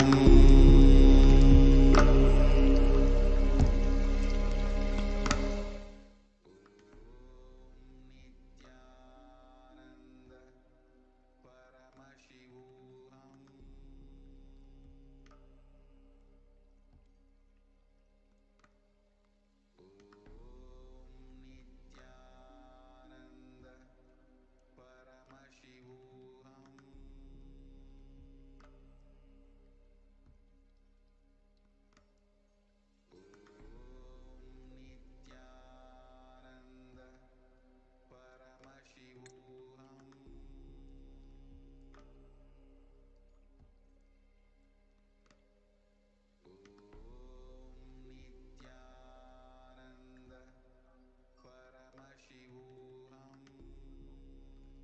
Nithyananda, welcome back. And on 26th of March 2010, the Karnataka State Police CID unlawfully sent letters to banks holding the accounts of the public charitable trust of the temple monastery complex of the Supreme Pontiff of Hinduism. Please understand, this is going back to the theory of how the science of how the ethnocide is carried out. They want to single out this divine holiness. They want to single out the Supreme Pontiff of Hinduism. So they started off with propagating hate speech through this mock video, and now they want to single out him from his entire community. So they attacked the public charitable trust by sending unlawful letters holding the bank accounts of these public charitable trusts, and they illegally ordered them to freeze all the bank accounts. No debit transaction was allowed, making the main source of food and basic amenities for the residents of the Adinam a huge struggle. There was absolutely no food in the monastery. One really needs to understand over here that it is a very, very designed, planned way of not only destroying the mission, the Kailasa, from an economical way, but also it is to make a statement, the anti-Hindu terrorist militant forces making a statement over here that the very survival of Kailasa, not only the life of the Supreme Pontiff of Hinduism shall be under threat and shall be exterminated, but also the whole fabric of Kailasa, the economic fabric, social fabric, psychological fabric shall be attacked and destroyed. The residents were pushed to crisis and they were forced to survive by drinking rainwater. Please understand that Kailasa's food bank, as we mentioned in the first segment of the presentation, has served 1 billion people with free organic sattvic food. But the very own residents of Kailasa were pushed to a crisis where they had to survive by drinking rainwater, which was collected underground, and living by sorting out the good grains out of the rotten ones. This was the sad state to which these anti-Hindu elements and neo-Hindutva groups pushed in such a way that the Supreme Pontiff of Hinduism is completely singled out from his community, from millions of disciples and the Hindus. When this was appealed to the court, you'll be shocked to hear where the judge makes the mocking statement in the open court saying that if there is no food, eat air.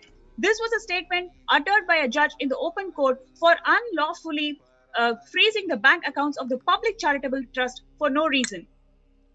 Several residents and full-time volunteers, they had to fled the monastery complex due to starvation. Several social welfare and spiritual services of monastery had to be discontinued. This you can draw clear parallels with what happened in Bengal famine. The whole aim is to starve the people, beat them under the belt, and ensure that the Supreme Pontiff of Hinduism is singled out so they can justify their assassination attempts.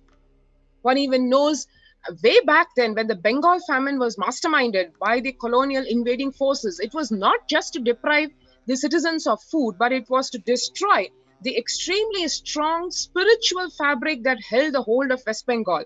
As Bhagavan revealed in a satsang, the whole reason why Swami Vivekananda had to come down and be so ferocious about reviving the sentiment of the people of Bengal back then was this very same thing, that it was not just an attack on the food and the availability of the same, it was meant to destroy from its very roots the trust that the people had on their culture, on spirituality, on devotion, on bhakti, on everything that Sanatana Hindu Dharma stands for. And this exactly was repeated in 2010, this time by the anti-Hindu terrorist forces which have entrenched India in all its bastions, in practically all the 4 pillars of democracy. And here is a stark example of the same. The force that the Supreme Pontiff of Hinduism gathered to carry out this mission was enormous. People from all different backgrounds were empowered and enriched, and to destroy their identity, the very belief for which they have happened, the very belief for which they are standing for, that was the aim for these neo-Hindutva groups and anti-Hindu militant groups, to ensure that the public charitable trust, which is supporting this entire mission, their bank accounts are frozen and people are left to starvation. And when the judge is telling that if you don't have food, eat air. Which is absolutely illegal, because first of all, the Supreme Pontiff of Hinduism was illegally framed in an absolutely base, practically ridiculous case which had no victim, no complaint, nothing at all. And on top of that, a public charitable trust, as per the Indian law itself, has no owner. In spite of that, the anti-Hindu terrorist forces were successful in closing down the bank accounts of public charitable trusts, which are actually the property of the public, and to which trust the Supreme Pontiff of Hinduism had contributed every penny to, with not a single penny in his own bank account. There's zero bank account of Bhagwan. Everything that he earned with his own sweat and blood, every contribution of his being a personal contribution, but always going to the trust. He never even had a bank account, so to speak, not even one personal property in his name. Such is his tyaga. And in return, what he got was for his disciples, for his children, his monastic disciples, if there is no food, eat air. Although the Indian law and customary international law and treaties unanimously declare a presumption of innocence of an accused until proven guilty.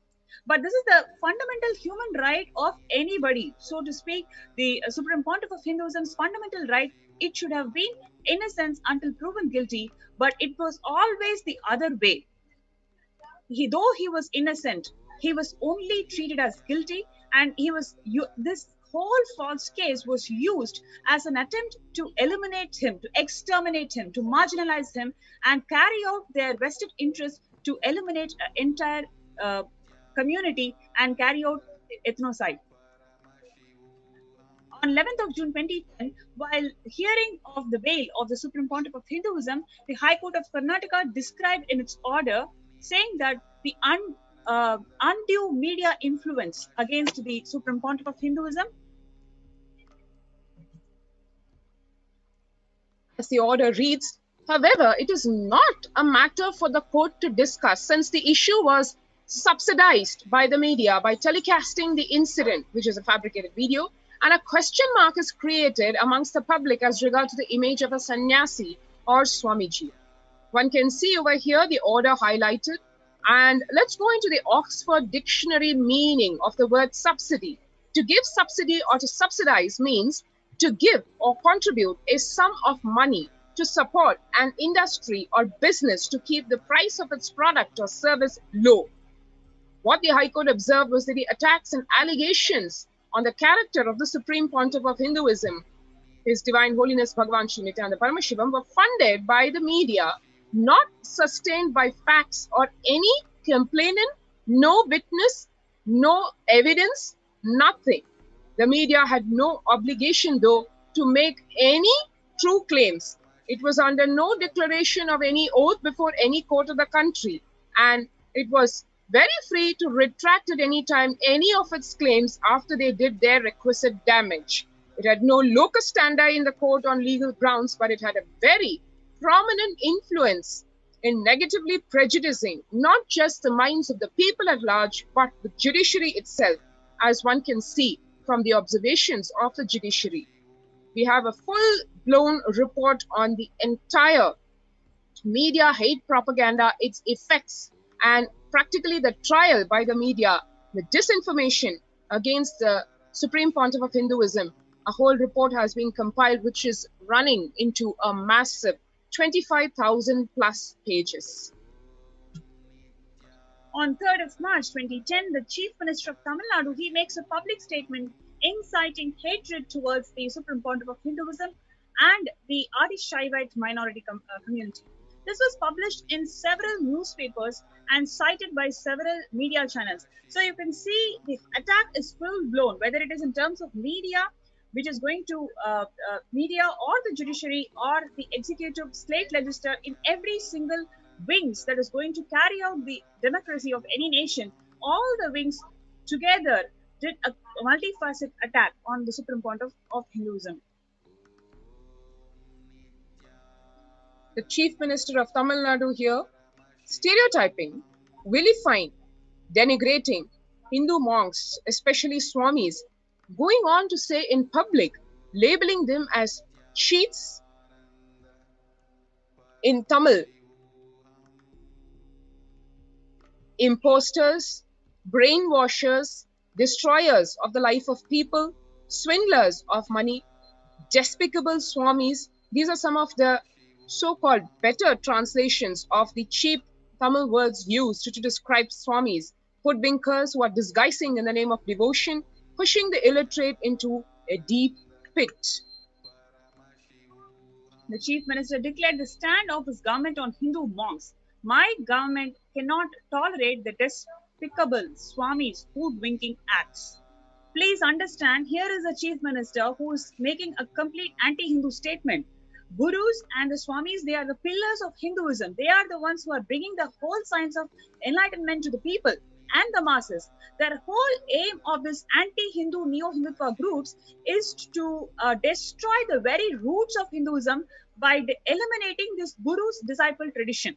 If they are successful in eliminating this Guru-disciple tradition, then Hinduism can never be in the face of the planet Earth. So that is their sinister motive. When Swamiji happened as an avatar, when the whole humanity is recognizing him as the avatar for them to revive the Hinduism, the sinister plan by these anti-Hindu elements is to destroy the very base, very core of the Hindu tradition, which is destroying the Guru-disciple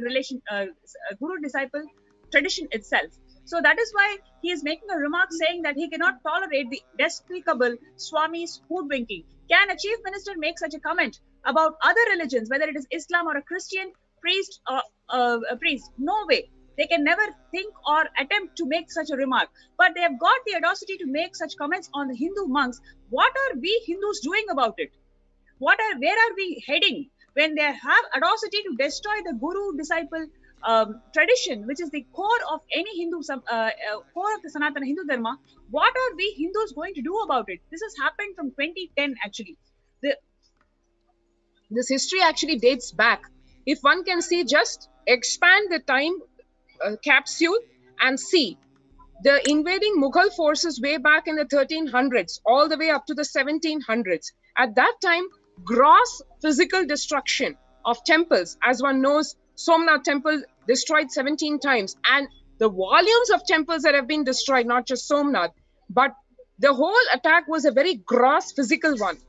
Then comes the 1800s onwards, the colonial forces invading India, Bharat, where they destroy the second massive pillar of Hinduism, which is the universities and the education system. The Gurukuls eliminated. One can see even in the time of when Vivekananda, Swami Vivekananda, 1901, when he left the body, we were reduced to just 2,000 Gurukuls, when we had more than 2 lakh, just about 20 years before that. So the entire target was to destroy the cultural fabric, the educational fabric, the very core of the Hindu society. And then the core of Hinduism, which is the Guru-disciple tradition, which keeps the whole, which breathes the life into the whole Sanatana Hindu Dharma, that is being attacked today as we speak.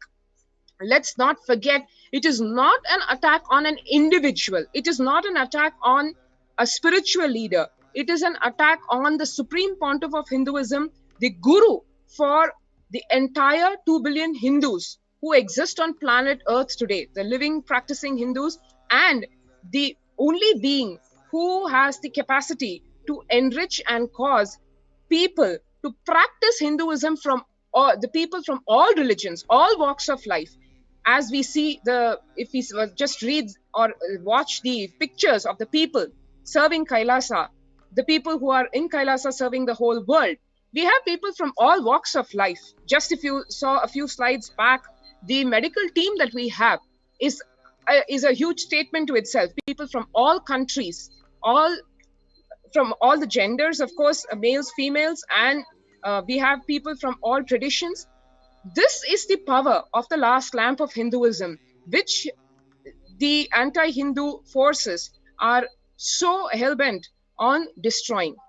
And as we want to repeat over here that it is the story that is being created, the narrative that is being created is not just for exterminating the individual, the community, the following. It is to eliminate Hinduism itself, because as one evidently knows, once the Guru-disciple tradition is destroyed, nothing else remains, because the entire Veda Agamas, which are the notes left behind by our rishis, by our enlightened masters, become useless because there is no guru to infuse life into what they are meant to reveal to the people at large. Actually, so to speak, the strategy of defaming a guru with some kind of a sexual assault or something without any basis, that you don't need a complainant, you don't need a victim, you can simply defame anybody with any charge. And like this, they have been continuously doing for many of the authentic Hindu gurus who wants to do something, who wants to contribute to the Sanatana Hindu Dharma. By this continuous attack on Hindu gurus, they are just destroying the Guru Sishya Sampradaya itself, which is the backbone of Sanatana Hindu Dharma. This has been the strategy that has been deployed by these anti-Hindu elements for last few decades.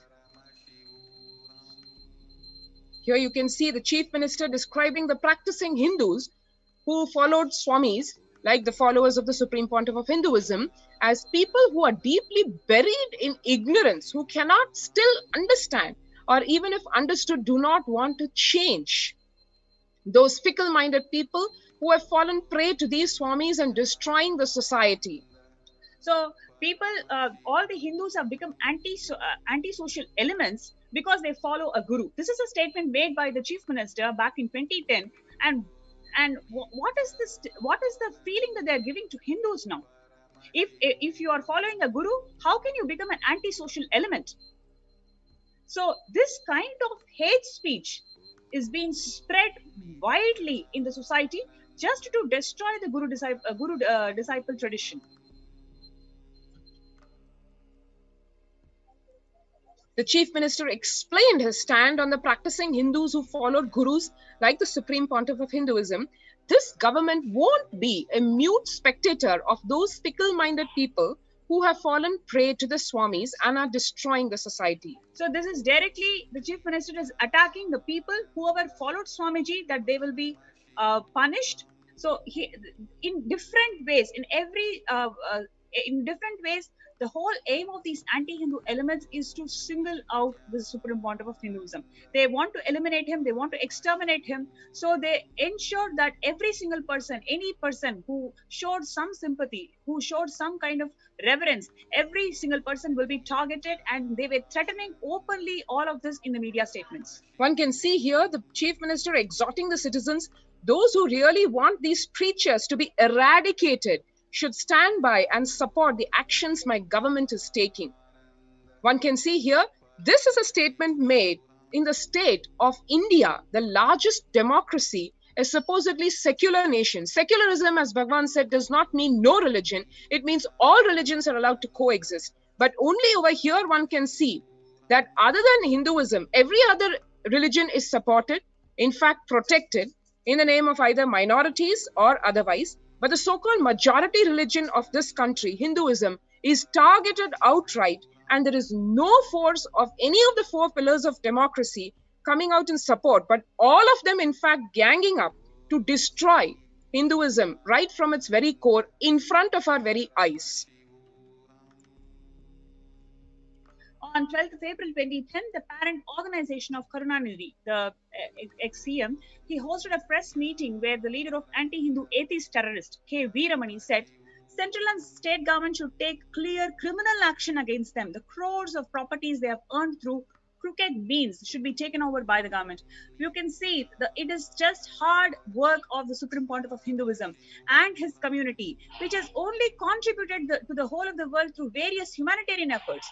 How can this be freezed? How can openly the government is talking about looting the crores of property that is being given by the Hindus to support Hinduism?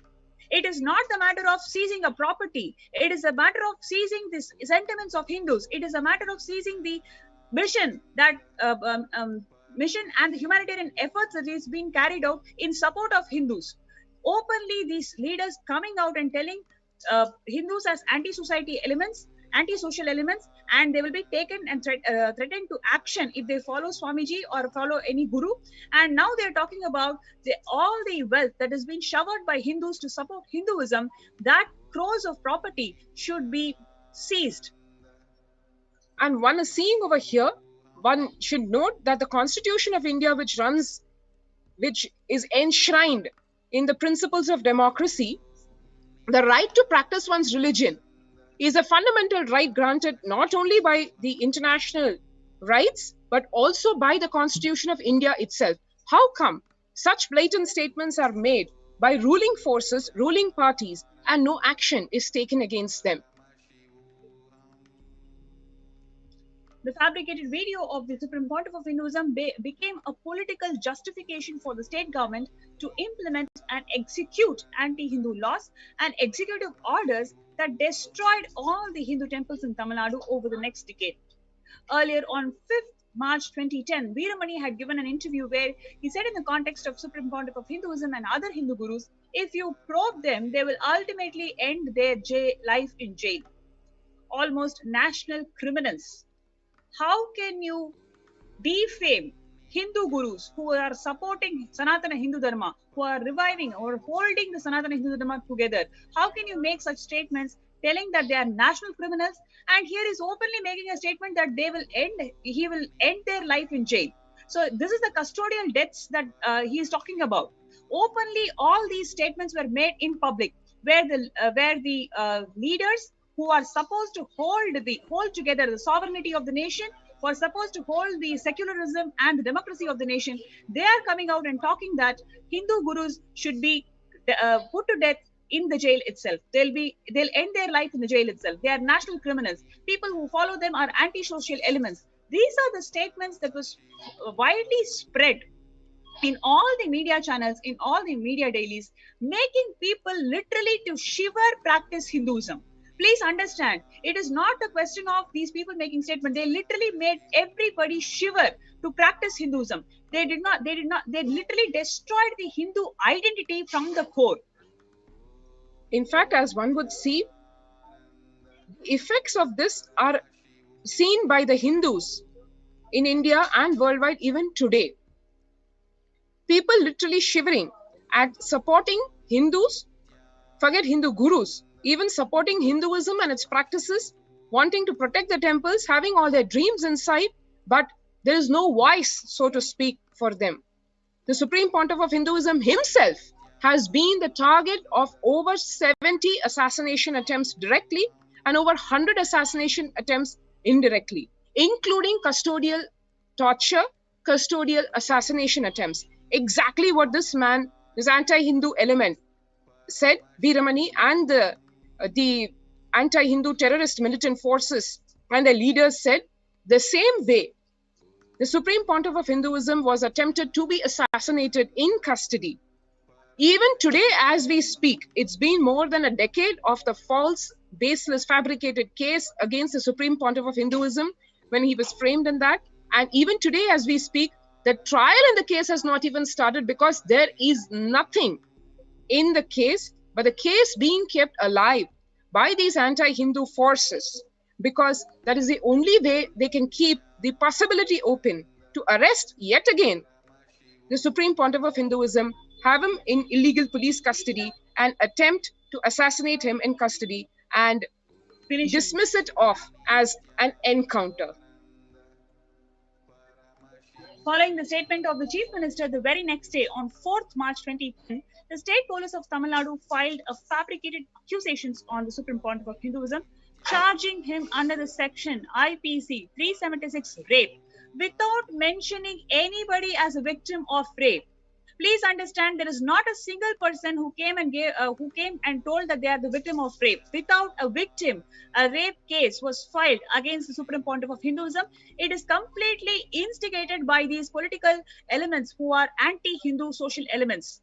They have openly come and threatened that anybody who follows Hinduism, they'll be termed as anti-social elements. They'll be threatened, and the Supreme Pontiff of Hinduism will be made to go through custodial death in the jail.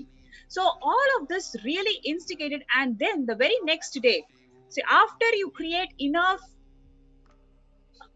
substance or enough hatred amongst the public, you literally make shiver anybody who can think for Supreme Pontiff of Hinduism.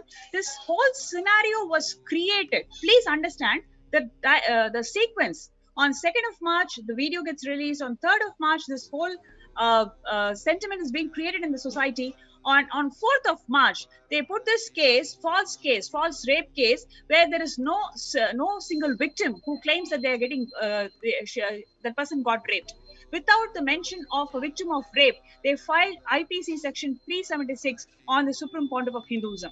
And then right from the 2nd March night, this fabricated video is spread virally across the internet, across television channels, in the print media. It starts coming from the very next day. And from the 3rd of March 2010 itself, the even open assassination attempts, like trying to burn alive the Supreme Pontiff of Hinduism in his very own quarters, in the spiritual headquarters of Kailasa, here in Adi Kailasa. All this is done blatantly, telecasted brazenly, shamelessly on national television, on various local television channels. All this made possible because of the utter shock element delivered to Hindus at large by destroying the character, the image, attempting to assassinate the Supreme Pontiff of Hinduism, and literally overnight, 50 temples of the Supreme Pontiff of Hinduism in the southern state of Tamil Nadu just shut down. Not just shut down, threatened, stones thrown, attempts made to destroy them by actually putting them alight. The monks over there held by their very neck and pulled in the road. The female monks openly sexually assaulted, raped by not bystanders or so-called criminals, but by the state elements themselves. Even Mughals, they destroyed one temple after another. But these anti-Hindu elements and the Neo-Hindutva group, they destroyed 50 temples at one go, on a single day, 50 enlightenment ecosystems that were built by the sheer hard work of Supreme Pontiff of Hinduism. They were all destroyed at one go, just by spreading mass hate speech and singling him out. This whole anti-Hindu elements and Neo-Hindutva groups executed this whole ethnocide. And ironically today, those are the very enlightenment spiritual ecosystems of Kailasa, which Bhagavan has opened up to the public at large, where the state is shivering under the global pandemic of COVID-19, trying to distort the figures of deaths itself, when the actual deaths are running into millions, proclaiming that it is only a few thousands who are dying and that the whole pandemic is under control, etc. When the people are able to see through the literal cheating done by the government, here, Kailasa is opening its doors of those very enlightenment ecosystems, which after being attempted to be destroyed again and again by the anti-Hindu terrorist militant forces, by the sheer hard work and tyaga of Bhagavan, have been revived today. And not just revived, they are opening the doors to the very same people who either joined in trying to destroy Kailasa or just stood as bystanders. The ASMT Hindu deities were desecrated and burnt. Billboards and banners of ASMT Hindu deities, which were hung inside or nearby ASMT temples, were also set on fire throughout Tamil Nadu. Like we mentioned earlier, even Mughals, they could not execute this amount of persecution on a single day. But now the so-called anti-Hindu elements and the Neo-Hindutva groups, they're taking every single section of the democracy in their hand, whether it is state legislature or executive powers or the media power. They have everything on their hand, and they have executed this act, criminal act, brutal act of destroying 50 plus Hindu ecosystems.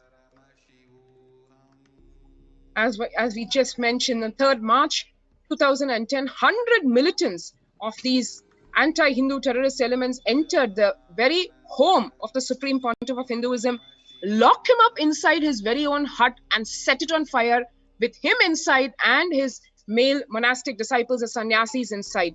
The state police just watching, and the media just flashing brazenly this open assassination attempt. The channels further went on, continued this hate propaganda for the years to come, running, as we said, 25,000 pages of print media and terabytes of video maligning the Supreme Pontiff of Hinduism and Kailasa, just making the way for a massive extermination of Supreme Pontiff of Hinduism. Huge violations done not only legally but also of human rights itself. As we continue into the next segment of what's happening today at the Kailasa, we take a short break and come right back.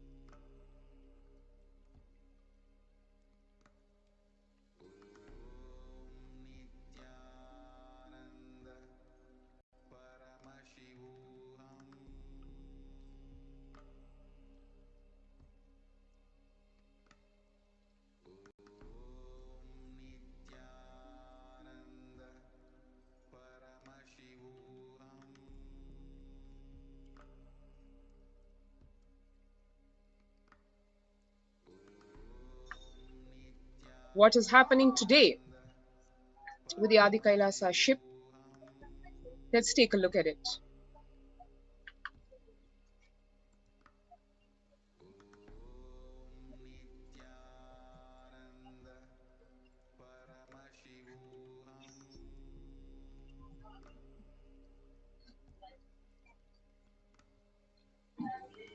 Today, the Adi Kailasa Sarvangapeetham plays one of the COVID care protection centers, which is carrying out a huge humanitarian effort to protect people from COVID pandemic, especially when the government has failed, societies have failed in providing a basic infrastructure, medical infrastructure to the people.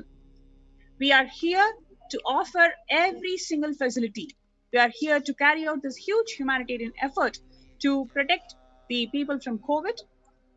When all the first world countries have closing their borders, it is Swamiji, it is the Supreme Pontiff of Hinduism, who has opened the Kailasas, his Kailasas, which are persecuted for more than a decade, which he has rebuilt time and again. He has once again opened his Kailasas for the benefit of the people. But once again, the Kailasas are being attacked by these anti-Hindu elements and the neo-Hindutva groups. What are these seeds of terror, a bioweapon that's been launched on the Kailasas, especially the Adi Kailasa Sarvangapeetham, that the Supreme Pontiff of Hinduism has revived? So this is a recent international phenomenon where anonymous seed packages are being sent to various people all around the world, especially in USA, UK, and 3 other countries. On 31st of July 2020, the Animal and Plant Health Inspection Service of US Department of Agriculture in a statement said that the main concern is that these seeds can introduce damaging pests or the diseases that could harm the US agriculture. India is also on the target list. The senior Indian government official says China has advanced scientific capabilities to do such an attack on the Indian soil too. The conspiracy was revealed in detail in one of the reports. The Adi Kailasa, the temple monastery complex, an enlightenment ecosystem, is a Manu boat or a ship to save the humanity. It was created by the Supreme Pontiff of Hinduism with utmost care and compassion to save the humanity from the ongoing COVID. It is the home to the rare and powerful energy healing center in the form of Anandalinga, a 21 feet Shivalinga erected around a herbal pond. This Anandalinga is made of 1008 Ayurvedic herbs. The herbs used in the Anandalinga are specially known for its properties of healing various diseases and supporting faster recovery from certain diseases. Now, it was established 12 years prior to 2021. During these 12 years, the Anandalinga has undergone a herbal alchemy process, maturing fully in 2021 July during the Hindu festival of Guru Purnima. Though the Supreme Pontiff of Hinduism was forcibly driven out, exiled, and deprived of his basic citizenship as the captain of this ship and his home, Bharat, years before in 2018 itself, he left the ship, Adi Kailasa Sarvangapeetham Enlightenment Ecosystem, the last hope for India to survive the COVID-19 crisis. The anti-Hindu forces have now made the ship as one of the primary targets of this bio-warfare. The ship that is going to protect Hindus, protect the humanity from the effects of COVID, that ship is one of the primary targets of this bio-war. Anti-Hindu forces targeted Adi Kailash because of the Supreme Pontiff of Hinduism's relentless work, relentless hard work that he put through Adi Kailash, which is protecting the humanity in India. Precisely what these demonic forces who want to depopulate the planet and capture the resources exclusively for themselves who do not want it.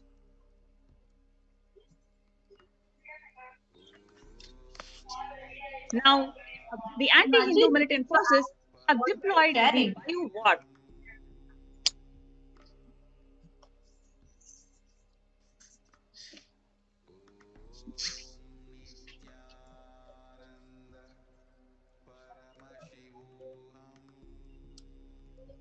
Sorry, just wanted to add to what Ma Pranapriya was also sharing. Actually, this, what exactly you're sharing, Ma?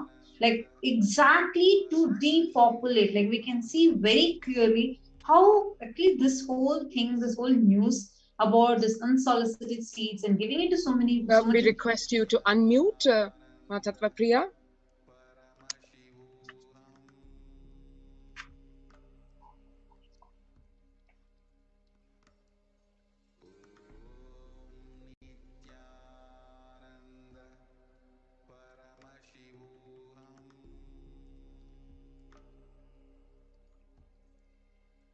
Yes, sorry for the technical glitch. And yes, hope our audio is better now. And we were just sharing, Ma Pranapriya was and Ma Nithyananda Swami, both of them were sharing a very important factor. For years, the conscious ship, the Adi Kailash, the ship in Adi Kailash that Swamiji, the supreme pontiff of Hinduism, built, despite of all the persecution and attack, creating a safe and an extremely conducive ambience, a pure ecosystem for people to live a peaceful, healthy and blissful life. And knowing what the future is going to behold, the Supreme Pontiff of Hinduism had already prepared one of the best incubator, one of the best place to protect ourselves during the time of the deluge or pralaya.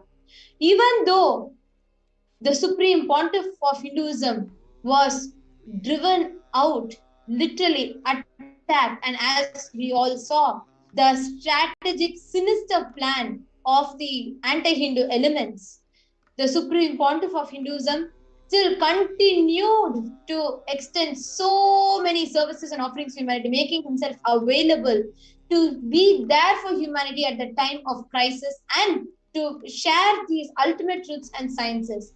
Actually, just see, even though like right now Supreme Pontiff of Hinduism is offering this to the world, like this unsolicited seeds coming in and starting the BioWar by giving these unsolicited, like just like Mama Pranapriya explained, it is already given in so many different countries, and this is like a plan to depopulate in mass. Actually, all the viewers should know this fact, like Ma Pranapriya was sharing, even after the attack was directly done on the Supreme Pontiff of Hinduism, and even after Supreme Pontiff of Hinduism had to leave his own campus, still the attack did not stop. Knowing that Adi Kailash Sarvagnya Peetham, the Adi Kailash, the campus in India, was one of the main places, the only place where humanity can receive protection because of the way it was built and energized by the Supreme Pontiff himself.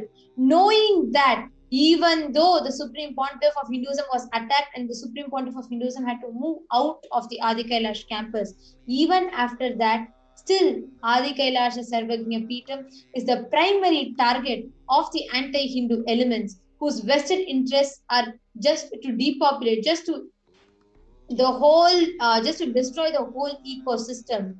The anti-Hindu elements continue to target Adi Kailash Sarvagnya Peetham, hell-bent on destroying the ecosystem that the Supreme Pontiff of Hinduism built, foreseeing what humanity is going to go through, foreseeing what lies in the future of Indians and the humanity that lives there. The Supreme Pontiff of Hinduism built the Adi Kailash Sarvagnya Peetham. Now, what is the BioWar? What is the war that was launched in Adi Kailash Sarvagnya Peetham? Who did this? When did this happen? How did this happen? I'm sure all the viewers that are watching us now must be aware of at least 10 months ago, in many countries, top first world countries like the US, United Kingdom, and places like New Zealand, and so many other places, there were many reports of one random package landing at their doorstep. That package would be labeled as toys, as jewels, and some random label accessories. And that was what surprised many people was they would have never ordered for such a package. There will be a package named so at their doorstep. And when they open this package, it would have unsolicited seeds inside them. Unnamed, unlabeled, not knowing what they were. These are primarily targeted on the mainly on the farmers and the normal citizens. We all can see here one news article where 28 states issue warnings about residents receiving unsolicited seed packaging from China. This from, we are quoting NBC News, and you all can see the news articles. There were so many countries, so many places that started receiving these unsolicited seeds.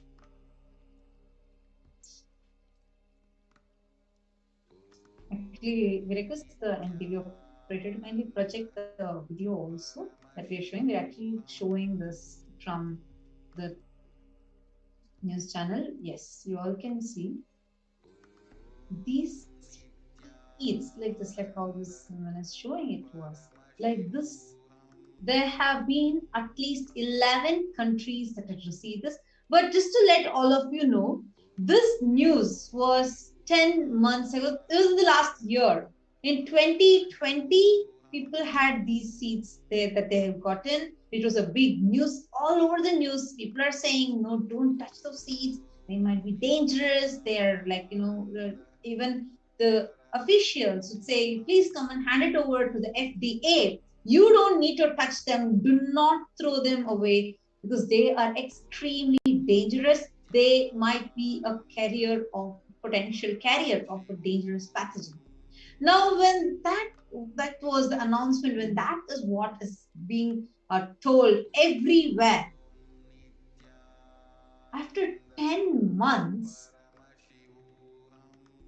in Adi Kailaya Sarvagnya Peetham, the only place which is the conscious ship built to save humanity, how come a government stamped post with these unsolicited seeds in them comes along with a bill saying seeds with quotes coming to us? And here, what is more ironic here is when many first world countries clearly took a strong step of warning its citizens not to accept any unsolicited seed package because it might contain potential pathogens in them, and there are many people who saw their whole land becoming infertile, etc. There are so many happenings. Actually, all our YouTube viewers, as you're watching this, if you had received unsolicited seed package at your doorstep, you can also let us know so all the viewers can see it was a big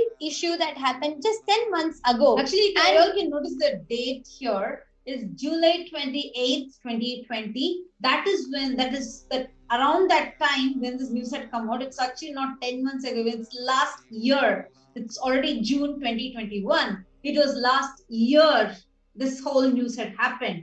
And the whole media fell silent about it. It's like nowhere. Okay, this was like a viral news everywhere. UK, the Prime Minister announced saying, no, you have to stop it. And Canada, US, India, Japan, New Zealand. So these were the major countries in which we were having these unsolicited seeds that had come in. Everywhere this was announced, everywhere this news was told. But how come after 10 months, we are having, after 10 months, actually after a year, how come these unsolicited seeds are coming in now? And most importantly, just so all the viewers know, the Adi Kailasa Sarvagnya Peetham received an unsolicited package of seeds, which was sent here by the government of one of the departments of government of India to Adi Kailash. The bill reading from the India Speed Post, which is one of the departments of the government of India. Actually, we are not, I just want to make our stance clear. We are not against any government. We are not against any country. We are not against anyone. But just want to share with all of you, just to show you this is how atrocious, how inhumane right now we are. I'm seeing a lot of you are commenting regarding this. Yes, you are all right. Like I'm seeing Ma Kshipra Prasad Nikananda, Ma Martha Watson, Ma Paramesha, Subhaya. A lot of people are commenting. Thank you so much for all of your participation. Really appreciating your participation in this. And actually, just want to read out Durai Satya, Nithyanand, to all the people. Thank you so much for your commenting and participation. I would just like to read out Ma Martha Watson is saying, I remember when USA got seats like that in mail. Exactly, Ma. If you remember also Martha Watson, if you could just go back and even Google, even we had yesterday, a lot of people, viewers were sharing with us, saying how these seats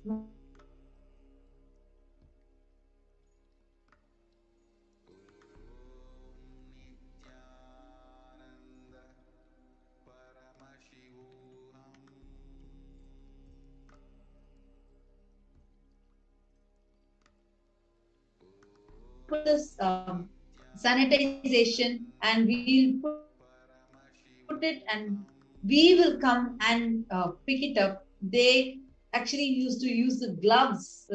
Government officials used to use the gloves and come and pick it up. Shipra Prasad Nikananda is also commenting. She says, this is very serious matter. Should be investigated thoroughly. It is very sinister and the criminals should be put behind bars.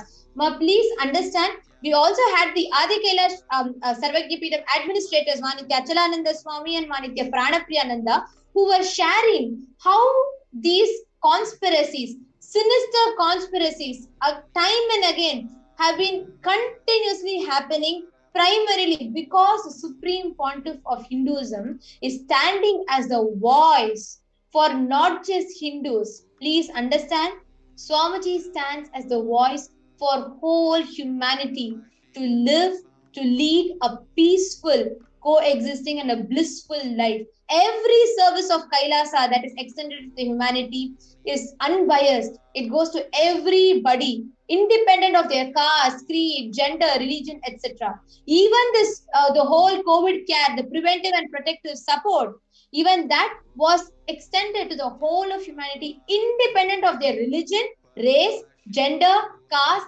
creed, etc. And you all need to note this. Just few days after the Supreme Pontiff of Hinduism opened the doors of Adi Kailasa to protect the humanity, allowing public, everybody to come in. Just a few days after that, Adi Kailasha Sarvagyapeetham was targeted. This whole unsolicited seat package was delivered. Actually, we have the Adi Kailash administrators, Manitya Achalananda Swami and Manitya Pranapriyananda, who are live in Adi Kailash and who are the ones who have seen this whole happening. Yes, Manitya Achalananda and Manitya Pranapriyananda, would you want to add how you received the package? One can see here, for all the contributions that Bhagavan did, what he is faced with now, 11 years after that first massive attack on 2nd March 2010, this incident that took place just about a few weeks ago.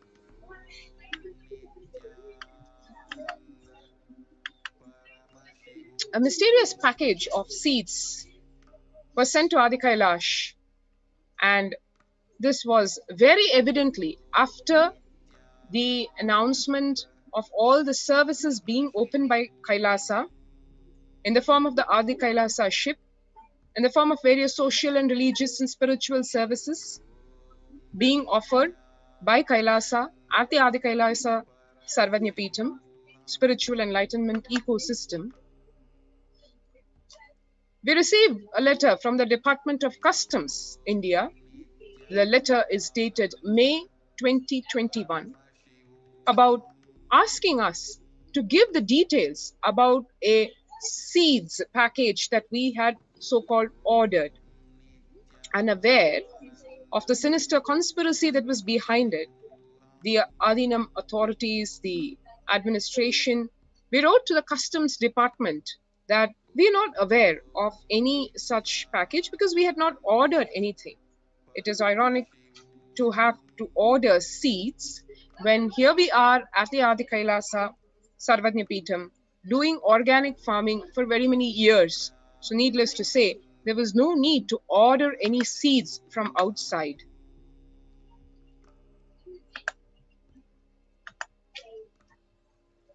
One can see here the date, as we said, the date of arrival of that package on 2nd March 2021, 11 years after the first massive attack by the anti-Hindu terrorist militant forces. And it says over here, item received. Here it does not say the details of what it is. And the letter from the customs saying that it's a so-called seeds package. We received the letter bearing reference number CM number 506/2021, referring to a parcel containing seeds, and the tracking number is mentioned. This is the simple reply given by the administrators. But we did have a doubt that this was not a normal accidental happening, and so we did mention that not only we are not in a position to provide any details about this package because we did not order it, it also we mentioned this appears in fact to be a ploy to put us into some problem or the other.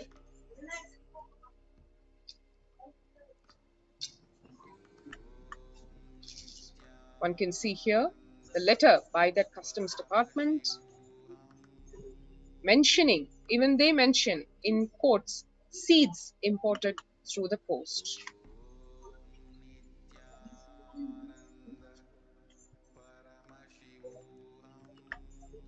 So one can see over here, it seems to be an innocuous seeds package, but the subsequent news surrounding the various attempts by various vested interests to so-called spread these seeds of terrorism, which are meant to practically literally spread their tentacles across the farms of the places where they are targeted.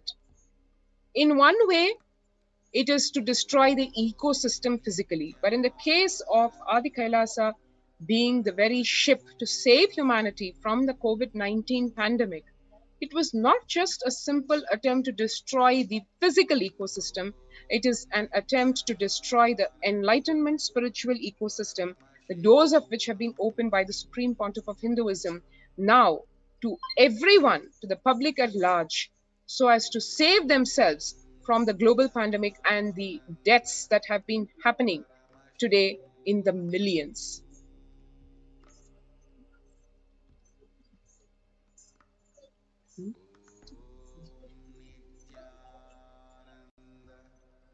So you can see the whole ulterior motive behind these forces is to depopulate and carry out the genocide. Hunger and food insecurity, whatever they have been attempting on the community of the Supreme Pontiff of Hinduism back in 2010, widespread illness. So we are the community of Supreme Pontiff of Hinduism. We are the ones who are actually protecting the people from COVID. So for such a community which is actually working towards the health consciousness, this BioWar is attempted to cause the illness, depopulation, and food and hunger insecurity issues.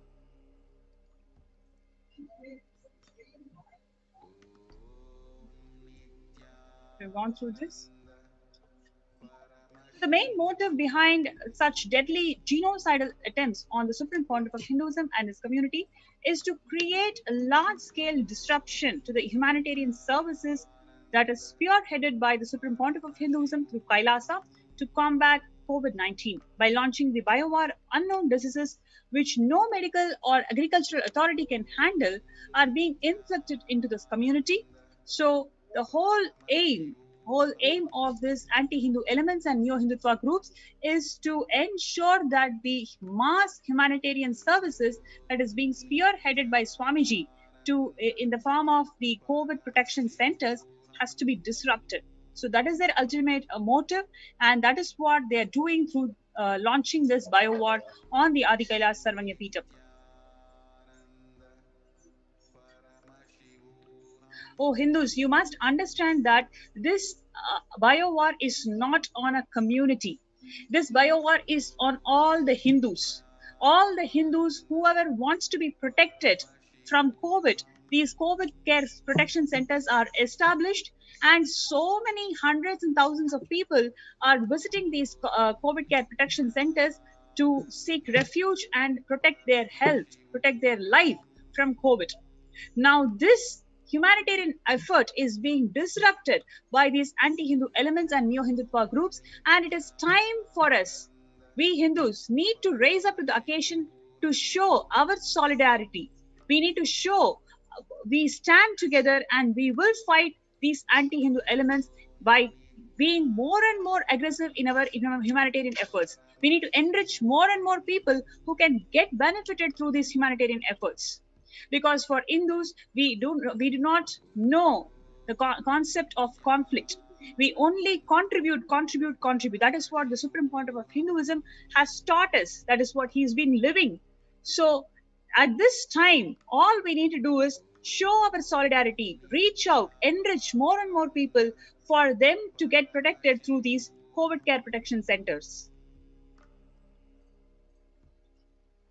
Actually, Ma, So, yeah. Pranapriya, Swami, I just have one question to ask both of you. Now, when Swamiji is doing such, like so much of an effort where something that is unimaginable for any human being, it's something unperceivable. Like, for example, opening all the doors of his homes in India for the people to come and live, like where not even a single penny is taken, free food in best organic food is given, free accommodation is given, free medical service, including allopathy, homeopathy, naturopathy, Ayurveda, Siddha, all these are given. And at that time, when a BioWar is launched like this, how does it feel for you as being as an administrator, being his representative there and doing this on the ground? How do you feel about it? I think first of all, it is really sad that in the face of something that is staring into the face of humanity as death itself, literally as Devi Parashakti said, dying like rats, human lives being lost, it just hurts to the very core how somebody can be so insensitive, inhuman, demonic. We've read about this in the Puranas, in our Vedic scriptures as to how demonic, how Rakshasic tendencies can get. But to see in literally happening in front of our eyes in our lives is something that makes us feel so pained at the level to which human beings have fallen down.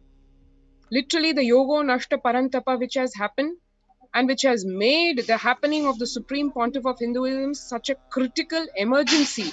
Had he not happened when he happened in 1978, now we can understand what Bhagwan meant when he said, even if I had come one day later, would have been too late for Hinduism. And before this, his various representatives, the representatives of Paramashiva who have been sent down, this time he had to come himself. Paramashiva and Parashakti together happening in the Nijavatara of the Supreme Pontiff of Hinduism, Jagadguru Mahasannidhanam, His Divine Holiness Bhagwan Shri Nithyananda Paramashivam. Literally, what he meant, we can see in front of our eyes so tangibly and perceptibly the level to which the planet Earth is at stake. I think that's the first thing that we felt when we saw this happening, glaring in front of our eyes. Well, actually, talking about this, we have so many YouTubers also who are commenting, YouTube viewers also who are commenting that they have also received such a package, and many of them are also commenting that they're shocked at who is behind this. What do you think? Like, so far you are explaining about the anti-Hindu elements and how the whole attack has been happening. But right now, considering, like you were sharing, that we are facing directly, we are staring at death's face in front of us.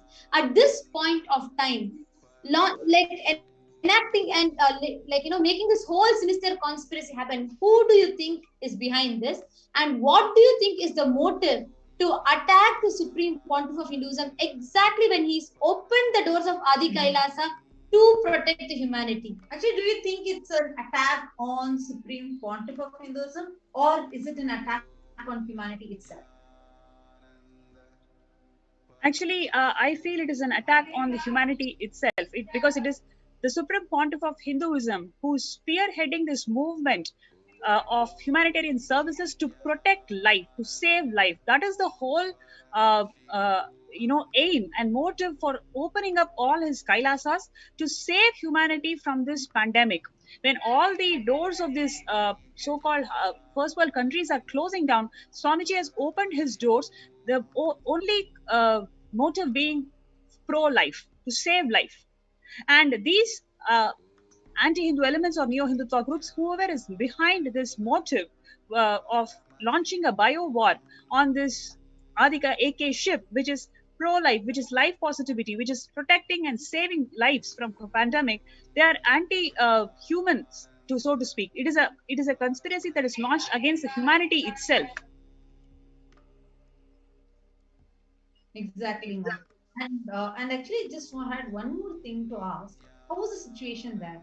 Like just outside of Adi Kailash, Adi Kailash, we do see a lot of updates continuously happening in the SPHGG Nithyananda Paramashivam Facebook page, where we see a lot of these activities, like how the infrastructure is getting ready and how whether the in infrastructure wise or the organic farming that's happening or the medical services that are getting available, made available every single day.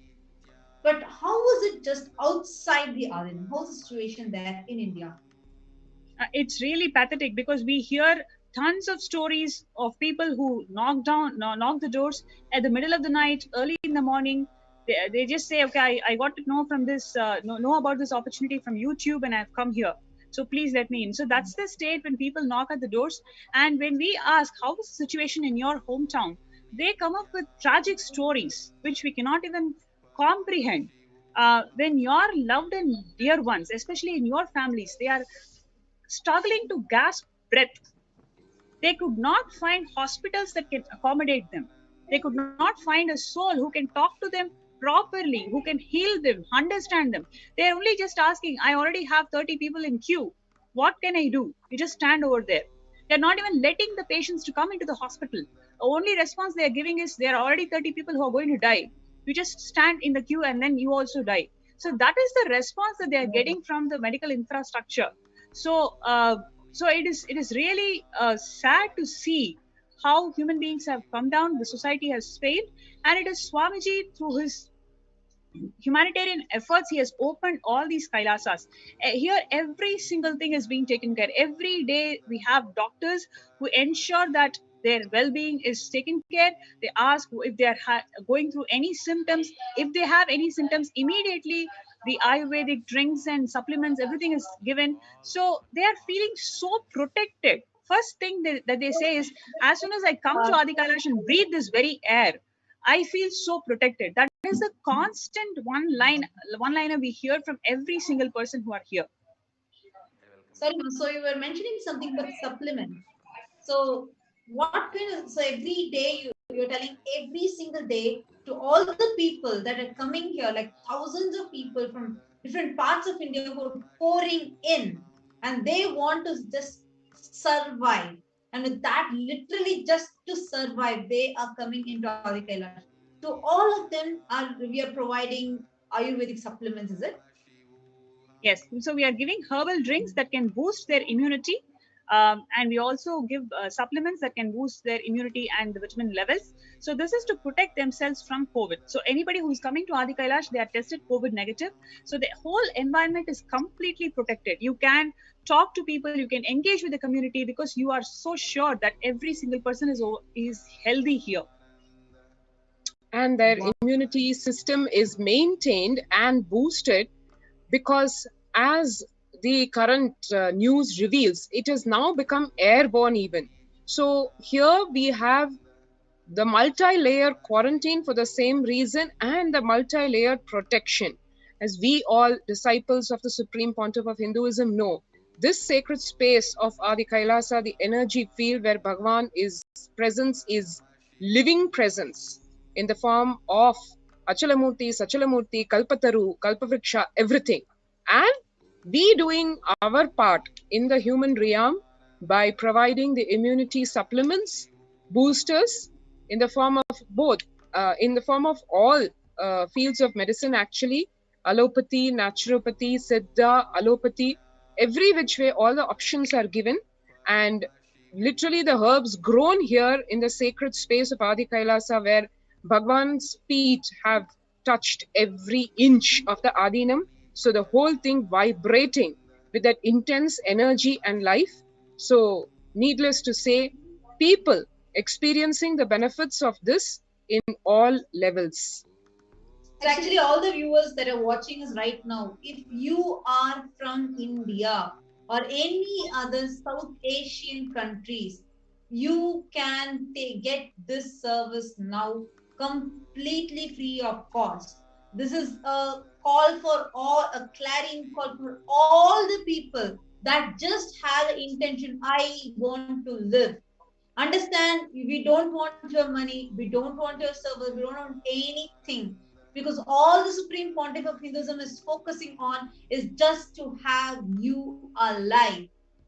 Like Swamiji says, life is too precious to lose. So if you want to join here right now, just go to tinyurl.com/Kailasa care. Go and sign up now. Where if you are just interested, I want to continue my life, but I just want to stay alive. Is there a way I can protect myself? Yes, it is there. You can join us. You can sign up right now in tinyurl.com/Kailasa care. And to all the viewers that we have that are listening to us now, the link is being scrolled just here below in the YouTube screen. You all can see here the link is being continuously put as a scroll for all of you. So please do on your see on your screen. We have the link projected here, tinyurl.com/Kailasa care. Please understand what you are listening to so far, where the administrators were sharing that how the whole preventive and protective care, the multi-layer quarantine is happening. Please listen very carefully to each and every one of you. The Supreme Pontiff of Hinduism, out of his extreme compassion, just to make sure there is one place, at least one place where there is no vested interest other than saving your life. The Supreme Pontiff of Hinduism, just with this one single motive, just to protect you, has opened the doors of Kailasa, and who we have are the Adi Kailash administrators who are coming live and sharing with us about this. And to everybody who are watching us now, right now, and to everybody who just joined, we are sharing to you an attack that is happening on you. Please understand, You this have to is wake not up now. This is not any attack against Hindus. It is an attack on humanity. It is an attack on you. Everybody that are watching this, please understand, this is not something that you feel, oh, this is happening somewhere to someone. No. This attack is directly on you, on humanity. Today, if you want to live or you want to see your near and dear ones live, there has to be at least one place where it is unbiased, it is out just with the pure motive of keeping you alive. And at this point in time, to everybody that are watching and that have the single intention that I want to stay alive, this is the time for all of you. And just a small correction to all the viewers that are watching.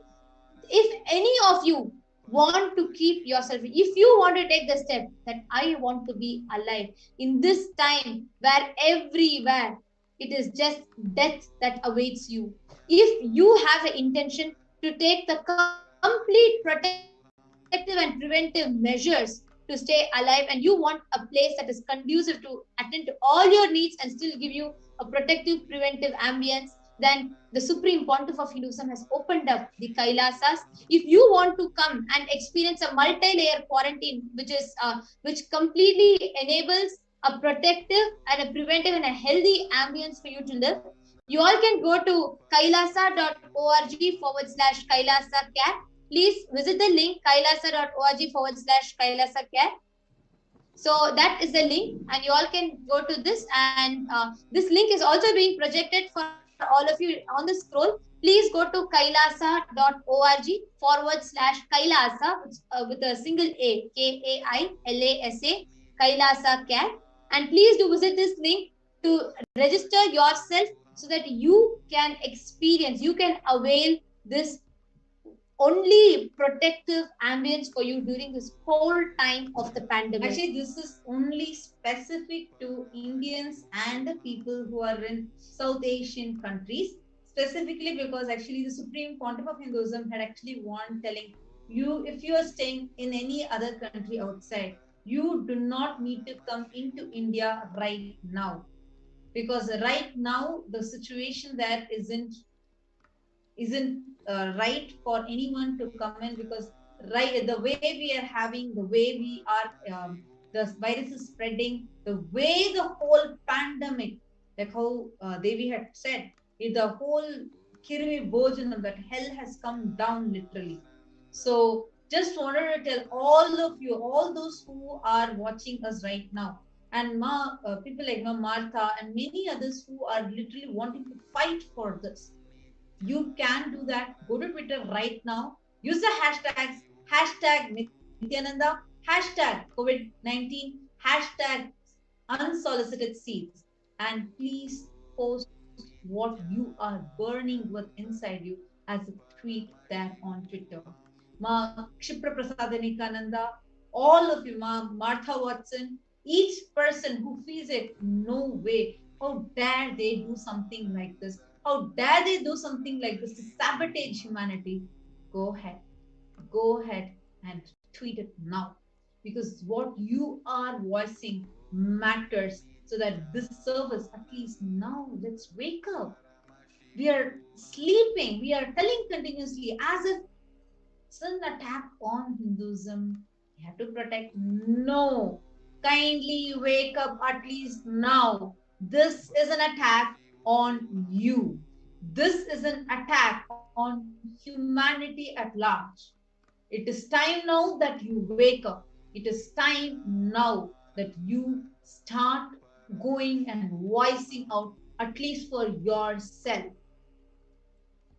It is actually, if you remember, Manitinta, like I think in last year, I remember this some time ago, Machla Swami was mentioning how this COVID-19 is now established as an airborne disease. I remember in August 2020, Swamiji had actually told in a satsang that please even close your windows if possible. Do not expose yourself even to the air, because even the air carries the virus. He said, he actually warned, telling, they may say now that it is not airborne, but I am warning all my disciples and devotees and all the people who love and sympathize and empathize with me, to not go and infect yourself. Even through air, it is possible to get infected.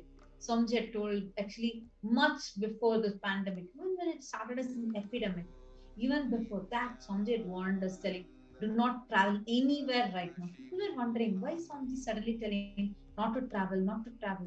And many people was like, okay, because Somji told I will not travel. In a few days' time, it opened up as an epidemic, and very swiftly it was declared as a pandemic by the WHO. And today it's literally, it has already taken a toll over the world, and now hitting it continuously, where the modus operandi of humanity itself is shifting in a very, very high speed. So how do all of you feel about this? Kindly go to Twitter right now and tweet how you are feeling about this. I request the NTV operator to kindly project the hashtags to be used on Twitter.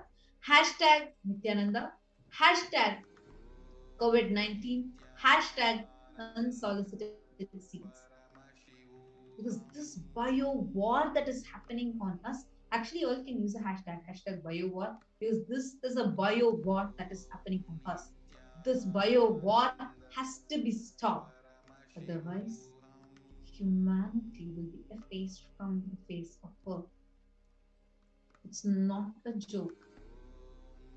The asuras are literally, the demonic rakshasas are playing and destroying the world.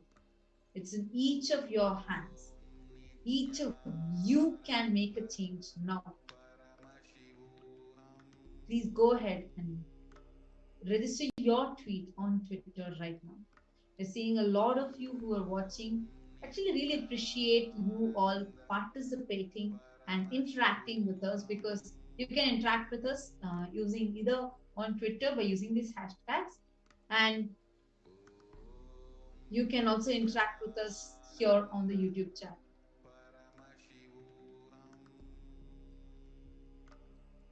Yes, I'm seeing a lot of people commenting. Okay, Ma'am Martha Watson is asking, is there a center open in California, USA? So right now, this multi-layered quarantine is only available in all of India, in all the centers in India. Swamiji is right now focusing there since the degree is terrible.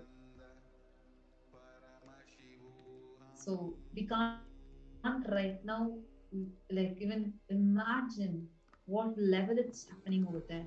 The visuals, if you just Google the COVID death in India, you'll see very graphic, disturbing visuals, and it's really sad that humanity is suffering that. But unfortunately, this is the current state because when Swamiji had told that about even the Padayatra Swamiji mentioned that only if he was allowed to do what he was doing, today this wouldn't have been the current state of India. But unfortunately, this is what the demons, the Rakshasas have done. But at least now let us wake up. At least now save your lives. This is not for any other reason.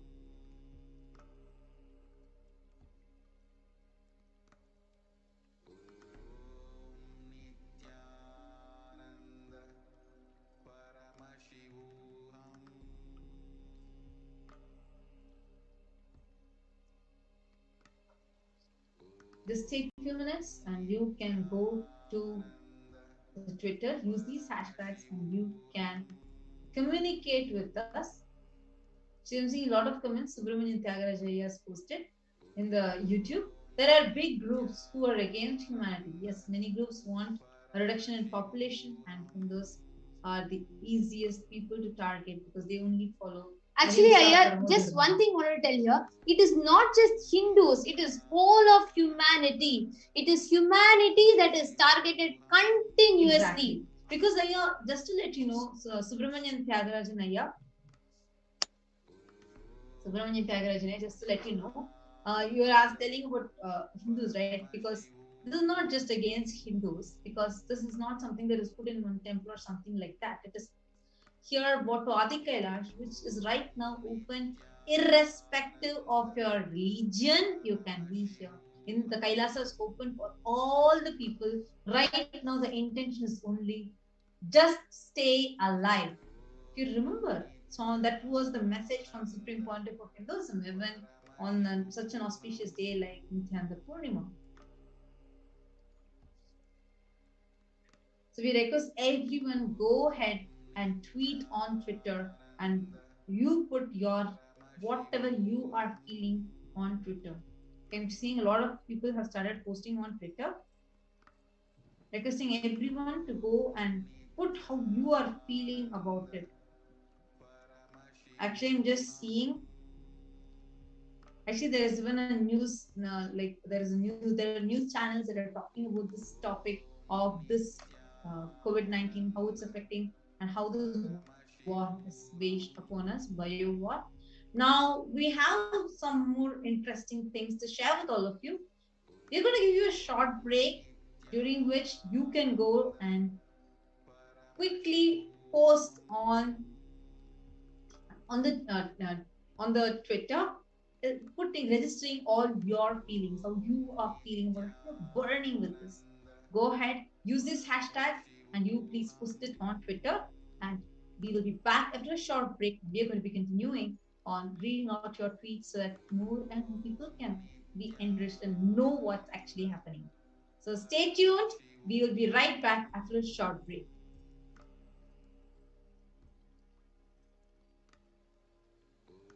There are some great spiritual sciences unique to Hinduism. Subtle, otherworldly, but definitive sign. Manifesting. The cosmic beings in Archavatara, deities in Nijavatara, living incarnations is fasting. Understand? Kriya Pada of Vedas and Agamas elaborately explain the whole science of making the cosmic beings manifest in Archavatara, deities and Nijavatara, living incarnation, both. During the Bhavasamadhi Darshan, literally those cosmic beings manifest through this body. Just like how they manifest in Archavatara, deity, they manifest in Nijavatara, Pratyakshavatara, and give you all the boons you ask, bless you. You see, each God is an independent intelligence to lead you to enlightenment. Each God is a bridge for you to achieve the Shivatva, the ultimate Shiva consciousness. Krishna is the bridge for you to achieve the Krishna consciousness. But Shiva consciousness, Krishna consciousness, all consciousness is one and the same. Ultimate consciousness only. So that energy itself completely expresses. Just like Radhika, when I see my own sweetness in the mirror, I become eager to taste it. I find that the only way to relish this sweetness is through the constitution of Sri Radhika. Bhava Samadhi Darshan is a window to the infinite expanse of consciousness, allowing us to glimpse the formless in a way that we can understand. It cleanses the karmas of lifetimes. It awakens our biomemory to the space of Paramashiva, the ultimate consciousness, and creates a deep and lasting transformation in us.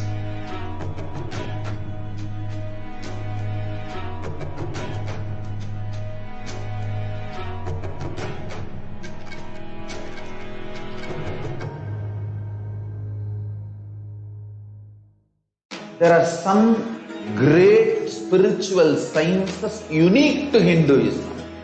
Subtle, otherworldly, but definitive sign. Manifesting the cosmic beings in Archavatara, deities, in Nijavatara, living incarnations is possible. Understand? Kriya Pada of Vedas and Agamas elaborately explain the whole science of making the cosmic beings manifest in Archavatara, deities, and Nijavatara, living incarnations, both.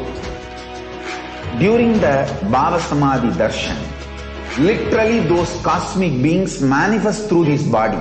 Just like how they manifest in Archavatara, deity, they manifest in Nijavatara, Pratyakshavatara, and give you all the boons you ask, bless you. You see, each God is an independent intelligence to lead you to enlightenment. Each God is a bridge for you to achieve the Shivatva, the ultimate Shiva consciousness. Krishna is the bridge for you to achieve the Krishna consciousness. But Shiva consciousness, Krishna consciousness, all consciousness is one and the same. Ultimate consciousness only. So that energy itself completely expresses. Just like Radhika, when I see my own sweetness in the mirror, I become eager to taste it. I find that the only way to relish this sweetness is through the constitution of Sri Radhika. Bhava Samadhi Darshan is a window to the infinite expanse of consciousness, allowing us to glimpse the formless in a way that we can understand. It cleanses the karmas of lifetimes. It awakens our biomemory to the space of Paramashiva, the ultimate consciousness, and creates a deep and lasting transformation in us.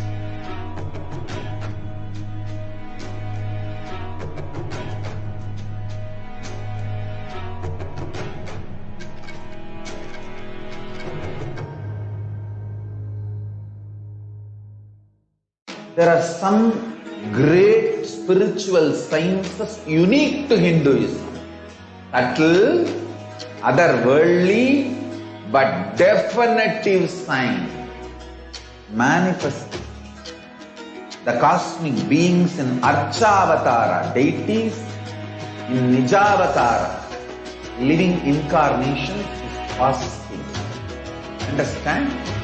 Kriya Pada of Vedas and Agamas elaborately explain the whole science of making the cosmic beings manifest in Archavatara, deities and Nijavatara, living incarnation, both.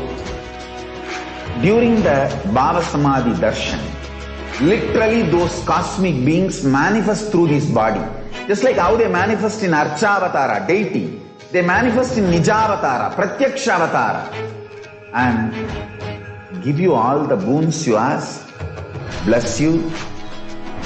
You see, each God is an independent intelligence to lead you to enlightenment. Each God is a bridge for you to achieve the Shivatva, the ultimate Shiva consciousness. Krishna is the bridge for you to achieve the Krishna consciousness. But Shiva consciousness, Krishna consciousness, all consciousness is one and the same. Ultimate consciousness only.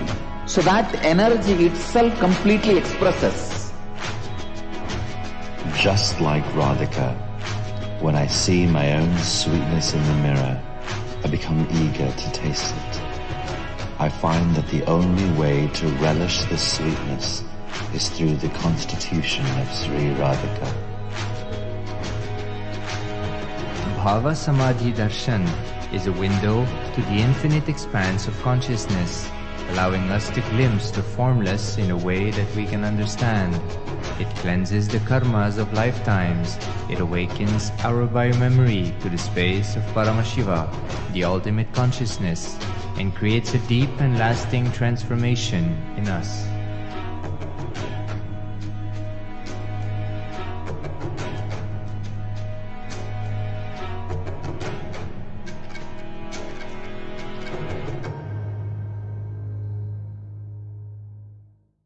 There are some great spiritual sciences unique to Hinduism.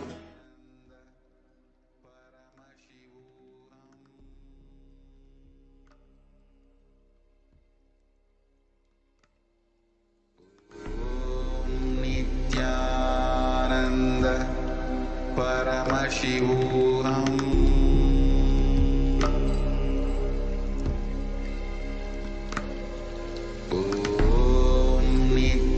Nithyananda Paramashivoham.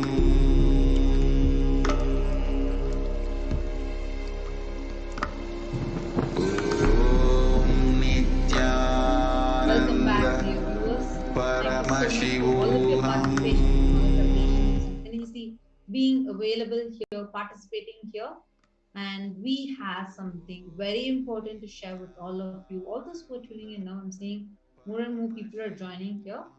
Just to let all of you know what exactly that we are discussing about. It is the BioWar on the Supreme Pontiff of Hinduism, the BioWar launched on humanity itself.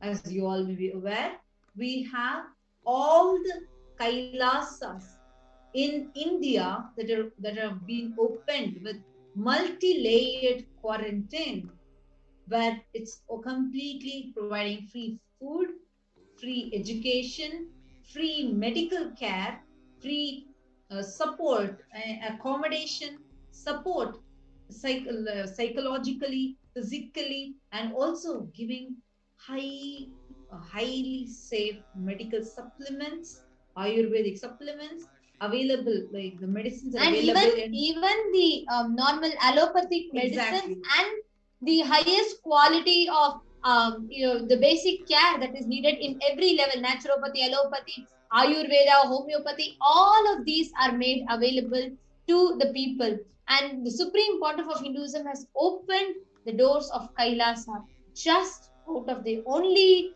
context, just to protect the humanity, just to save humanity, save human beings at this time of the pandemic.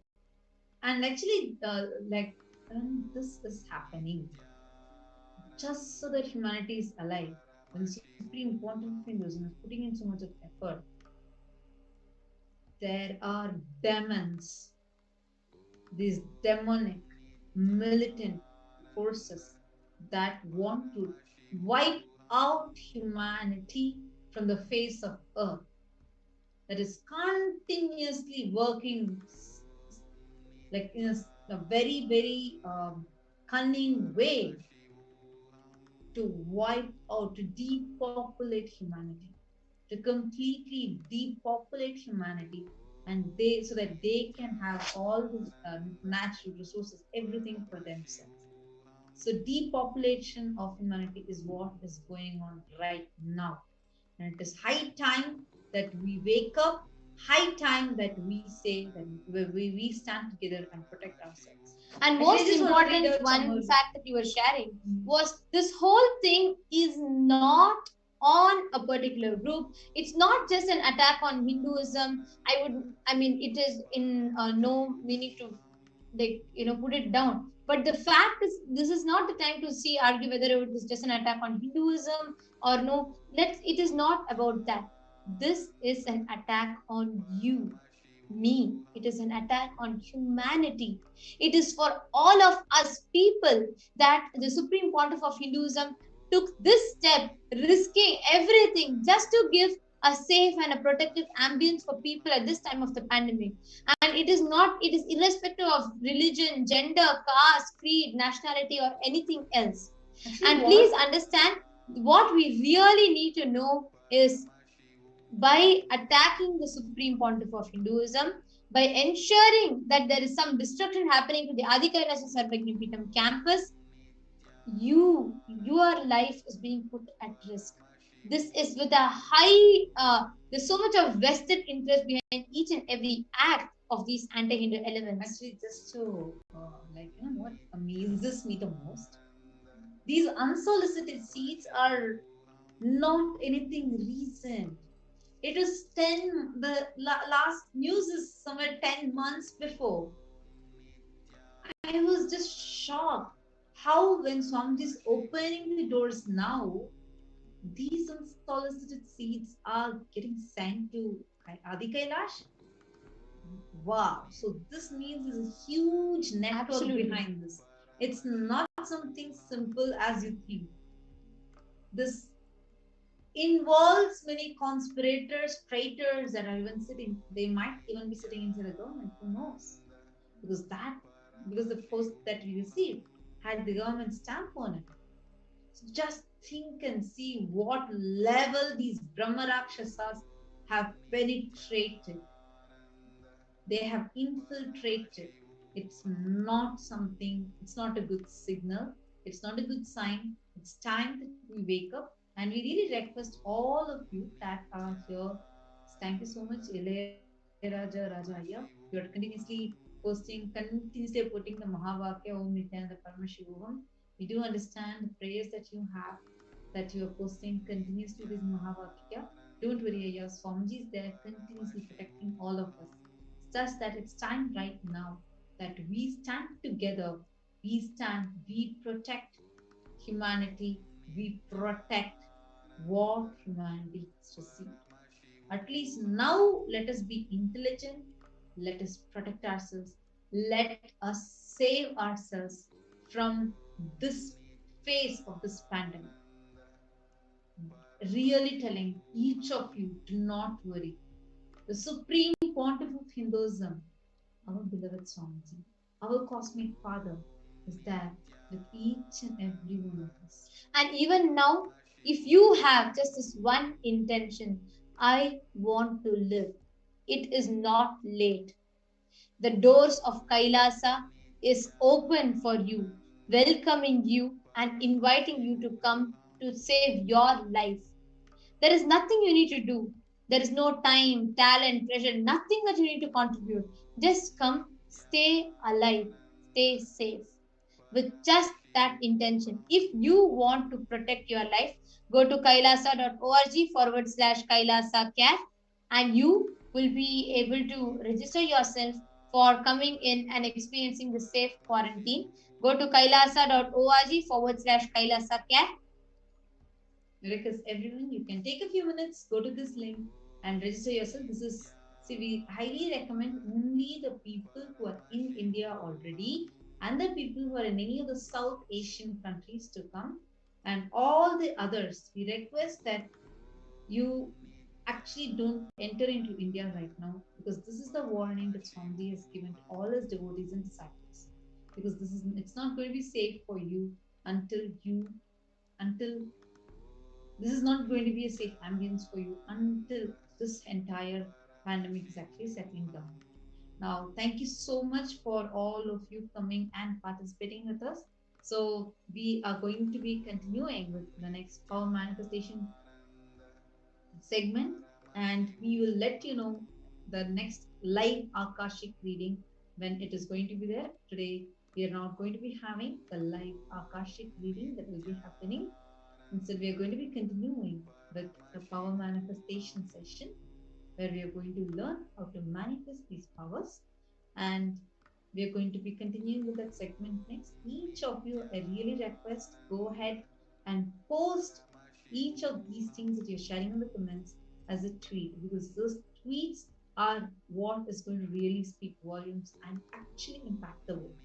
So go ahead and tweet. Now, with this, let us conclude this segment with the Purna Mantra and get ready to enter into the power manifestation session. Om Purnamada Purnamidam Purnat Purnamudachyate Purnasya Purnamadaya Purnamevavasishyate. Om Shanti Shanti Shanti. Hari Om Tat Sat. Sarvam Bhagavat Shri Nithyananda Paramashiva Padukarpanamastu. Om Nithyanandam. Thank you all, Nithyanandam. Stay tuned and we will be entering into the power manifestation segment very shortly.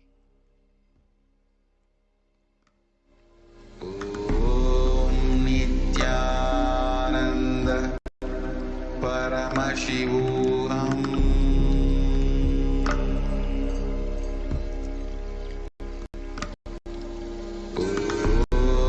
Nithyananda Paramashivoham.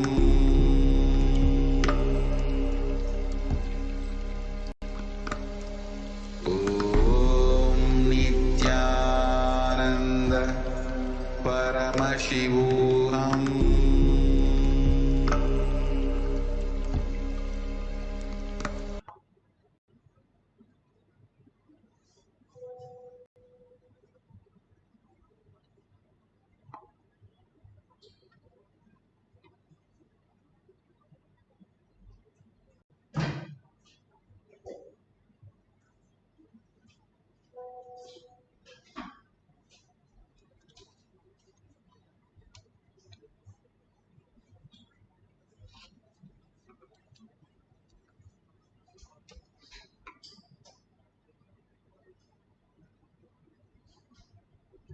Of Hinduism, Jagatguru Mahasanidhanam, His Divine Holiness, Bhagavan Nithyananda Paramashivam. Let's start with the Sadguru Vandanam. Nithyanandam Paramasukadam Kevalam Jnanamurtim Dvandvatitam Gaganasadusham Tattamasyadilaksham Ekam Nityam Vimalamachalam Sarvadi Sakshibhutam Bhavatitam Trigunarahitam Sadgurum Tam Namami. Let's go through the disclaimers. Security measures. No photography, video, audio recording. Important cautions.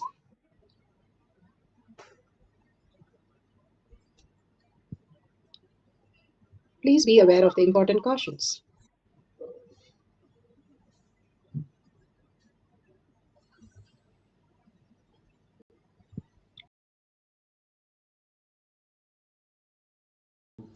Due to your chemicals and hormones ups and downs, it is powerlessness. When it happens in you, out of your free will and consciousness, it is powerfulness. That's all. When you fall into sleep, it is powerlessness. When you enter into sleep, it is powerfulness. When you fall into dream, it is powerlessness.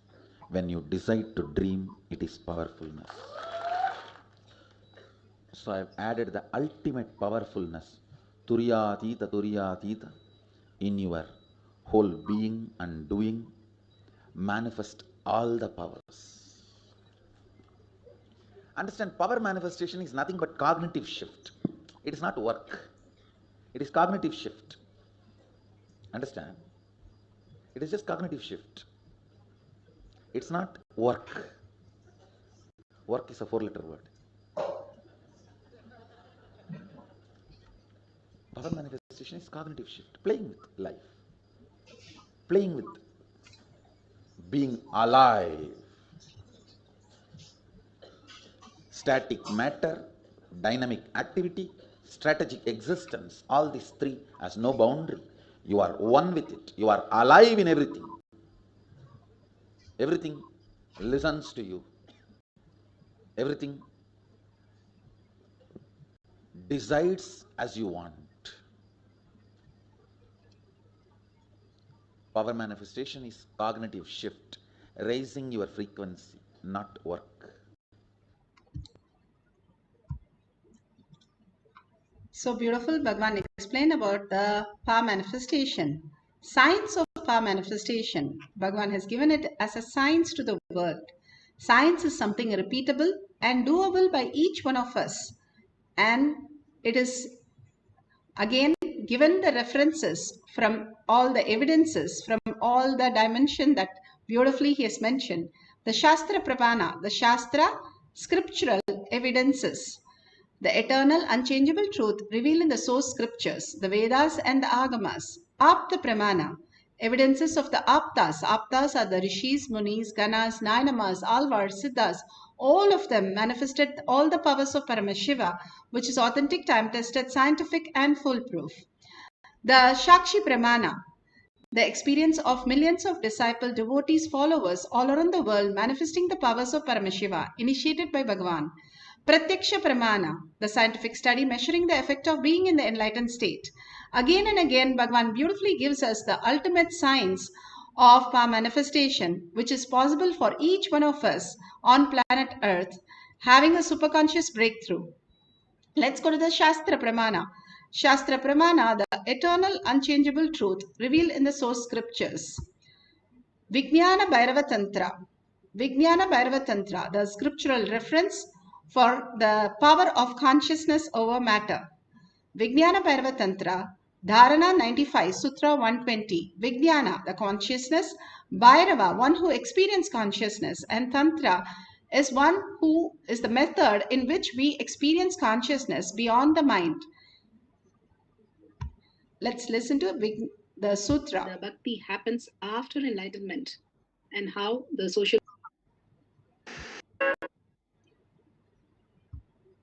service really benefits the Vastuni vinyasya shanai drishtim nivartayet tajnanam chitta sahitam devi shunyalayo bhavet kvachid vastuni vinyasya shanai drishtim nivartayet tajnanam chitta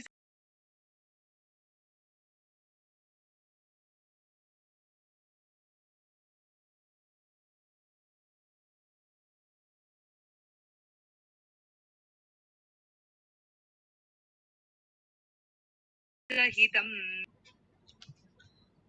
Bhagavan beautifully explains in this sutra how one can experience the consciousness as the ultimate reality. Having fixed one's eyes on a particular object,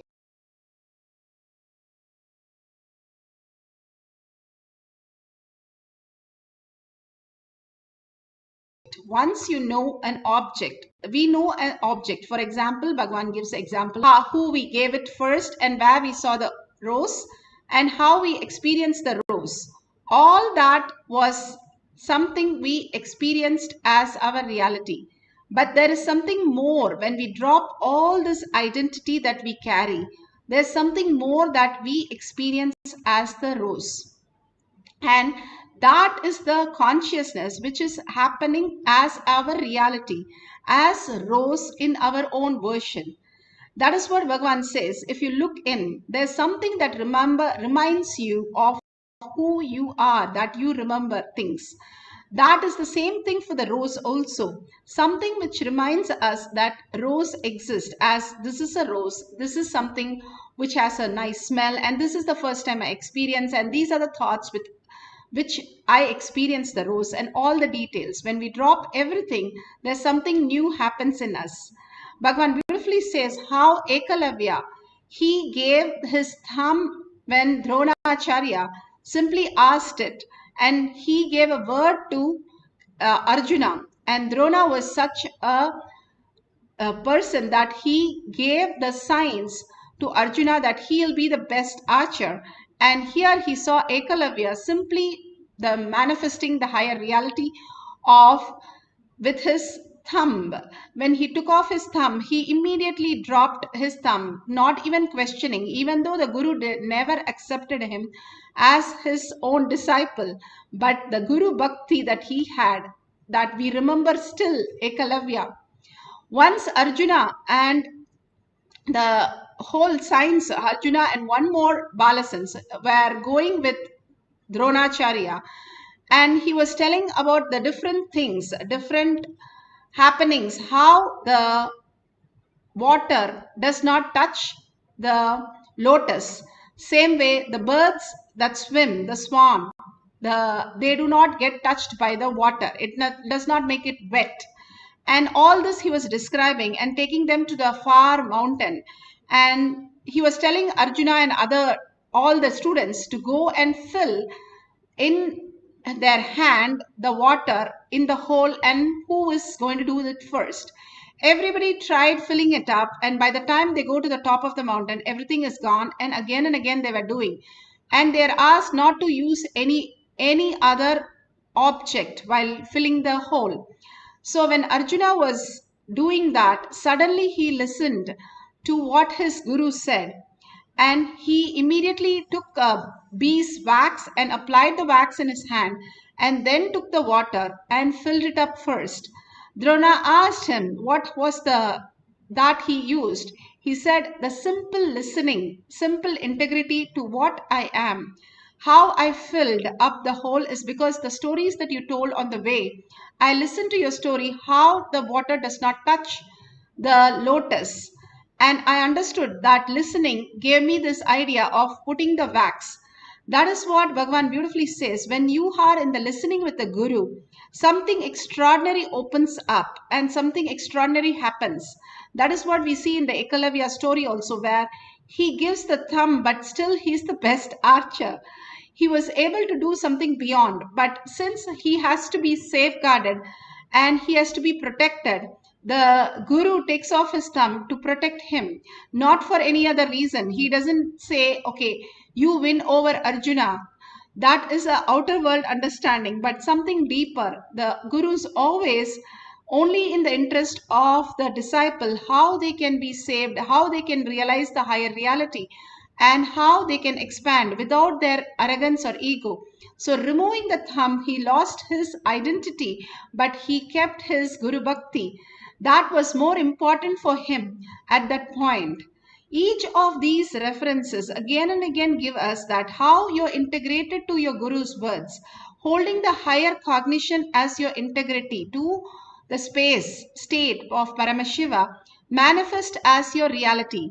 All the stories have one thing in common, how much you're aligned to the Paramashiva space inside you. That only reflects you as consciousness, as outside, as reality. The more you are aligned to that, more you understand you are Paramashiva, you are Parashakti. You simply manifest the higher reality and align yourself into everything that you need to do. You don't have to specifically for each one getting integrity, but simply your alignment to the highest consciousness that you are Paramashiva. That is the alignment, that is the integrity that Bhagavan is looking in you, so that he can pour himself inside you and make you manifest the superconscious space. Let's go to the Apta Pramana. Apta Pramana for the power of rotation of an object, consciousness over matter.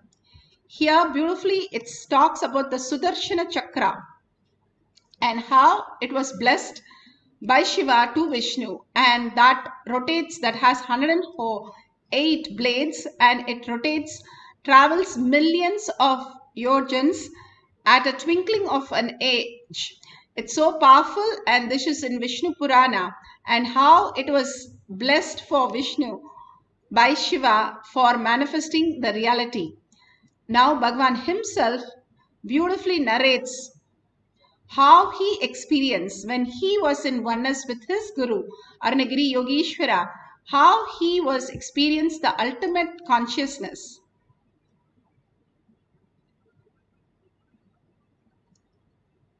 Bhagavan beautifully narrates from Bhagavan. Oneness strengthens your ability to radiate love. And when you become all me, you lose the ability to celebrate the devotion. Understand? This one thing I asked Arunagiri Yogeshwara when he was teaching me the Advaita. I said, everything is okay, but let me continue to retain my innocent devotion of touching, holding on to your feet when I sit next to you. Understand? Once he was trying to show me the power of oneness and Advaita, like he said that he was sitting facing north on the steps of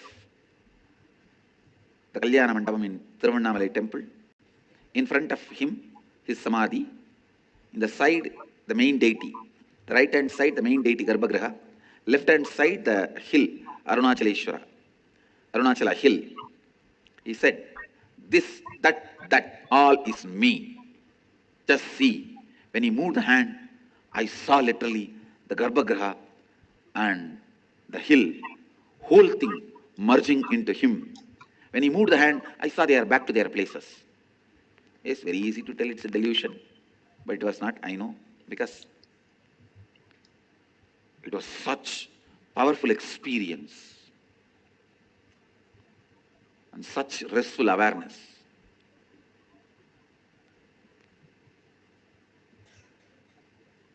During this whole thing, I was sitting holding his one feet in the leg, saying that if I hold on to his feet, a lot of energy will come, power will come. Of course, when he showed that Advaita, the concept of energy will come, power will come has disappeared. It's completely disappeared. I just know he is one, and I am just one with him. Then I asked him only one thing. Whatever may be the experience, let me just retain my ability to have this deep love experience, love current. He laughed and said, Advaita will only strengthen the love current. Advaita only will strengthen the bhakti. Listen. Such a beautiful experience that Bhagavan explains to us how he understood when Arunagiri Yogeshwara taught him the space of Advaita, the quantum space, the love current, completely in oneness, and how it manifested as reality for him. Just in a minute, he just forgot everything and he merged into everything as one. And simply he saw it separated and merge just happened in front of him. That put him into a different conscious state. Each of us can see how when we are in oneness, you can see the object moving, rotating on the silicon so beautifully without any of the external add on to it, just like that. How the bottle or the bottle cap, how it is moving, and it's not a slope, it's not something light object, it's a heavy object. Try doing it and then you'll understand. It's not just easy just to manifest all these greatest truth when you are in such a beautiful space of oneness. Simply you see it all happen in such a beautiful way. You can see one more, how the bottle cap was just left on its own and you can see the surface completely flat, straight, and how it is turning around and bit by bit it is moving around in a circle. It is going back and forward in the same direction. At least you can say one side there is a slope and it's moving. No, it is rotating. That is what we want to show you, that it is rotating completely in angles, going backward and forward, turning itself again and again. And it's not something the phone is on, that it's vibrating. Everybody just witnessing that Paramashiva presence. All these things are not just a small thing of what is there, you can move a bottle cap, big deal. No, you're moving something huge, block inside you. All these power manifestation is not something to play with such small bottle caps, but to show you the possibility of higher reality again and again. We have forgotten the science of manifesting our reality. We have gone to the life only as logic. And there is a beautiful space that you can experience by connecting to Paramashiva in the oneness space, where you can manifest your reality when you have the powerful cognition that outer world is a delusion, and the inner space, the Paramashiva space, when you align, simply the reality becomes manifestation. How it becomes? It is intelligence, the higher intelligence. That starts happening in you as reality. Let's go to the guidelines for manifesting the power. So if you have a coconut or object, any stable object is fine. If you have a cell phone, that's good. If you want to keep it on the ground, that's also fine. Why we are asking you to have a tape? So that if you're keeping it a large object on your palm, you can put a tape so that it doesn't hurt you, and it'll be very stable also. If you have a partner and you want to keep it on your partner's palm or partner's cell phone, that's also perfectly fine. However you are comfortable, you can go to that level of manifestation. Now let's go to on your palm. You can put a tape so that it doesn't hurt you, and it'll be very stable also. If you have a partner and you want to keep it on your partner's palm or partner's cell phone, that's also perfectly fine. However you are comfortable, you can go to that level of manifestation. Now let's go to the guidelines. If you have a camera in your phone, please record these things, especially this power. I've had many experience when they told me, I went and checked my video whether I manifested, and then I saw the object has moved and come back to the same position, but I thought it didn't move. Only when I saw the video recording, I knew it was moved. So amazing to hear those things. So don't forget to record, especially consciousness over matter. This is one of the most beautiful power that Balasans used to just go on breaking coconuts and moving all the things around in such a beautiful way. Even lifting object, they were so good at it. So don't forget to record all these moments. If you have the Kantamala and in the locket you have the Jnananjan, you can apply it in the Jnananjan in your temple and your third eye. The Jnananjan simply makes you manifest the higher reality because it has the Bhagwan's DNA and blessings of manifestation. If you do not have, that's perfectly okay. So if you have a partner, ask them to keep the palm completely flat on a flat surface so that it's not moving, and keeping the object on the palm. If the palm is, you can put a tape on it, that's also fine, or you can keep something which is very simple, and you can keep a coconut. Keep the coconut facing the top part to your side so that you can literally tell it to stand up, rotate and move. If you want to keep it on the silicone, that's also fine. You can choose to, but if you're using silicone, make sure you are switched off the silicone so that you don't have a doubt because of the vibration it's moving, because we are loaded with the doubts. We are caught with doubts than authenticity. So let's move to authenticity than the doubts. Now let's go to the instruction of Paramashiva. Sit straight with your head, neck and spine in a straight line. Bring Paramashiva, Parashakti to your third eye. Again and again, we bringing it to our third eye, we'll understand more clearly life is a manifestation. Whether you're making coffee or you're walking, just jogging, or making a financial decision for the company, it's all a manifestation. If you start living that and understand the higher reality, you are free from all the bondage and all the suffering and all the confusion. You can simply let Paramashiva run your life. That is the ultimate space. So bringing Paramashiva to your third eye, Smarnata Mukti, Bhagavan says, remember that which remembers you. That cannot be forgotten, that cannot be remembered, but that which remembers you. Hold that cognition and simply you will manifest all the powers. And beautifully, Bhagavan has given us the unclutching, absolute unclutching from the outer world. Outer world is just a dream. The way we perceive, how we perceive during our sleep, we create the characters, the objects, the places, everything, our own world. Same way we are doing it right now also. When we wake up, we will understand that. And that's what Bhagavan is trying to wake us up into the superconscious space. And each one of us holding that now will only wake up to the reality that you want to wake up. That comes from your side. And completion, not engaged in something in the outer world, your anger, your frustration, your irritation, your impossibility, all that which you're holding on, let go. Let it be redundant, irrelevant. If it is happening in your dream, will you bother about it? By the time you get up, you would have dropped everything. And that's how have a completion. Everything is Paramashiva. Everything that is manifested through you as is absolute.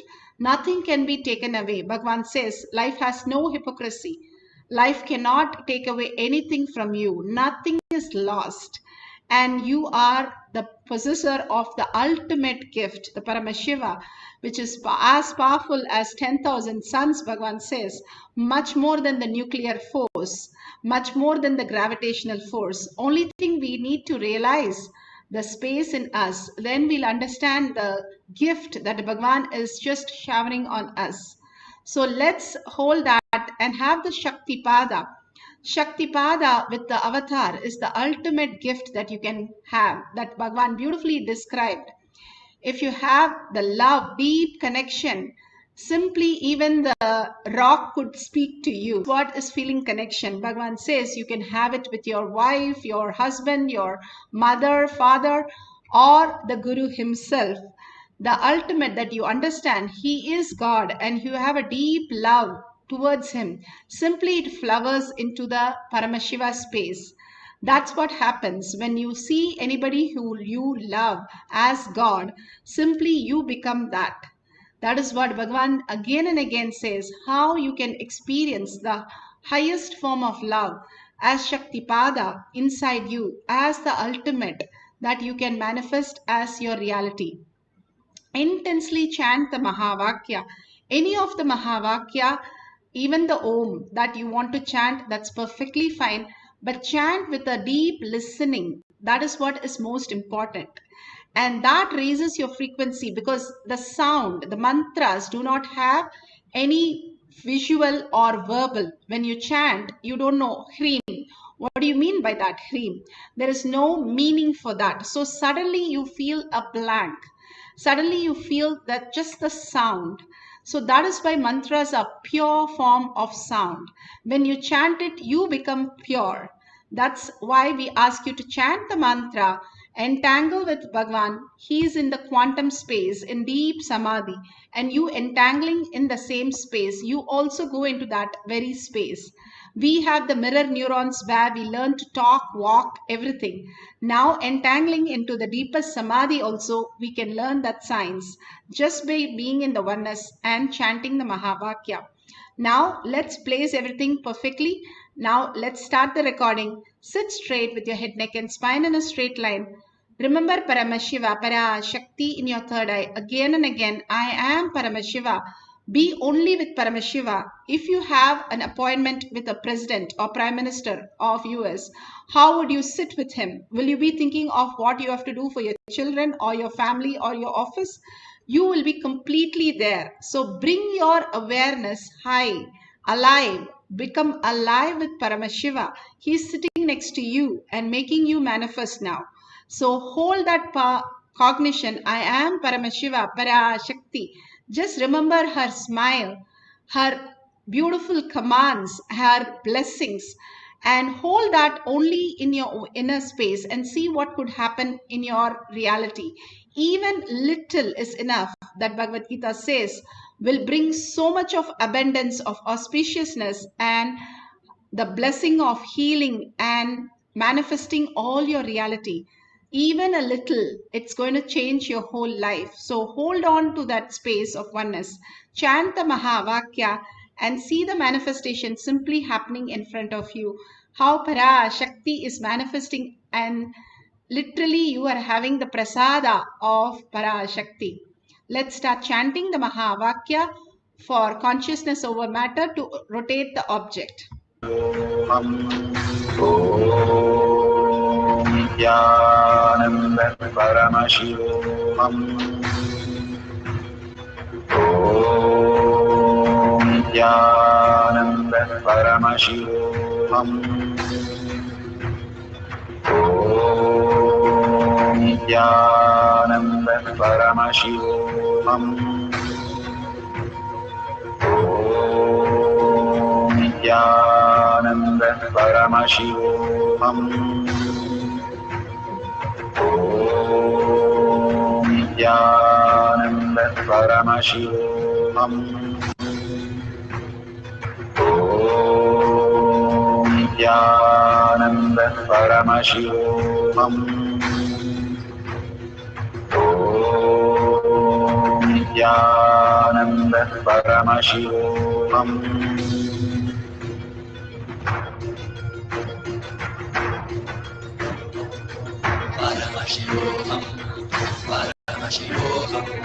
Let Paramashiva's third eye manifest in all our third eyes. Let the Amrita pour, let the Vani open up, manifest in all of us.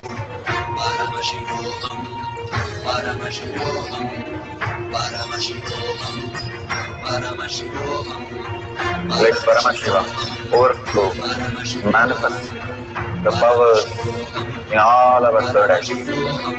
Om Nithyananda Paramashivoham.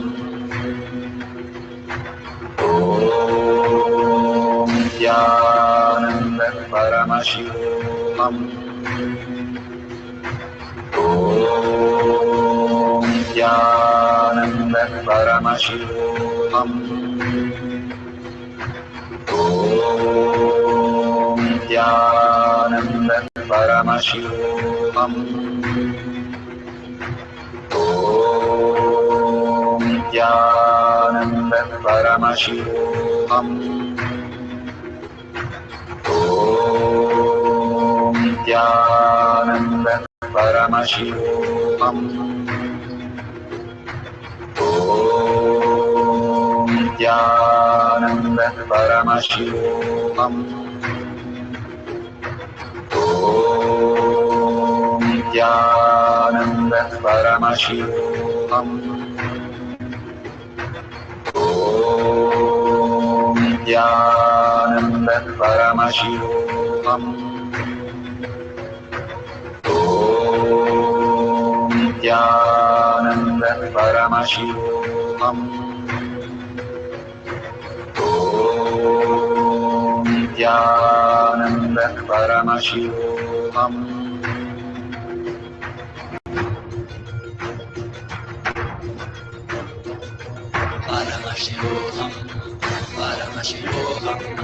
Let Paramashiva's third eye manifest in all our third eyes.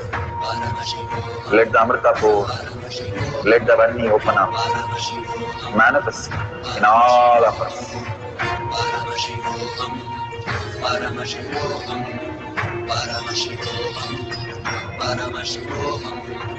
Let Paramashiva overflow, manifest the powers in all our third eyes. Om Nithyananda Paramashivoham. Om Nithyananda Paramashivoham. Om Nithyananda Paramashivoham. Om Nithyananda Paramashivoham. Om Om Nithyananda Paramashivoham. Om Nithyananda Paramashivoham. Om Nithyananda Paramashivoham. Om Nithyananda Paramashivoham. Om Nithyananda Paramashivoham. Om Nithyananda Paramashivoham. Om Nithyananda Paramashivoham. Om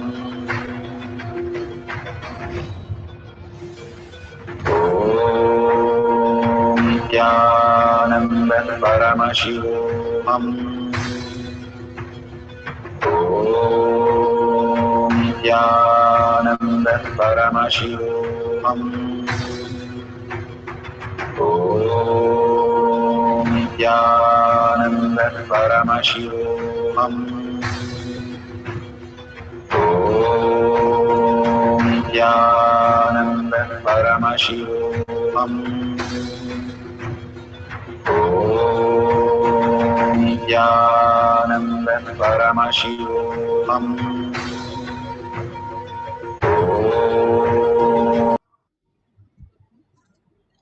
So beautiful. Whatever you have experienced, if you've taken a picture or video, that's wonderful.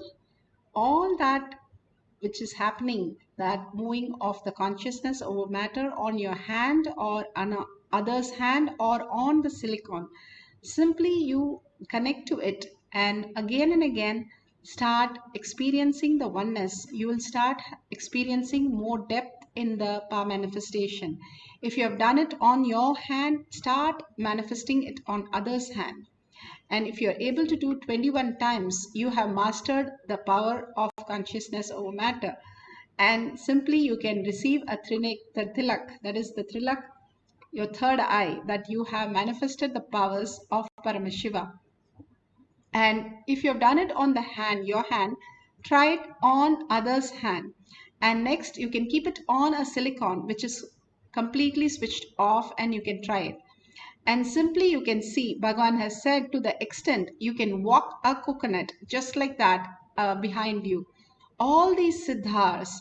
And when Bogar came and asked for water, and nobody was ready to give him water because he was looking very funny, and he simply said, okay, you Brahmins are not giving me. He took a cat and taught all 4 Vedas and made the cat received the Vedas, and then they came running and said, oh my God, you are extraordinary, sorry, and we surrender to you. And then they gave him the place to manifest all his whatever he wanted to do.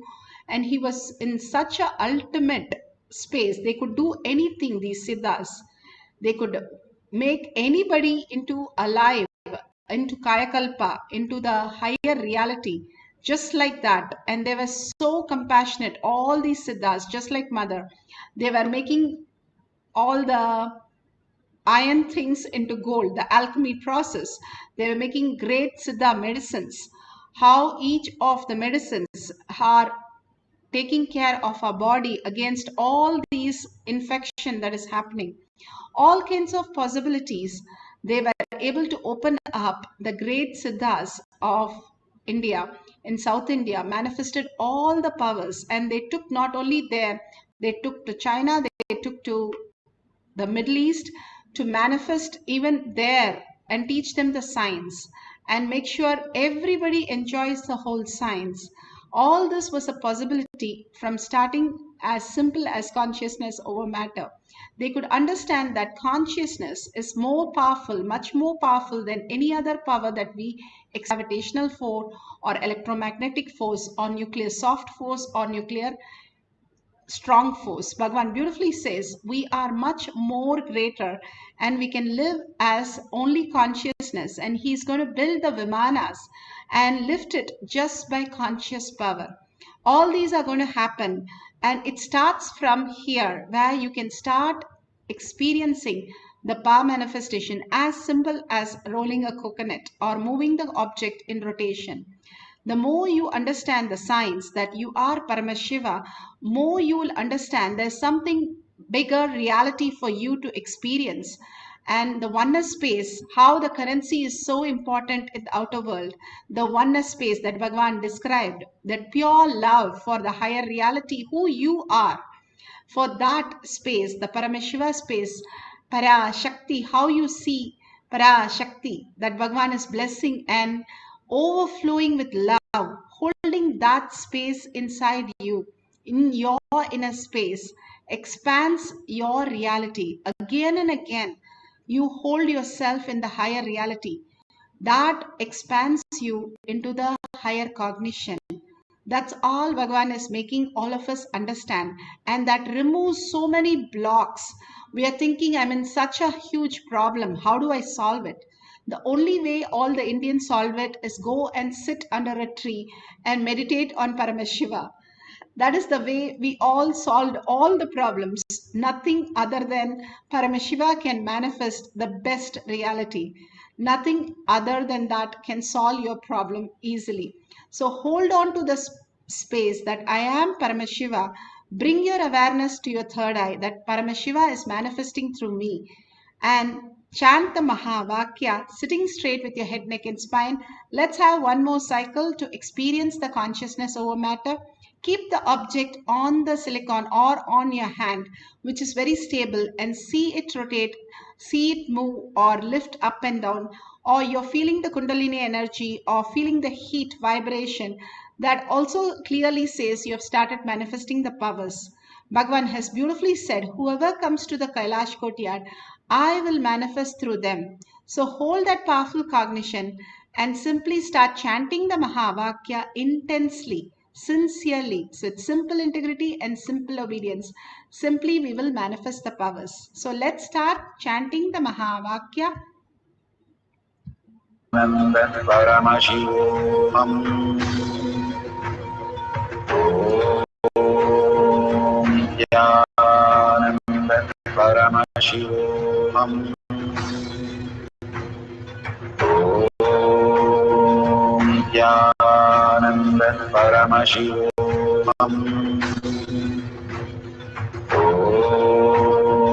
Nithyananda Paramashivoham.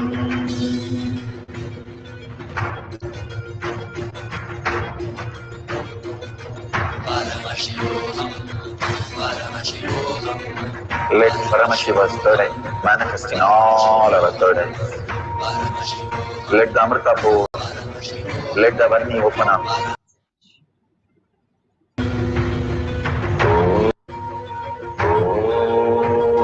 Om Nithyananda Paramashivoham. Om Nithyananda Paramashivoham. Om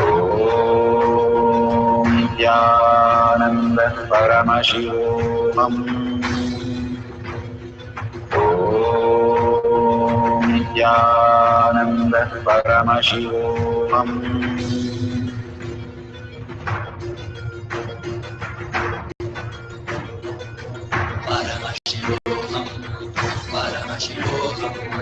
Let Paramashiva's third eye manifest in all our third eyes.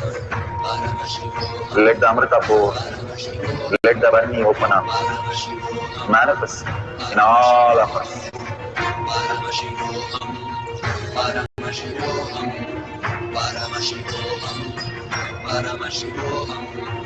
Let Paramashiva overflow, manifest the powers in all our third eyes. Om Nithyananda Paramashivoham. Om Nithyananda Paramashivoham. Om Nithyananda Paramashivoham. Om Nithyananda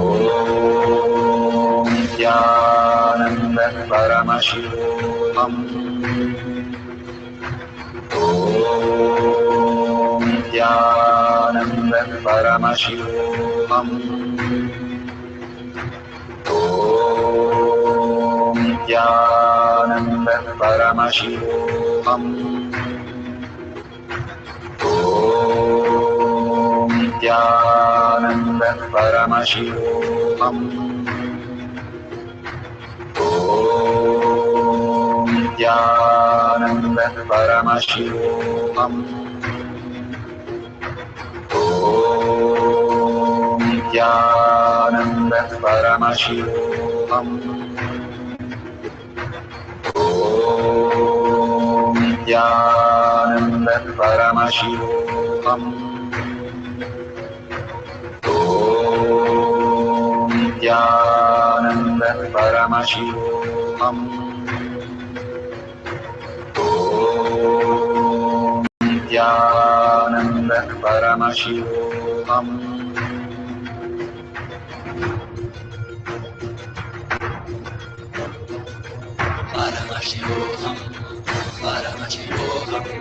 Let Paramashiva's third eye manifest in all our third eyes. Let the Amrita pour, let the Varni open up, manifest in all of us.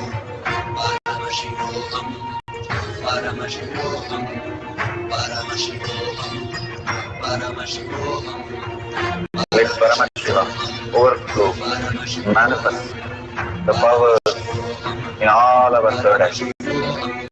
Om Nithyananda Paramashivoham. Om Nithyananda Paramashivoham. Om Nithyananda Paramashivoham. Om Nithyananda Paramashivoham. Om Nithyananda Paramashivoham. Om Nithyananda Paramashivoham. Om Nithyananda Paramashivoham. Om Nithyananda Paramashivoham. Om Nithyananda Paramashivoham. Om Nithyananda Paramashivoham. Verify that no video edit. Beautiful that you can experience the oneness with Paramashiva. Now let's go to the verification and sharing with the world. Verify authentically the video, whatever is recorded is fine. There is no external help for the moving of the object and it's completely authentic. And each of these experience wake us up to the higher reality. We are still believing that what we experience is not a dream, it is reality. Bhagavan beautifully says, because it looks longer, because every time I wake up, I come to the same reality. That doesn't satisfy to tell us which is dream and which is not. Bhagavan says, if you experience the higher superconsciousness, you'll understand nothing is lost. Nothing can be taken off. Nothing is there which can be destroyed. Nothing is there. How it exists is the different way we perceive. So if we raise ourselves to understand the higher science, then we are not caught up with all these problems and all these traumas that is happening around us. The pandemic going on, the wars going on, all that is because we have not woken up. The scariest dreams sometimes wake us up, or some desire, fantasy wakes us up. So that is what Bhagavan says. The fear or greed will wake us up to the reality. And simply if we are aligned to the higher science and we wake up to the higher reality, Like how we wake up from a dream in the night. When we have a scary dream, we just wake up and said, oh my God, it's a dream. That's exactly when you wake up to the quantum space, that you know that you exist and they exist as a different way the perception is. And we all exist as infinity. Nothing can be lost and nothing can be removed, and nothing, then we cannot be absolute. If I'm absolute, nothing can be removed from me. So if we understand the higher science, we will not be disturbed by what is happening, and more we will be aligned to the higher reality Paramashiva in us, who is just pouring his manifestation through us, as making us more and more comfortable with all the reality, removing all the incompletion and manifesting our life into whatever we are going through. Simply that can be solved when we raise ourselves to the higher consciousness, forgetting that we are in more and more trouble, thinking that logic works. But logic of consciousness works much more. Bhagavan says, when you apply the Purna Mantra and see yourself how it applies in your reality, then you understand that we exist as forever. There's nothing which is lost or nothing which is gained. And the way we perceive needs to change. And that shift can happen only by Paramashiva's grace on us. So please share. Why I say all this is because you sharing your powerful cognition, your breakthroughs, and causing others reality, which is nothing but you, they are your own mirrors. Understand very clearly the Brahman, you are the consciousness, you are Paramashiva, then what exists as everything else is a reflection of you. And you are more and more causing others reality is nothing but your own reality, especially the close ones to you. When they shift in their cognition, that Paramashiva in them, that is the Paramashiva in you, which you are experiencing. That is why Bhagavan gives us very simple methods for us to experience the superconsciousness. And don't forget to drop a coin, dollar, unit of your currency in the dollar sign that you see in the YouTube chat at the end of it. Always when we go to the temple, we drop a coin and ask Bhagavan to make this Paramashiva space or any of that we are wishing to become a reality. Again and again, given all these simple tasks, we underestimate this, but simple task has a lot of meaning. We take a very, very small tablet to go to sleep, a sleeping tablet, or they just give you a drop of anesthesia only, not like a 2 liters of anesthesia for you to go into the different state so that they can do a surgery. Same way, Bhagavan is giving simple things for you to manifest your inner space, to bring Kailasa inside you, and that is possible. He has lived it, he has shown it, and he has given reference, and all of us devotees, disciples are experiencing that. So we are sharing that very space with all of you.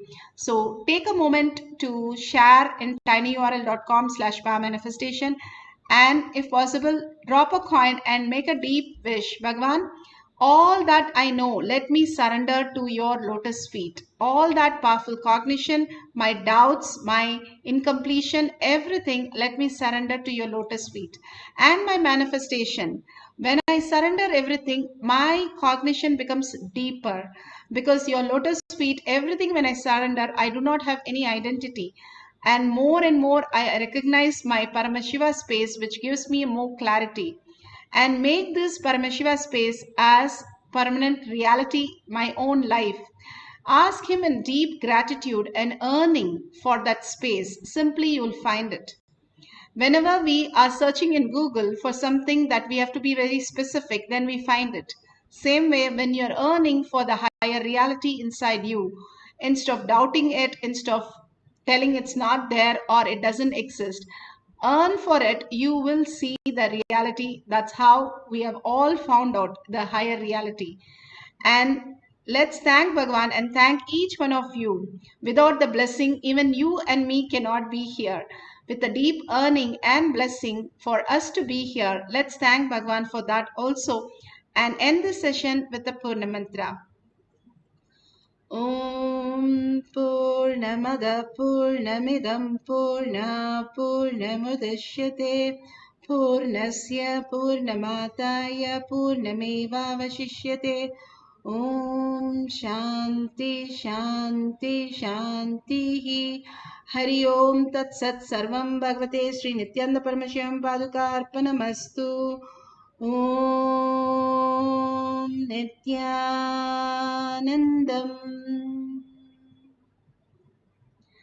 Thank you so much, each and every one of you. After each of the darshan and satsang, Bhagavan blesses us with a Kailash Kotiyar power manifestation session. Let's see you again in that 6 p.m. We have a Zoom session. You can join through e-Kailasha and manifest all the powers of Paramashiva. Thank you, Nithyanandam.